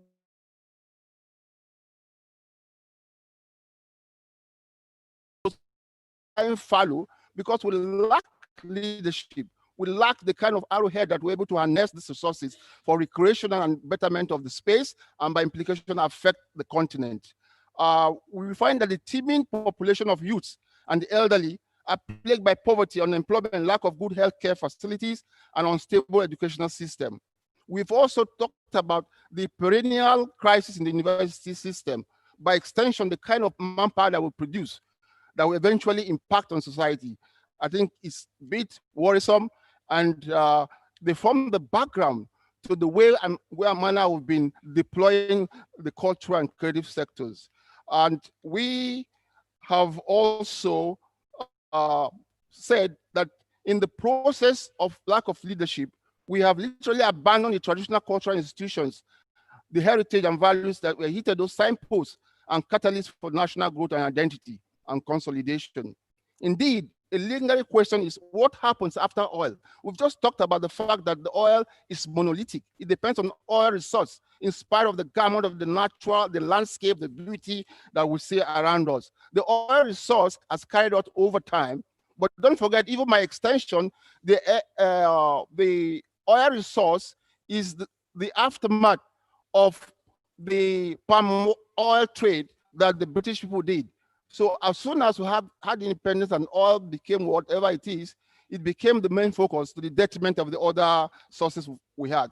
In the paper itself, we carried out definitions of terms that are germane for the purpose of the paper for this presentation. We might not be able to reel them out, but basically we talked about the cultural and creative industries are extrapolations or derivatives from the term culture, which in itself can be defined as the expression of the totality of man's activities here on earth. As broad and complex as the term is found, it generally denotes the structures of human activities and the spirit that empowers and accords them significance and acceptance over a long period of time. We have also hung on the United Nations, that UNESCO definition, which gives it a more contemporary embrace in terms of the cultural and the creative aspects of culture. And that has been captured in the paper in terms of the meaning and all. National identity, as used in the paper, is the sense of a nation as a cohesive whole, as represented by distinct traditions, culture, language, and politics. Nigeria, as a corporate and independent country, exhibits national identity, no doubt about that. But the quest to properly integrate the diverse ethnic and linguistic groups into one indivisible entity has always constituted a challenge to past and present administrations. While it is evidently clear that Nigeria, as a corporate and independent country, exhibits a national identity, the quest to effectively integrate and unite the diverse ethnic and linguistic groups into one indivisible entity has always considered a challenge. This paper argues that the cultural and creative industries, if effectively harnessed and deployed, could form the basis for national integration and substantially the consolidation of the existing national identity. We go on to capture the cultural wealth and heritage in terms of what we have. And all that, present Nigeria as a very rich space and country. The politics and the need to deploy cultural and creative industries as critical tools for national development and social integration became more pronounced about 2 or more decades ago. With dwindling global economies, rising population, especially the youth, and the knowledge that nations can improve on their gross domestic product and revenue earnings, most nations of the world embarked on encouraging and promoting cultural and creative industries as priority sectors. The clamor for a new liberal international order was championed and crafted by new Marxists and socialists from the West, principally from Britain, America, and Australia. Basically, during the first presentation, we discovered how the cultural industries and the creative industries became first choice in terms of priority for countries. And basically, like I have been saying and presenting, is the fact that they were being propelled by shortfall in terms of revenue earnings. And of course, people were moving from the traditional resource sectors to newer ones. And for Christ's sake, culture being, something that is with us, cheap to produce, they all clamored for it. And that's why the various cultural trends that we present in the paper presents the potentials of that sector and how it can be an alternative to those traditional sectors. Under trends, categorization, and revenue potentials, we try as much as possible to present how small countries in Africa, Latin America, the Caribbean, and Asia with lesser endowed cultural and creative sectors have been able to remain afloat and manage their countries effectively, socially and politically, by deploying the little natural and creative assets they have been blessed with by nature. The example of Ghana, Mauritius, Mexico, Thailand, Singapore, Malaysia, Antigua and Barbuda in the Caribbean provide instructive learning curves. These countries largely depend on cultural and environmental tourism for national reconstruction, survival, stability, and development. The success story is predicated on prudent management of available national resources, patriotism, national consciousness, a environment, and positive work ethics. The cultural and creative industries in Nigeria, we have been broad categories again. When Professor Duga presented, we saw the kind of delineations he made.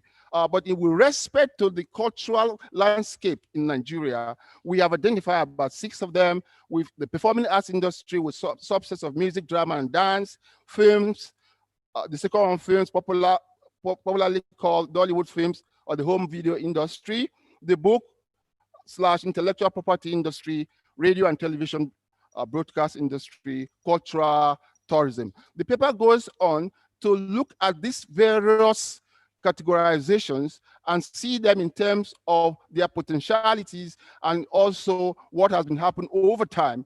And of course, the performing arts industry itself is the kernel of cultural life in this country, in Africa, and indeed in the world. With respect to Nigeria, we know what the performing sector did. From Ogunde and Duro Ladipo's contribution to cultural nationalism, these were political movements, but in the process, theater itself became what it is today, although it's still moribund, but people started using theater as basis for existence.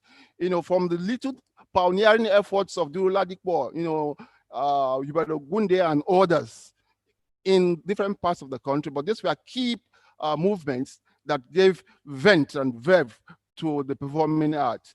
And over time, the performing art itself became thick. But recently, of course, with the advent of Nollywood, of film, with other factors as well, maybe the economic crisis in the country, lack of security again, nobody is interested in going to the theater anymore. When we were younger, I know we used to meal and move and see films, and people in the process enjoy themselves by entertainment, but they were also platforms to understand the space, the culture of our people. Culture itself was a rallying point in the festivals, the kind of competitions that took place, platforms for integration, harmonization, platform to educate people, but more importantly, the youths were well mobilized. The youths, became very conscious. You can come from Kaduna, you can come from Igara, you can come from Maiduguri. That platform of the celebrations, the beats and all that made people love each other. That's integration, that's cohesion. And we also look at the film industry.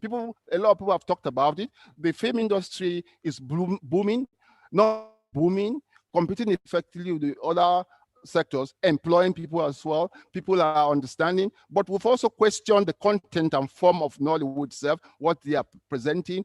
Hopefully, as time goes on, with the necessary structures in place, if films, the content become what it's supposed to be, they will form platform not for just integration, it will be platform for maximum economic survival of the country as well. We looked at the other, like the book industry, which can blossom, the radio and television industries, cultural tourism industry, and if all these resources that we have are harnessed by the right government, not the kind of government that we have right now, who are committed, who do not see their contributions to the cultural sector as overtures, but as natural and national commitment of, I suspect these sectors will form the platform, the basis for us to start generating money for our people, also able to cater for the massive population that we are having from time to time. If the experts tell you what will happen in the next 5 years with population and nothing is happening, then you know that we're in trouble. We've also considered some challenges in the sector with respect to the fact that the cultural and creative industries in Nigeria have there's dearth of literature, documentation, and data on cultural and creative industries, and these gaps make it virtually impossible to make hard statements on the sector. Even where there are data, they are unreliable. The country should start a radical assemblage of data on the sector for purposes of planning and projections. Failure of government to provide adequate policies to encourage proper growth. The current policies are mere paper statements and cannot engender growth of the industries. First, the way forward involves evolving institutional and economic framework and ideas for the proper functioning of the culture sector in general and the industries. We talked about what the federal government, Federal Ministry of Commission on Culture, their responsibilities. We also feel that that's a bit of revamping. Although with due respect to CBAC presents on that segment, on that perspective to what is happening from that end, we believe that a new beginning, a reawakening, rebranding, and a reworking of the sector in terms of outreach strategy will help make the cultural industries and the creative industries the signature of this world. I think basically we made some recommendations, promote arts and culture as veritable economic business with revenue earning objectives, encourage and promote partnerships and traditional networking interface, and They deploy culture as foreign policy instrument for image laundering, business, entertainment, and cultural stories together. I want to conclude by saying that Nigeria, as the giant of Africa, is a well-blessed country. The good Lord gave the country a beautiful and vast landscape, wonderful and layered topography. The natural and human resources are abundantly spread across the country. The cultural and creative maps of the country is the signature of the world. The popular worldview is that the country has no business with poverty. The country's overdependence on oil revenue over time is tantamount to committing cultural suicide. Fortunately, the cultural and creative industries lie in wait, waiting for the country to explore, maximize, and harness them for economic and human development, and at the same time, consolidate its national identity among the Committee of Nations. The federal government's investment in the cultural and creative industry over time is not encouraging. At best, it is pacificatory, infinitesimal, and mere overtures to the sector. This approach is not good enough. A more robust attitude and commitment is required in line with global thinking and trend. As we march through the third quarter of the 21st century, the country should deploy the cultural and creative industries as instruments for national reconstruction, social integration, and economic well-being of our people. The future is in our hands. We must start preparing the future by acting now. The cultural and creative industries should be the centerpiece of government action. Thank you so much. God bless. Thank you very much, Professor, for that very thought-provoking and insightful presentation. I believe that we all followed the trend of his contributions in the course of the presentation. First, he tried to emphasize he tried to give us the meaning of the creative economy and the creative industry. And he talked about how these resources can lead to a process of national reconstruction.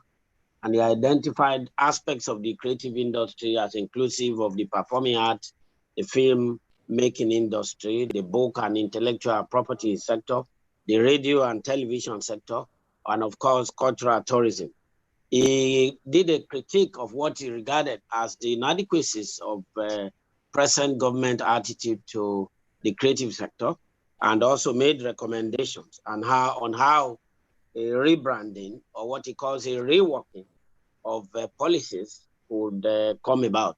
Now, this is just a summary of what he has presented. I believe that those of us who have listened have taken note, and then during question time, we can then ask our questions. Once again, Professor Asagba, thank you very much for your wonderful presentation. Yes, please. I will now proceed to call on the second presenter for today. It's going to be the last, of course, for this session, for my session, and that's Professor S.U. Fuatsak of the Department of History and International Studies, University of Jos. And the title of his presentation is African Identity in the Global Spaces, Globalization, Ascendancy, and Slough in the Nigerian Context. I'd like to ask him to make this presentation in 20 minutes. Professor Fuatsak, you have the floor. Okay, thank you very much, sir. Are you sharing the screen? Yes. Yes, Professor Sati, the Dean of Faculty of Arts, University of Jos, is putting on his microphone. We want to appeal that you will keep 20 minutes. Please, thank you, please. Okay, thank you very much. My name once again is Sati Fuatsak from the University of Jos. I'm glad to be here, and I'm really thankful to the organizers for inviting me to participate in this conference. This is my first time of coming to this kind of conference, and I'm really happy to be here. As you would have seen from the title of my paper, it deals with the African identity in the global spaces, and 3 issues are involved: globalization, ascendancy, and slough. Unlike the 2 previous presenters, I'm a historian, and so my presentation is largely diachronic and less of synchronic. but at some points, inferences are made to the synchronic in order to see that we are all achieving the same purpose. So what am I trying to say in this paper? I'm trying to say that in the global spaces, in media, in books, in publications, Okay, man. much of what we see as the representation or the image of Africa is a negative one. Africa as a continent of poverty, Africa as a continent of chaos, Africa as a continent of insecurity, and we see less of what is positive about Africa. So what I want to do is to highlight both the positive and the negative aspects of what Africa is shown to be in the global spaces. In terms of African identity, I marked out 6 definitions that come from the books, and they have to do with our skin color, our communitarian life, our clothing or dress patterns, our religiosity, our socioeconomic indicators, and our art and performance. And I take the Magu, who lists out 3 elements: human interactions, interconnectedness, and interdependence. So in connecting with these 3, the slide is not moving. In connecting, sorry, the cursor is not moving. It's not cooperating with us. Okay, it's the one sharing. Okay, so so I will be doing my own sharing myself. Okay, so let's take the 3 elements that I want to discuss. Globalization. We all know that globalization is, as defined by one of the scholars, that is Crawford and Cheng, define globalization as a balance between local and global elements in order to achieve something that will suit a local preference. So in Africa, we have been promoting the African identity through mixing local and global elements in order to achieve a lot of things. Now, there are different dimensions to this. One is the fact that Nigerians, for example, rename foreign products after their own cultural and local circumstances. For example, we have Okada. Okada is local taxi. We have Keke Napep. It's also local taxi, but these are not the global names. We are the ones that name them. So it means that we are imposing our own image on the global community, and it is so we're very, very comfortable with that. We also find this occurring in what we produce locally. A lot of what Professor Duga and Prof have referred to as our craft that we produce. Many of them have are products of globalization, because you will see something that is combining local and foreign elements. Arts, for example, you will see our local arts in oil pens. This is globalization. They're still our art, but they have oil pens representing how we want to project them for our own use.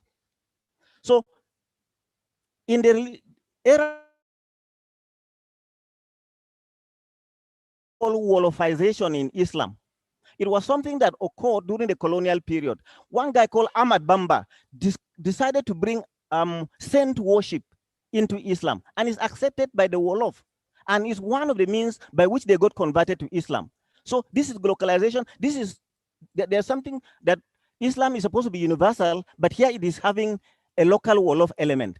In Nigeria and many African countries, we have African Christianity. Polygamy, for example, accepted. So we are imposing our own identities on the global space, and that is suiting our purpose. So in terms of that globalization, we have various ways of dealing with it. Now, in terms of cultural ascendancy, that's the second element I want to deal with now. Now, the dominant narrative is Africa that is not doing well.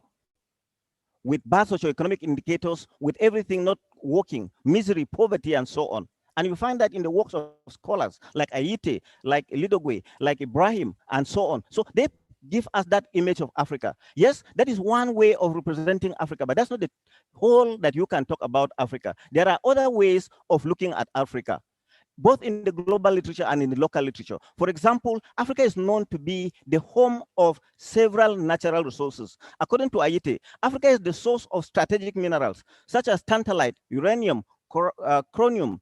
It is the bulk of the world's global gold, cobalt, diamonds, and manganese. So the idea that we are very poor also is not the total representation of our image.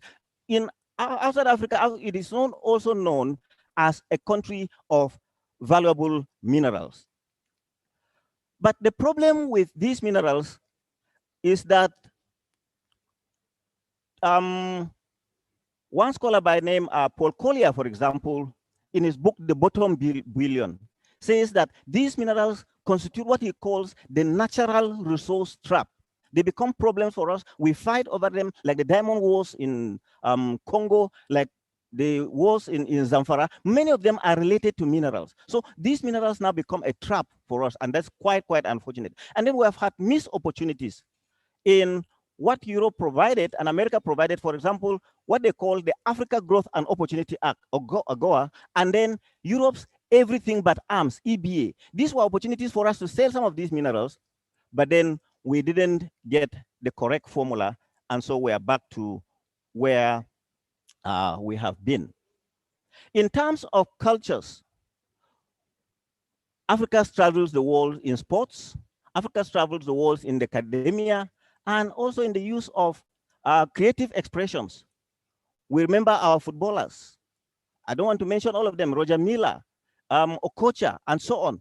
These are renowned footballers. If you go to academia, you remember Ali Mazrui, you remember Toyin Falola, you remember Jacob Olupona, you remember Cheikh and Diop. These are people putting us on the global spaces as very productive people and not just lazy people that the books try to put us. On the if you have the slide, you will see there's this intermarriage. This guy that you see is the son of a colleague in Unijos who recently got married to someone in Malaysia, just 2020.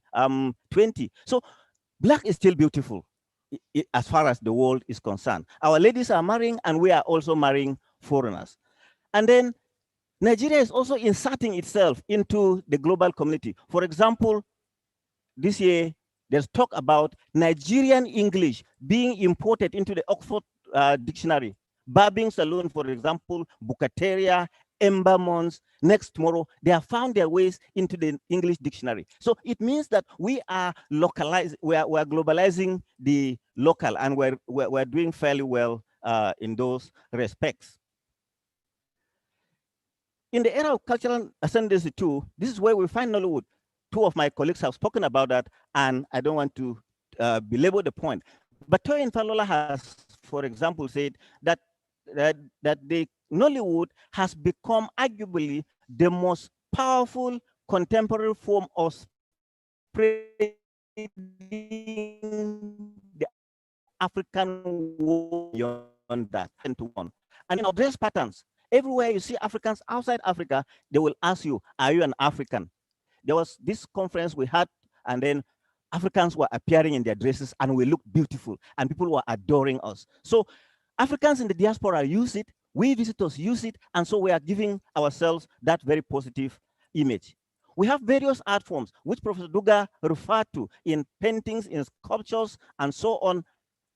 Many of them have souvenir status. The problem with the crafts is that they are treated, the problem with these items is that they are treated as crafts. And this is the annoying part of it. So long as our items are treated as crafts, we will never get the world market that we need. A friend of mine was at a conference, he wore his beautiful Nigerian dress, and then one white lady just woke up and said, I like your costume. How do you reduce somebody's beautifully made Nigerian dress to a costume? It tells you that, look, we have to take them from the level of craft to something else. And I will treat that later when I come to my recommendations. In our foods are also found in the global market. And I had a 9-month stay in New York between 2000 and 2001. Everything I was eating was beans, pounded yam, and African food. And then each time we went for conferences in Berlin, we'll see African restaurants. And it was not just having African patronage, it also had non-African patronages. So we are doing fairly well in that one. And also in religion, we are globalizing this thing. African churches now have incorporated witchcraft.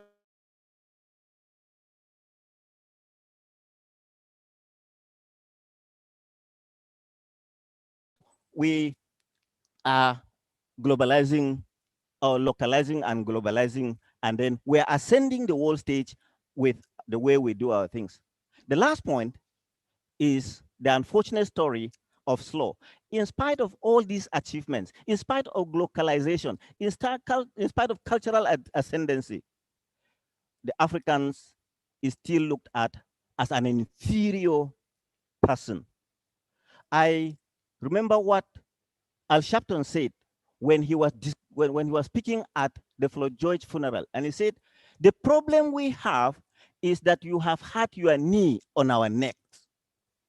We are smarter than the underfunded schools you put us, but you had your knee on our neck." So racism is still very, very much a problem for Africans. Mark Dugan in London, George Floyd, Chinese racism, both in China and in Africa. So we have this problem of racism. And it's quite unfortunate that we have found ourselves there. So once you have the black skin color, you are treated as a criminal outside your own country. And even in your country, you are treated as inferior. People will come with Chinese companies, with European countries, they look at you as inferior even in your country. This is the sorry state of where we are. Now I come to my conclusion, sir. So in this presentation, I have identified two broad themes in the African identity: a negative one and a positive one. But what do we do to change the negative story? Professor Duga provided us with how to improve on the positive story with our crafts, the same way with this prof, Asakba. But I want to say, how do we change this negative story that black is inferior, black is criminal, to a positive one that will give us a positive identity?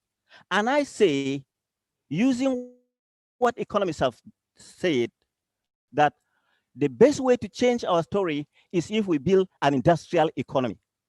If we don't build an industrial economy, our crafts will remain crafts. And so long as they are crafts, they will just be used as souvenir items, and they will not change our story. Our clothes will remain costumes, and they will not change our story. We need to industrialize so that we can put them in the global market. Japan in 1960 was so poor that it was not qualified to take a World Bank loan. Today, where is Japan?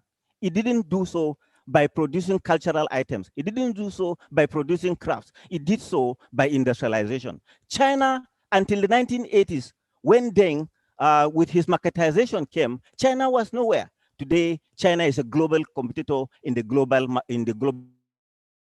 space, and it is by industrialization. On this point, I want Africans to adopt industrialization, then we can change our stories. Thank you very much, and God bless.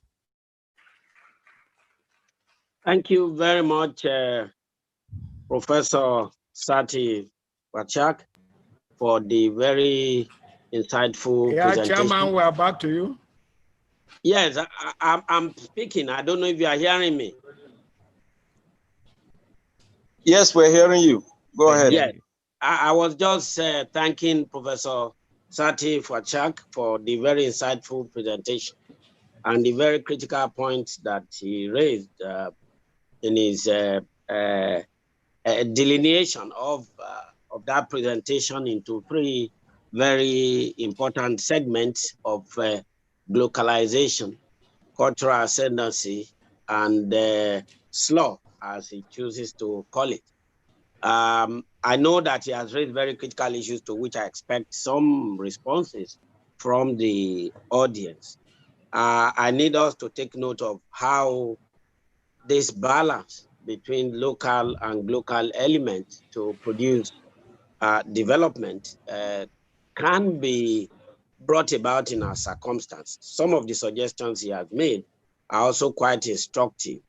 But he lamented the problem of the negative narrative about Africa, which has become the norm, saying that Africa has not worked. It's only racked by wars and conflicts and poverty and disease.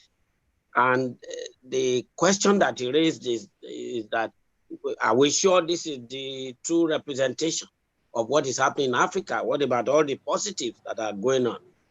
I agree that quite for some time, we've realized, and that's the truth of the matter, that Africa is gifted. It has enormous human and natural resources.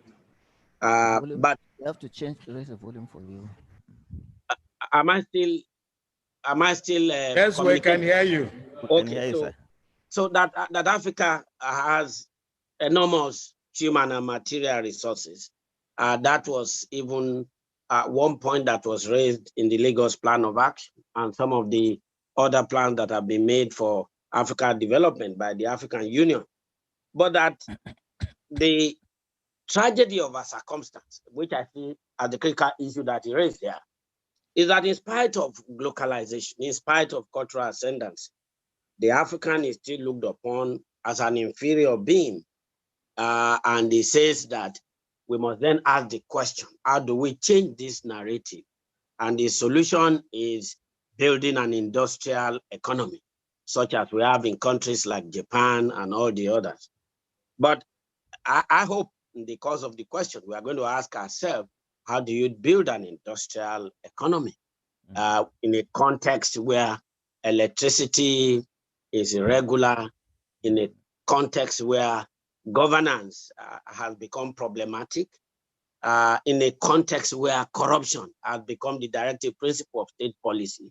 As Gavin Williams pointed out in one of his very, very important books, he said at a point that in Nigeria, not only government officials corrupt, but corruption itself has become official.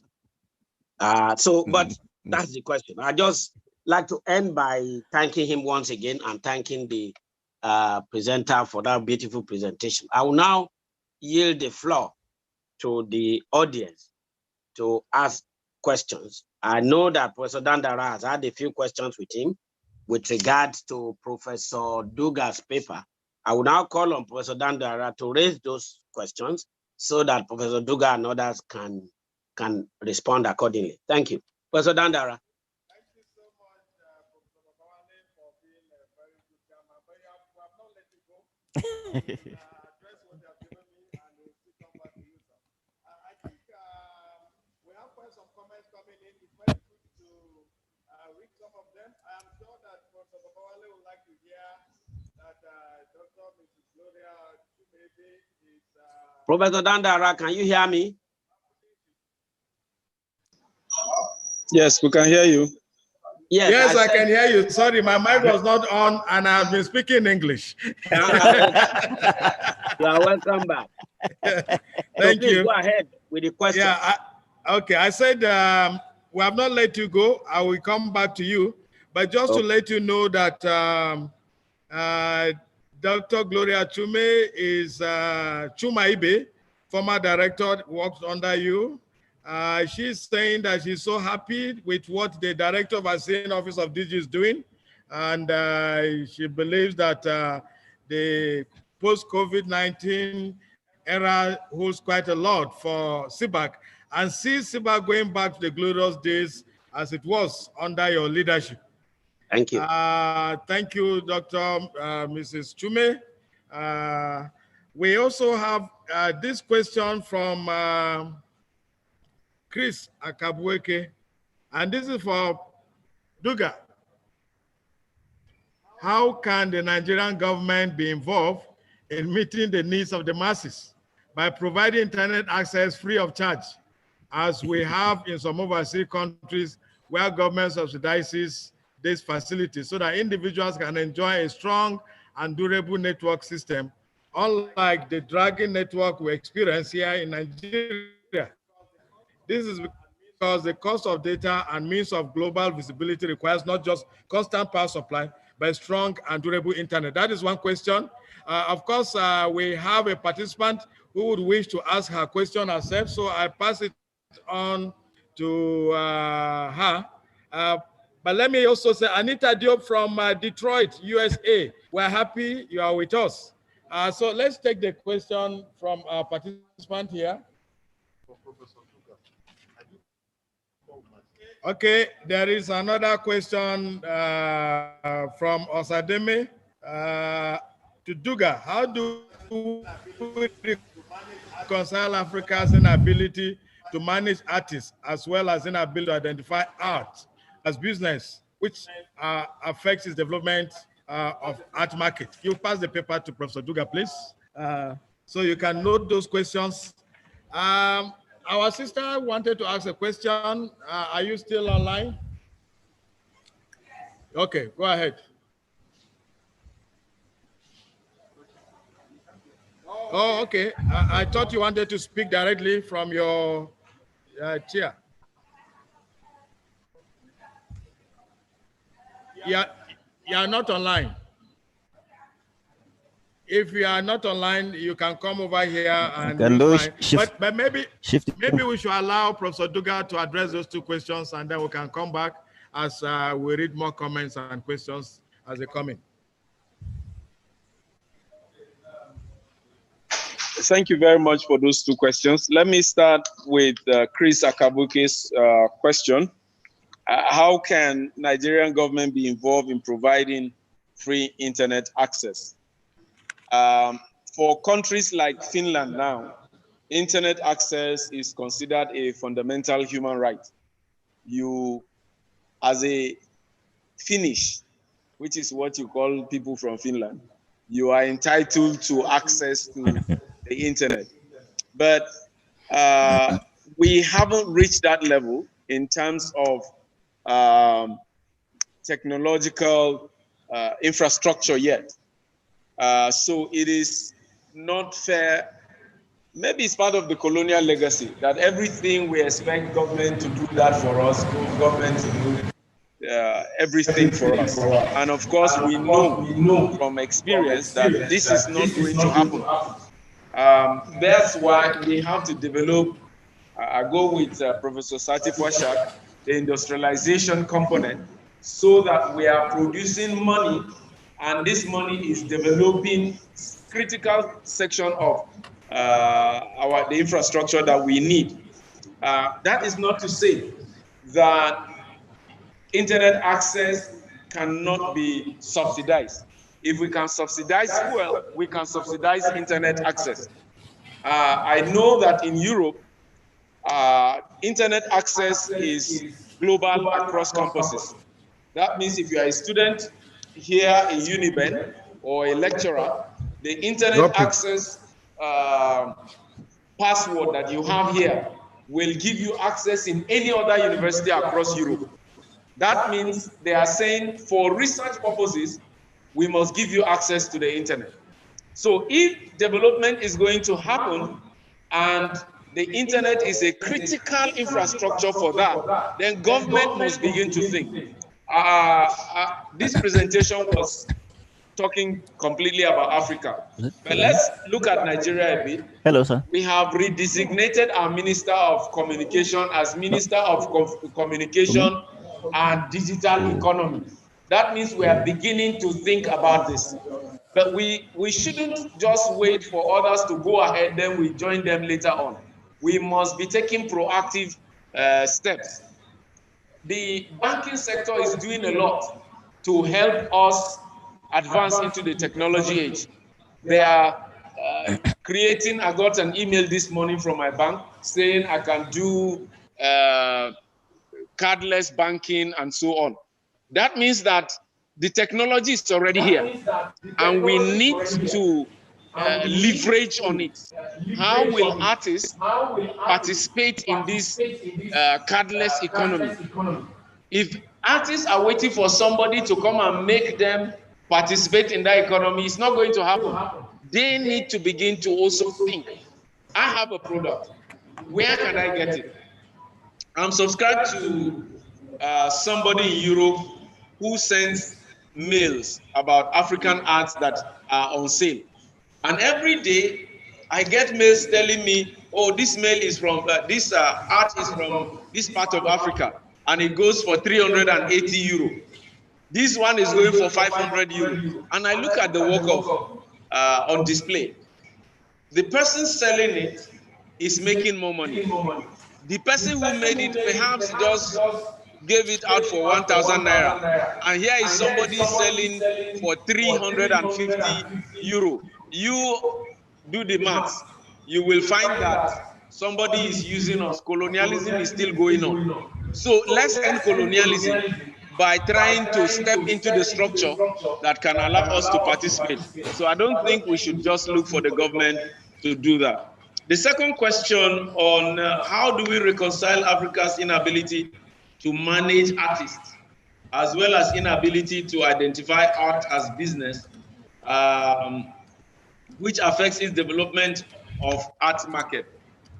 I don't know if you know of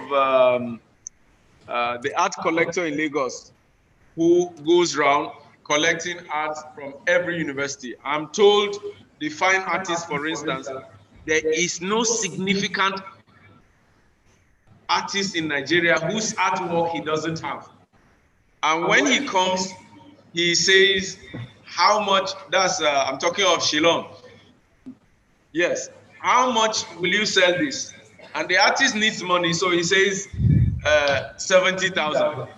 Shillong usually would give more than the 70,000 you have asked for, I am told. But he keeps it. And in 10 years, he waits for you to become popular, and your work of art has gained currency. And now he has your work, and he can sell it for 1 million, and he paid 150,000 for it. So what do we use our arts for? We don't encourage our arts. In my office, I have 2 artworks by artists in my faculty. If you don't promote what you have, nobody will see it and like what you have.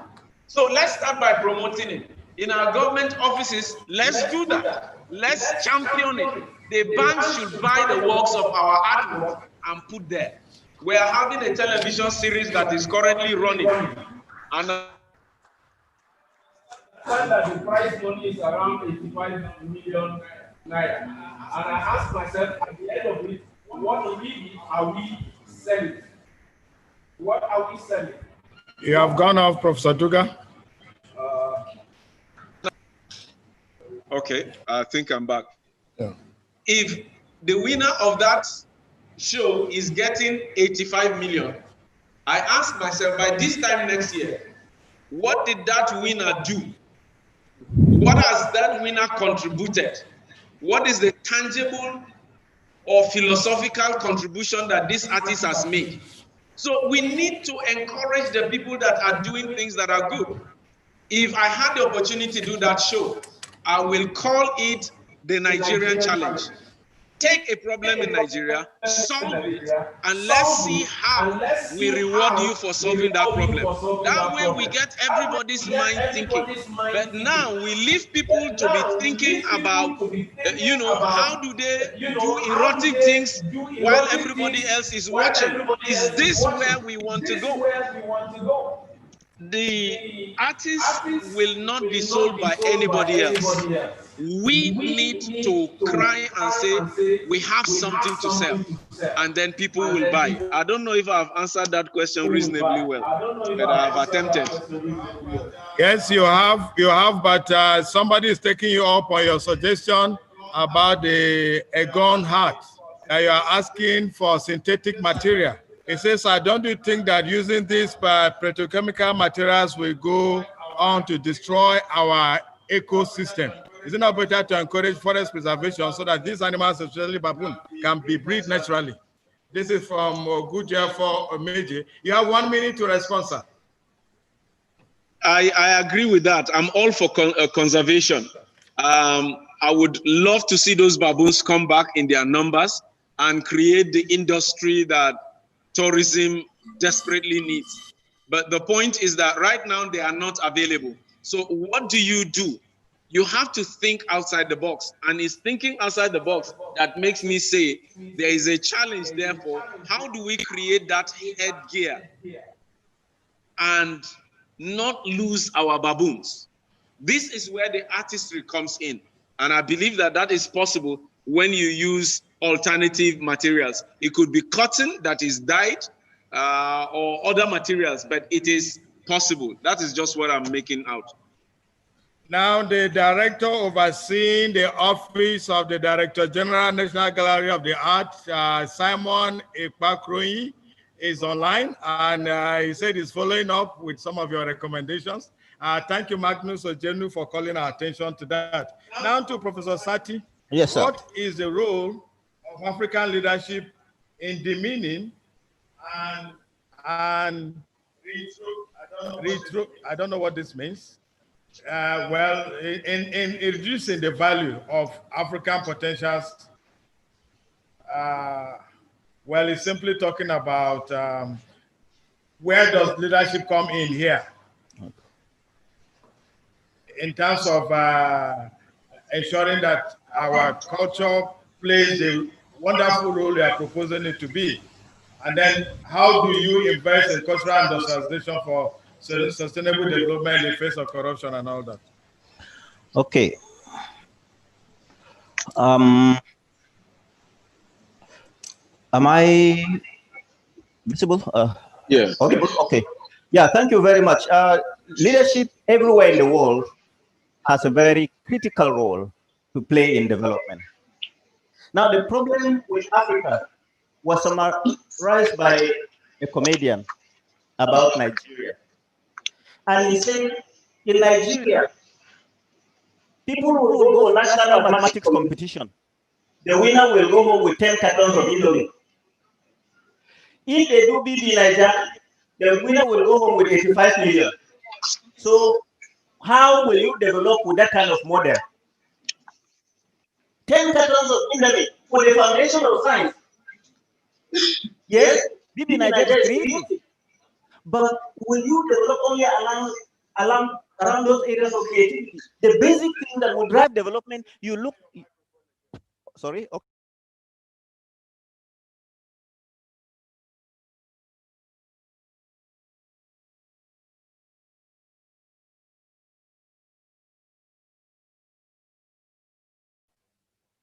Thank you.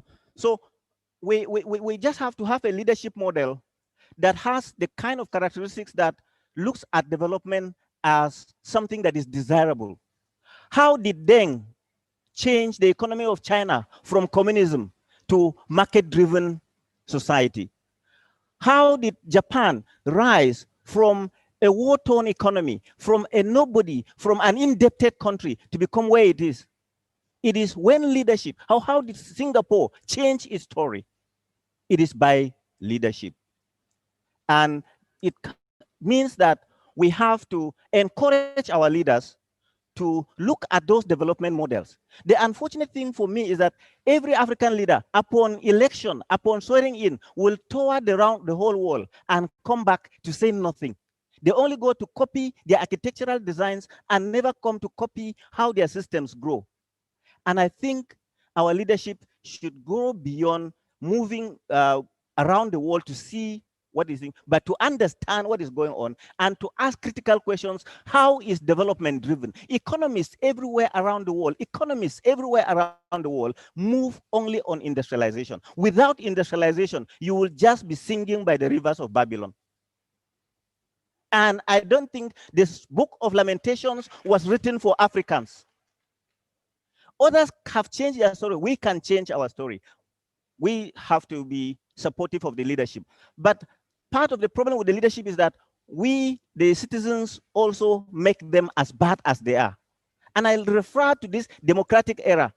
As small as and tiny as I'm sitting here, if you hear that I've been elected president, all of you will say, do you know that we met at CBAC conference? I want to get this contract. I want to get that contract. So we are taking contracts. So how will these leaders focus on development? Birthday, you invite leader. Birth ceremony, you invite leader. Every small thing, leaders come and share money. So they are sharing the money. Nobody is talking about industrialization. We have to stop sharing. We have to stop disturbing them, and let's focus on the future. I'm approaching 60. If I will live long, maybe highest 20 years, I will be joining our ancestors. But what am I leaving behind for the children coming behind? Am I going to be just sitting down to be acquisitive? Let me have this, let me have this, let me have that. How many of those things can I have? What is the limit of greed? Greed has no limit. Well, that becomes a sermon. I'm so sorry about that. The process of industrialization has to start from the basics. We have to have very sound educational systems.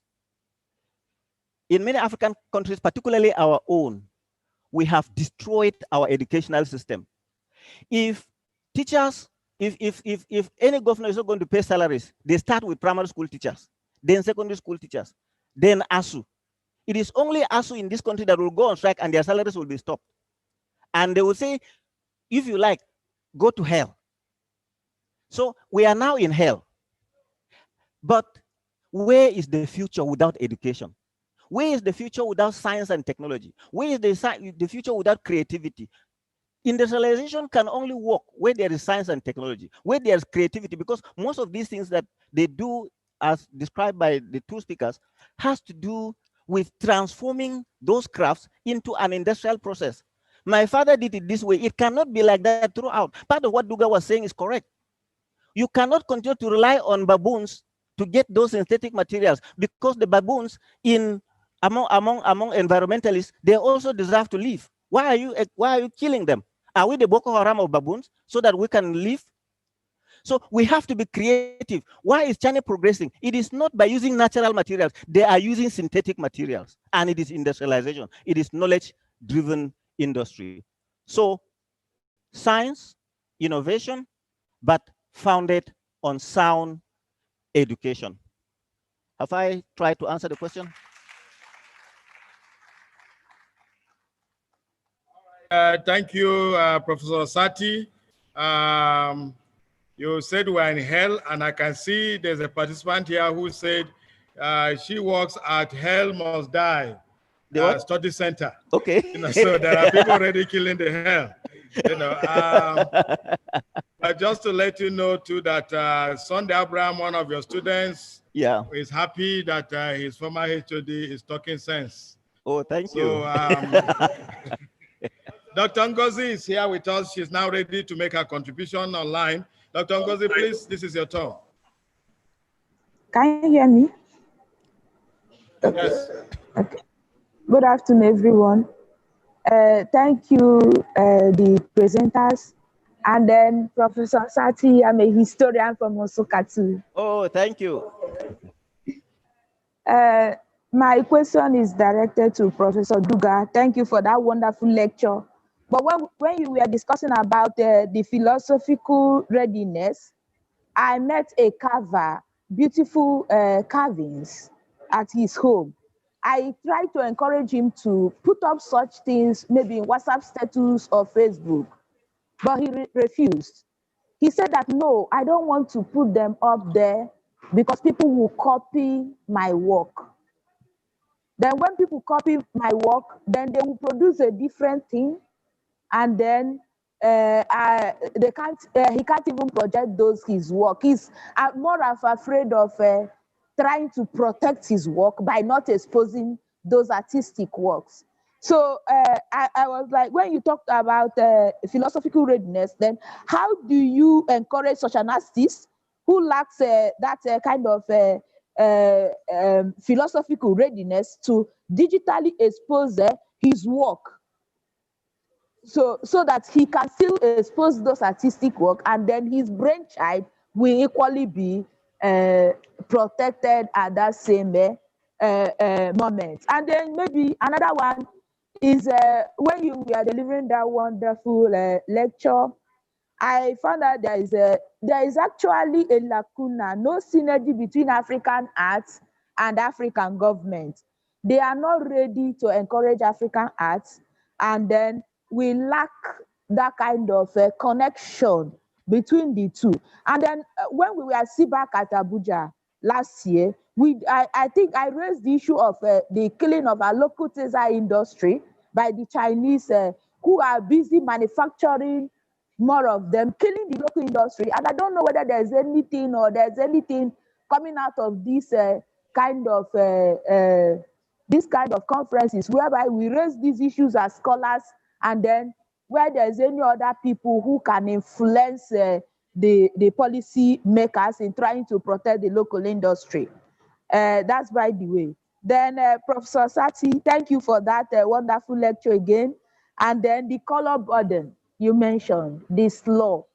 I don't think, I'm happy at the end of the day. I was listening to see when you mentioned about Singapore, what their former president did. He said that when they go for UN meetings, the African leaders are busy competing with who will have the highest of the Cadillacs, why they themselves are busy working. So the problem is that we've allowed not only this our color to be a burden, in the sense that, as you said, our leaders will go over there, copy the architectural designs without bringing something home. They're busy, like during this COVID-19, is a kind of an eye-opener. Now, they had no opportunity to Here's the travel time you should abroad. round up presentation of your paper, Dr. Ngozi. Their medical facilities, and then the chicken actually had to come home to roost, in the sense that they equally had to share the same dilapidated medical system with us. Thank you, Prof, for that wonderful lecture. Thank you. I think that is a good way to defend your PhD once again. We are very happy that you followed through. You know, I think most of them are comments than questions. Professor Sagba, before you go to sleep, there's a question here for you. How do we commercialize culture and the arts the way other communities, commodities are exported internationally? And also, this proposition about digitalization of the creative industries. Somebody is asking, is it individual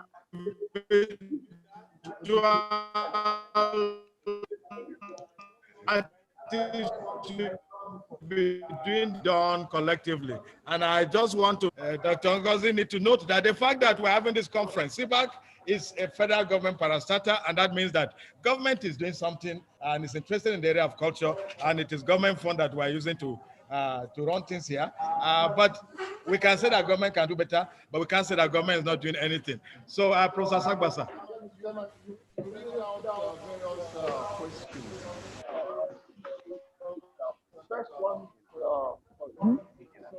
The commercialization of what?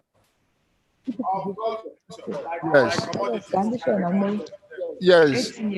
Basically, we're talking about the packaging of our culture fit for purpose for the international market. I think there are two implications there.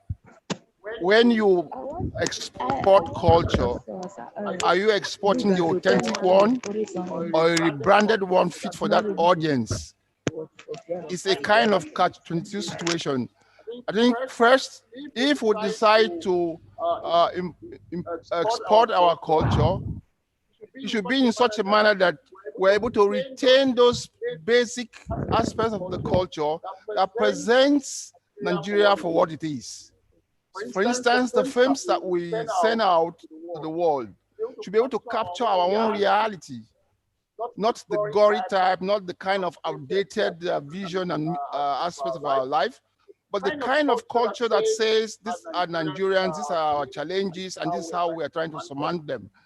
So packaging our culture itself or sending it outside means that it should be the kind of culture that would sell to the world who Nigerians are.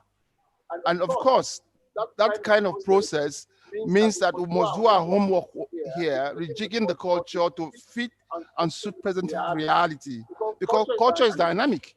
The culture of 1960 or 1950 or 1930 is different from the 2021 or 2020 culture, I beg your pardon. So we must look at the kind of culture we're packaging for the outside world. The next question, please. I think we can simply take the other questions. Chairman will be coming back to you in 10 minutes. Adisa has a comment. Can you come online and let's have the comment, please? Adisa Ogun Folako. Okay. Sochi, Yes. Sochi, get my laptop. Package. I think you almost through. What's the time? Your mic is on. Your mic. Yeah.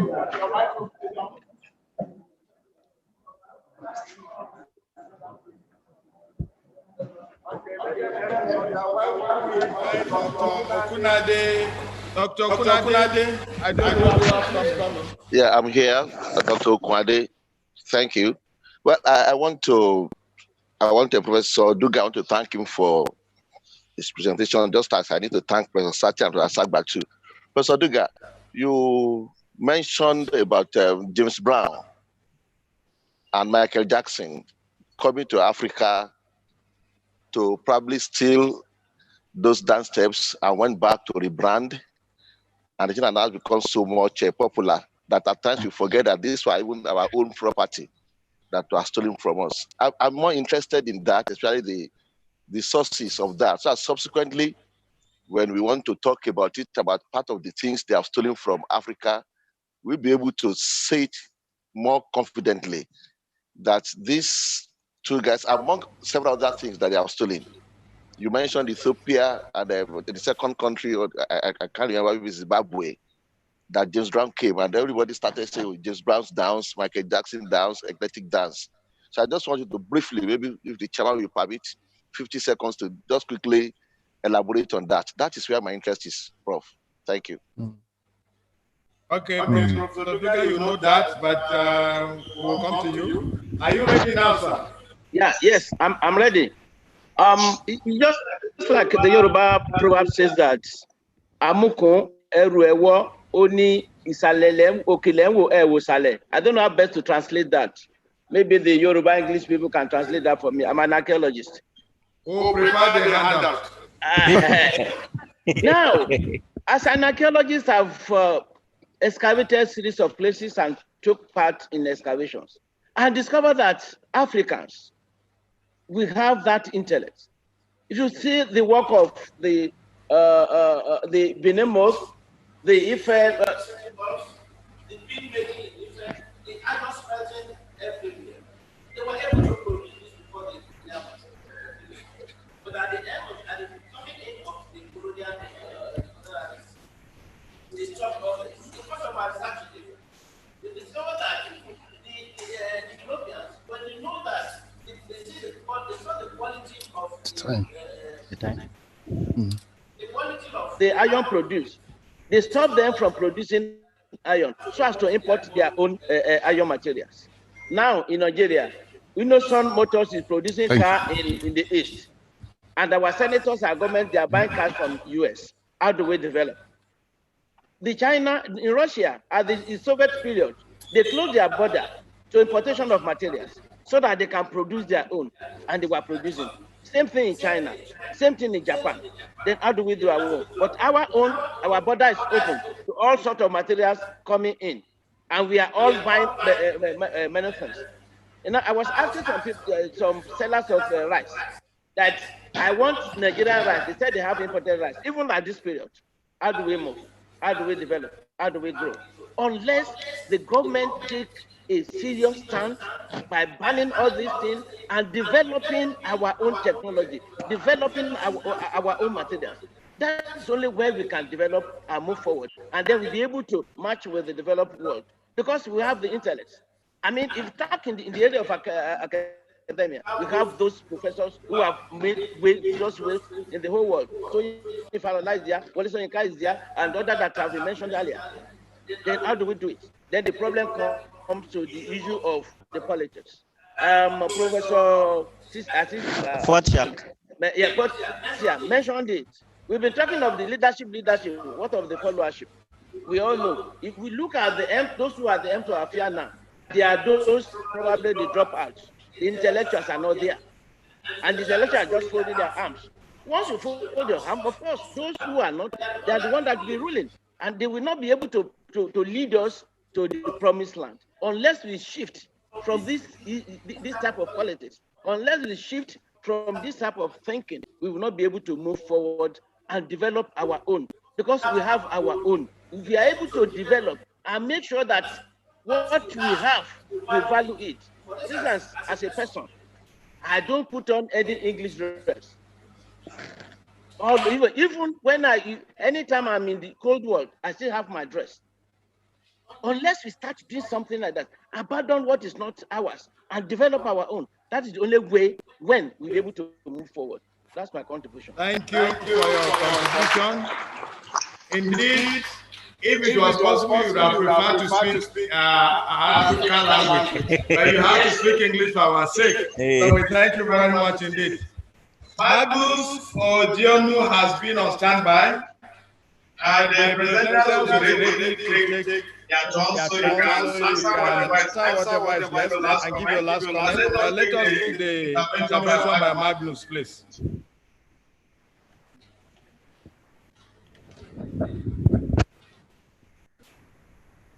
Magnus, are you there? I can't see him. Magnus. Okay, Chairman, is it okay for us to pass it on to the panelists to make their last comment before we come to you, or you want to come before they do that, sir? I think before we get to the panelists, I'd like to just chip in a few words. Go ahead, sir. Yes, I've listened to some of the contributions and questions, and I would like us, especially the panelists, to respond to some of the very critical issues raised. First, in talking about industrial economy, the creation of an industrial economy, as Professor Sati said, I would like him to answer the question, what is the role of agriculture in this process? Because I also think that part of the major problem we have in Africa is the fact that we have relegated the importance of agricultural production, especially of the mechanized type. And for us to achieve the status of an industrial economy, we first of all have to step up our agricultural production. Secondly, the issue of power, as I was trying to say earlier, is critical to the development of an industrial economy. If you do not have power, if you do not have energy, you can't even have a peasant-based level of production, because that's what you require to run a modern economy. What is the role that has to play? I'm happy he talked about education, but I also think that we must go back to an ideologically driven education, which consciously trains our citizens about their role in politics, in governance, in economics, and what kind of Nigeria we want for the future. You recall that for a long time, history was removed from the school curriculum.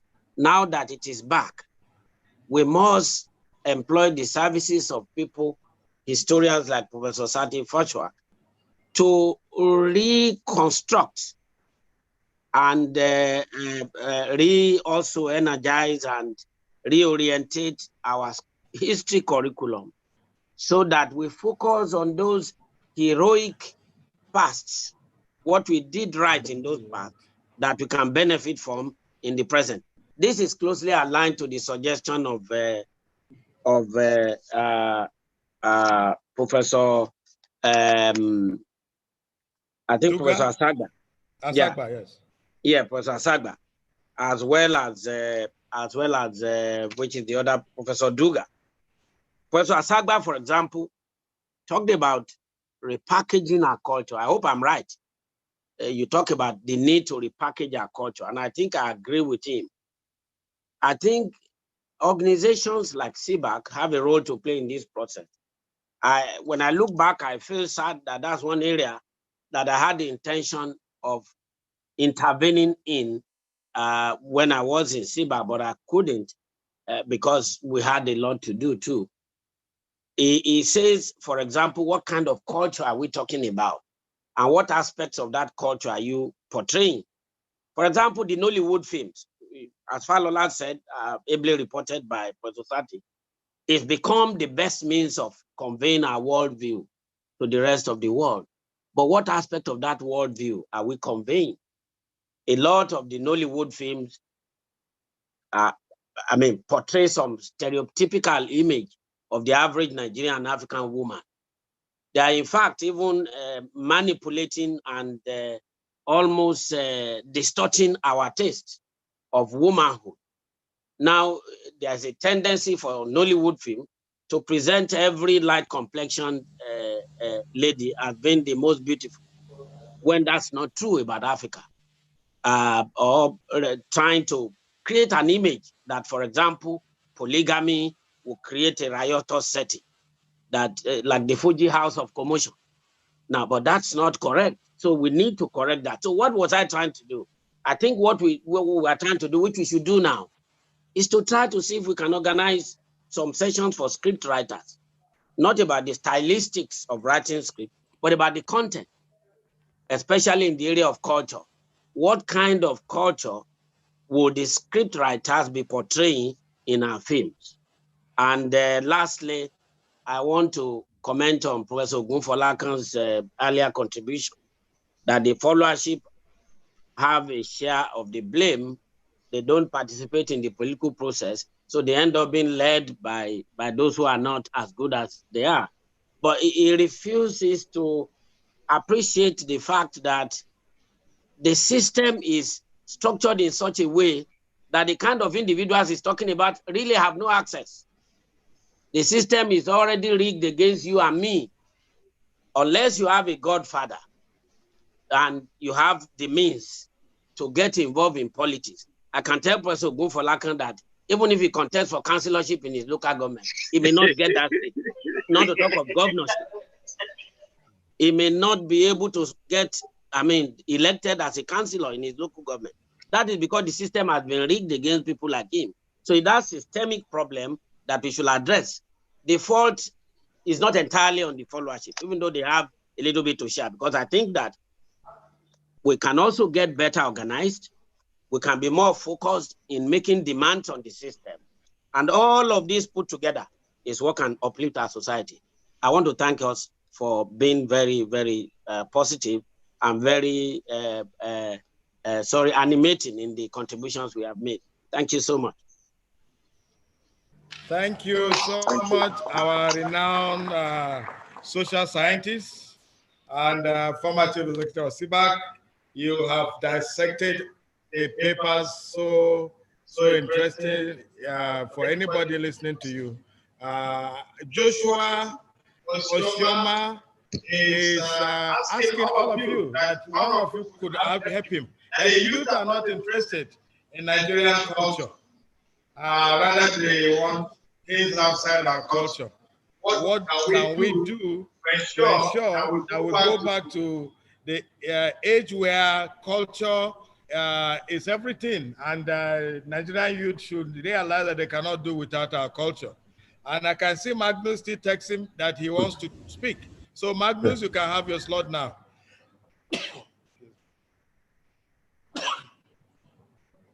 Magnus, you speak now, or you can come join us tomorrow. Actually, Magnus, you can type whatever you want to say, since you seem to be having difficulty. Hello, are you hearing me? Okay, hello, great. hello. Yes. Hello. We Hello, can are you hear hearing me? Hello. Okay, good afternoon, participants. Yeah, thank you, Professor. It's a network issue. Afternoon, all right, I must say thank you to all the speakers. Quite interesting lectures.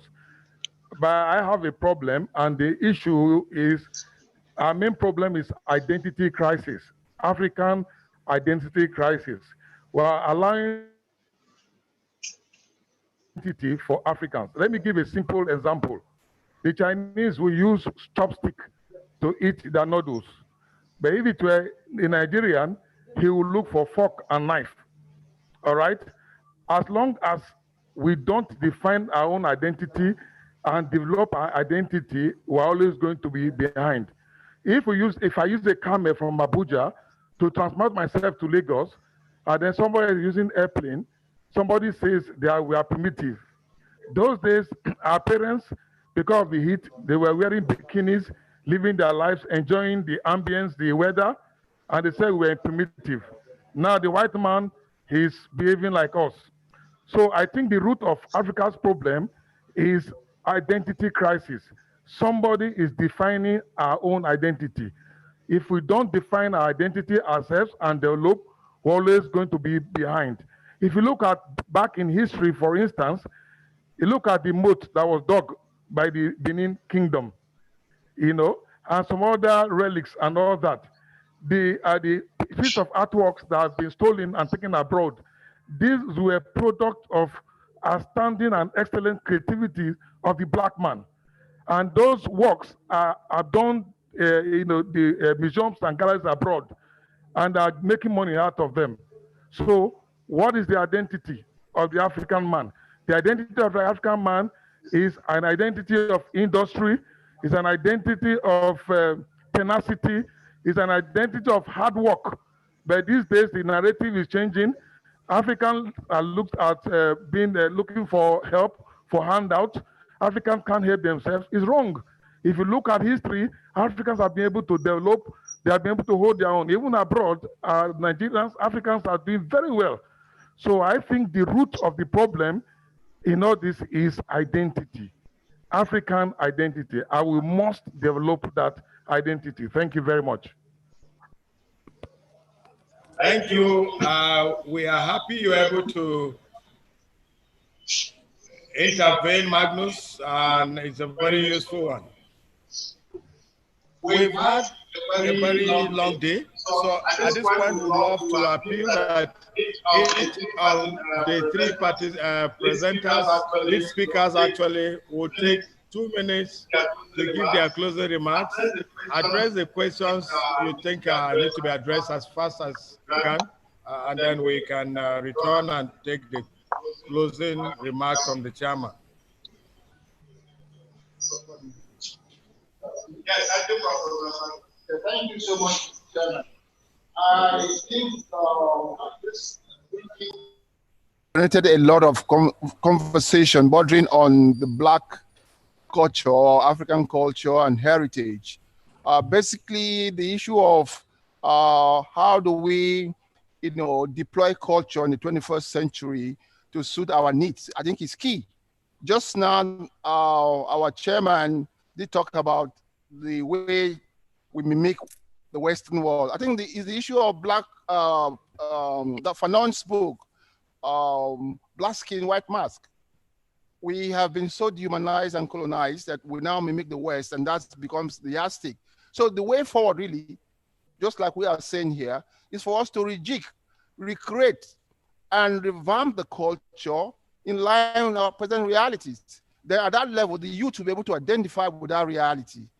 We do not use an obsolete phenomenon to run a new perspective. I think that's the issue. So we are saying that the culture that we have, whether the past and the present, is rich enough. The gamut is massive, and the signature of them recreate it and make it, fit for purpose for today is for the government of the day. Really, they are the drivers.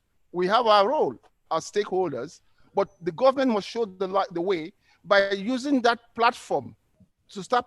So people can start thinking about Nigeria or Africa, using it as an educational purposes, using it to mobilize. The MAMSA thing is an eye-opener to us, but we never use it well.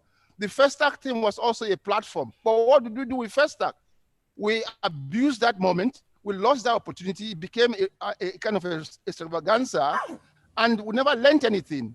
So we are saying by today, we should rejig that culture to change our children for today and for tomorrow. And I'm sure we can do it. And at the same time, build economic capacity.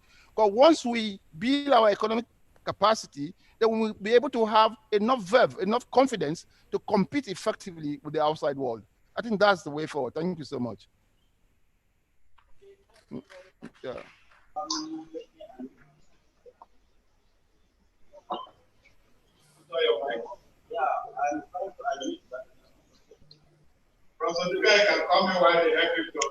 Okay. I think the issue someone asked about the Stealing from Africa by James Brown and Michael Jackson. I think you used the word stealing. I don't think they looked at it as stealing. They were being inspired by it. Now, this is what happens in the art world. Once you do not have a copyright to a thing, then there is nobody is stealing from you. It is only when you have established the copyright. And for you to establish this copyright, you would have brought it to a certain point. But once you have not gotten it to that point, anyone can take from you and go and use it. Michael Jackson was known for borrowing from a lot of cultures. He's added Indian dance at some point, added some things at some point, and that made him the star that he was. He was able to look for what was unique. So I asked myself, what were they seeing? What was inspiring them to take from Africa? They were seeing things that were authentic. And this is what we have to sell. That authenticity, that thing that is unique to us. This is what we need to sell. We need to identify it and sell it rather than wait for somebody to come and identify it and then go and reproduce it. And we will now stand and say, oh, the person stole from us. What is unique about us? What can we sell from what is unique among us? I think that's the crucial take home for me. Thank you. All right, thank you. Sati, as you are responding, somebody just posted, he said, Sati and Luga, there is a destruction of Africa as an artifact, including fauna and flora, by born gay Christians and Islamic fundamentalists. What do you think will be done to mitigate this phenomenon? And then, what are you doing to encourage the writing of modern orthography of Edo and the Shekiri languages, since the role of languages could not be overemphasized? The last question will be addressed at tomorrow's session. Professors of Edo and Shekiri language sharing sessions, they were addressing. Professor Golo, kindly note that. Sati, please go ahead. Okay, thank you very much to have me back again. Many of the issues raised by our chairman, Professor Babawale, I think they are at the root of development. Power, agriculture, education, they are at the root of development.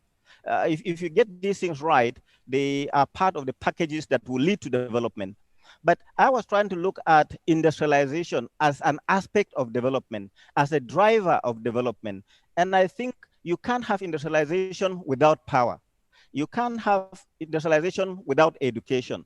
So I agree with many of the points he has raised, that power is critical, that ideologically oriented education is critical, but ideological orientation should not be mistaken to mean Marxist or ideological orientation. That is just one way of looking at things. The development of China was to say, well, look, we will do political Marxism, but we will do economic capitalism. So the levels of what you need is pragmatism, and not to say, let's be socialist or let's be capitalist. What works for you is what will, if you have a focus on industrialization and development, you can develop the kind of ideology that matches where you want to go.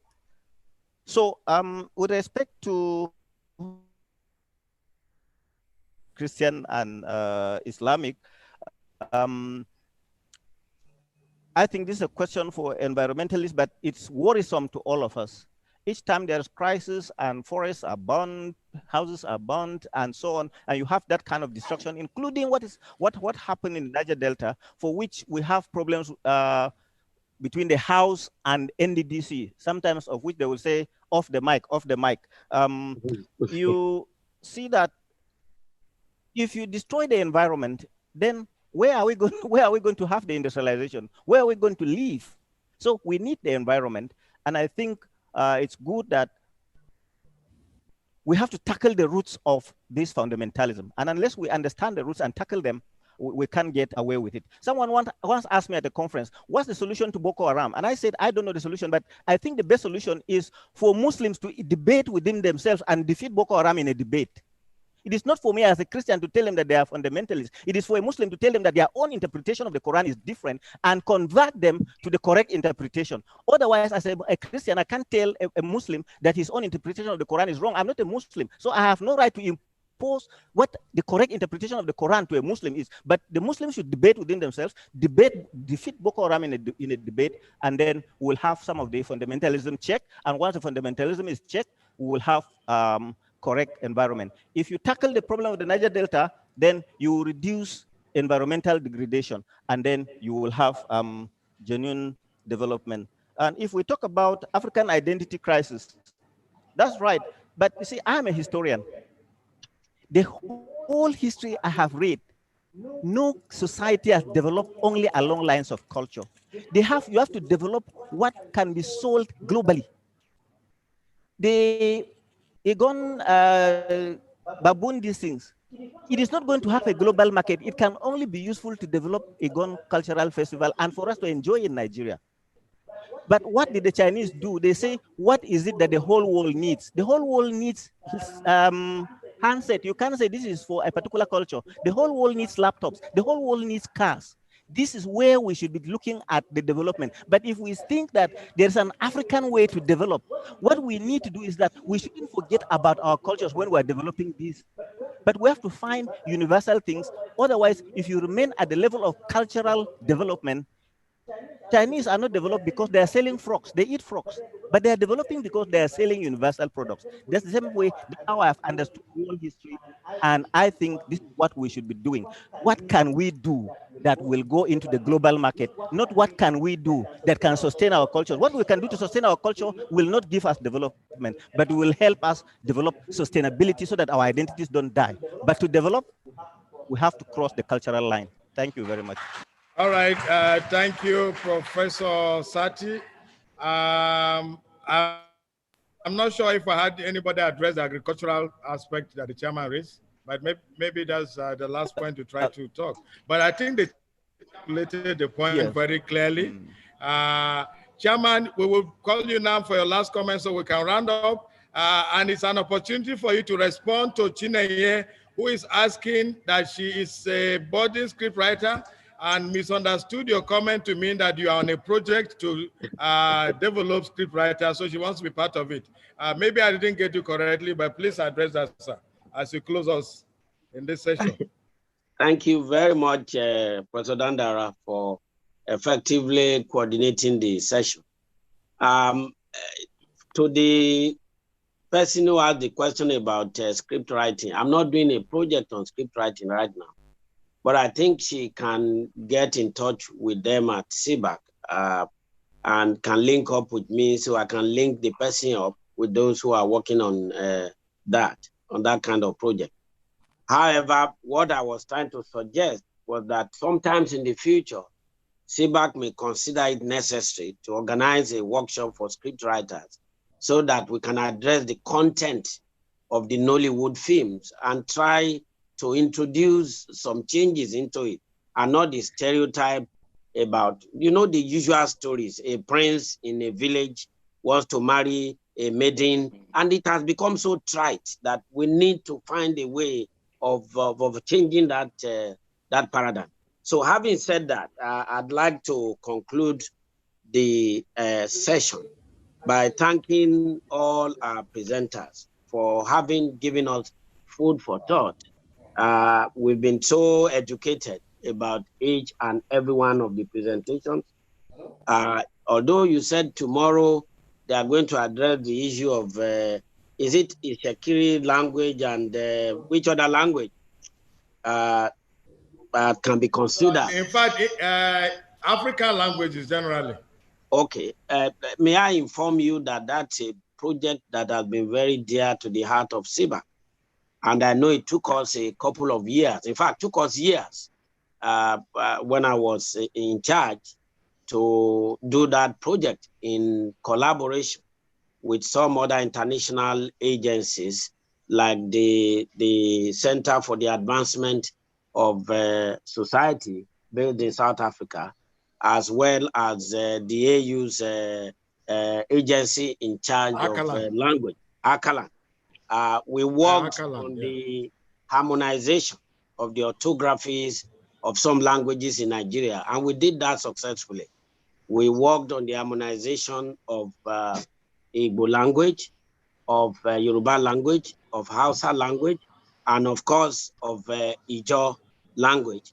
And we have produced monographs on each of these harmonized orthographies, and they were presented, the monographs were presented to the Federal Ministry of Education when Mr.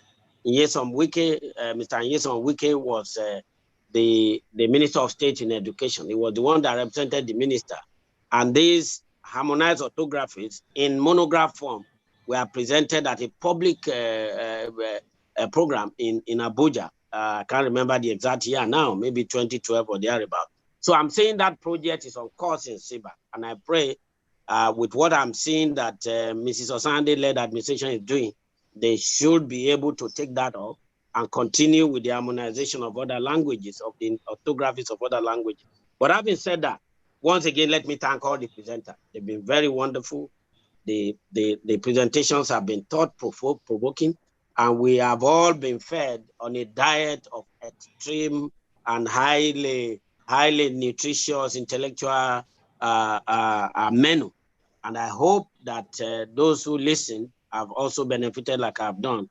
I pray that subsequent sessions will be as successful as the one we have, and I look forward to a more robust participation in the session that will come up tomorrow.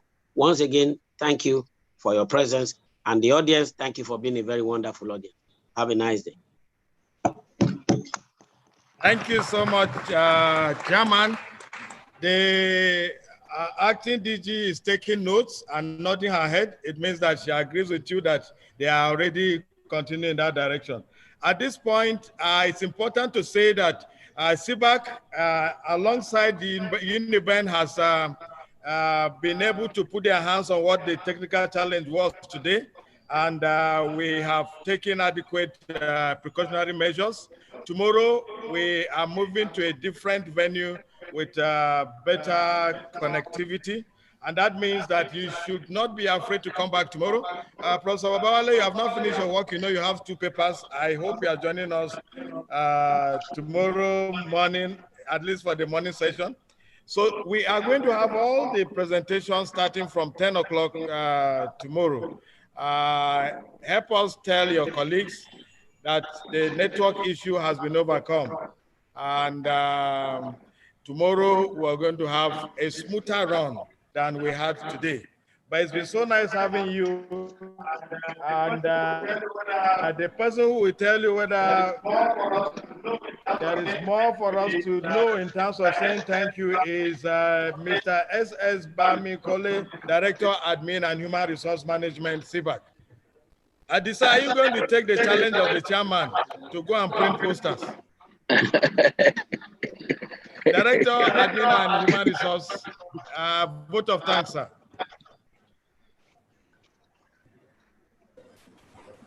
So tomorrow, please, you can start connecting from 9:40.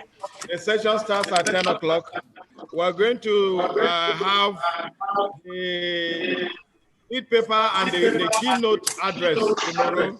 And thereafter, we take the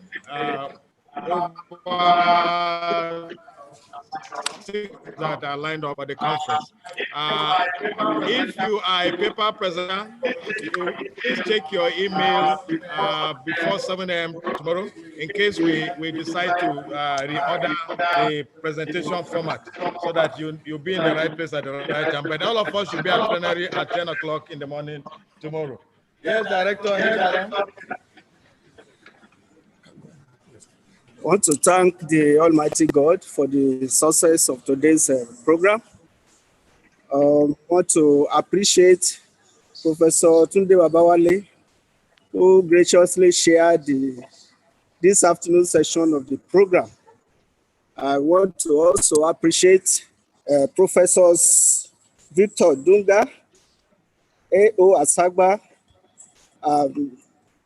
Professor Washat, for your incisive contributions, allowing some form of us to drink from your fountain of knowledge this afternoon. I'm sure that all the participants are going home today blessed intellectually. I also want to thank all the participants that are here present today. Mention must also be made of Professor Dandara, who has a very good friend of Sudan. He participated, very unique in 2019 international conference like this in Abuja. I want to say that if a professor is a lover of soccer, I want to think that he will add to his many caps as a commentator in one of these international matches. It's a very I think all of us have enjoyed your interventions today. God bless you. I want to sincerely thank every other person that is here present this evening. I don't want to, if your name is not mentioned, we appreciate you. God bless everyone that's here. And I'm sure that tomorrow's sessions will be greater than this. Thank you so much. And have a very good night. We thank you all for the wonderful contributions. Please join us early tomorrow. The house will be open from 9:45, but we'll run from 10 o'clock. The virtual venue remains the same. Use the same address.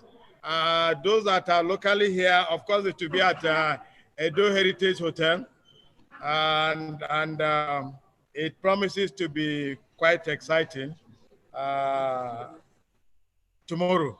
78% of the papers tomorrow. In fact, 90%. Thank you. This house will remain open for 10 minutes. You can still send messages. You can still leave your address. We will be reviewing those today. God bless you. Yes, sir.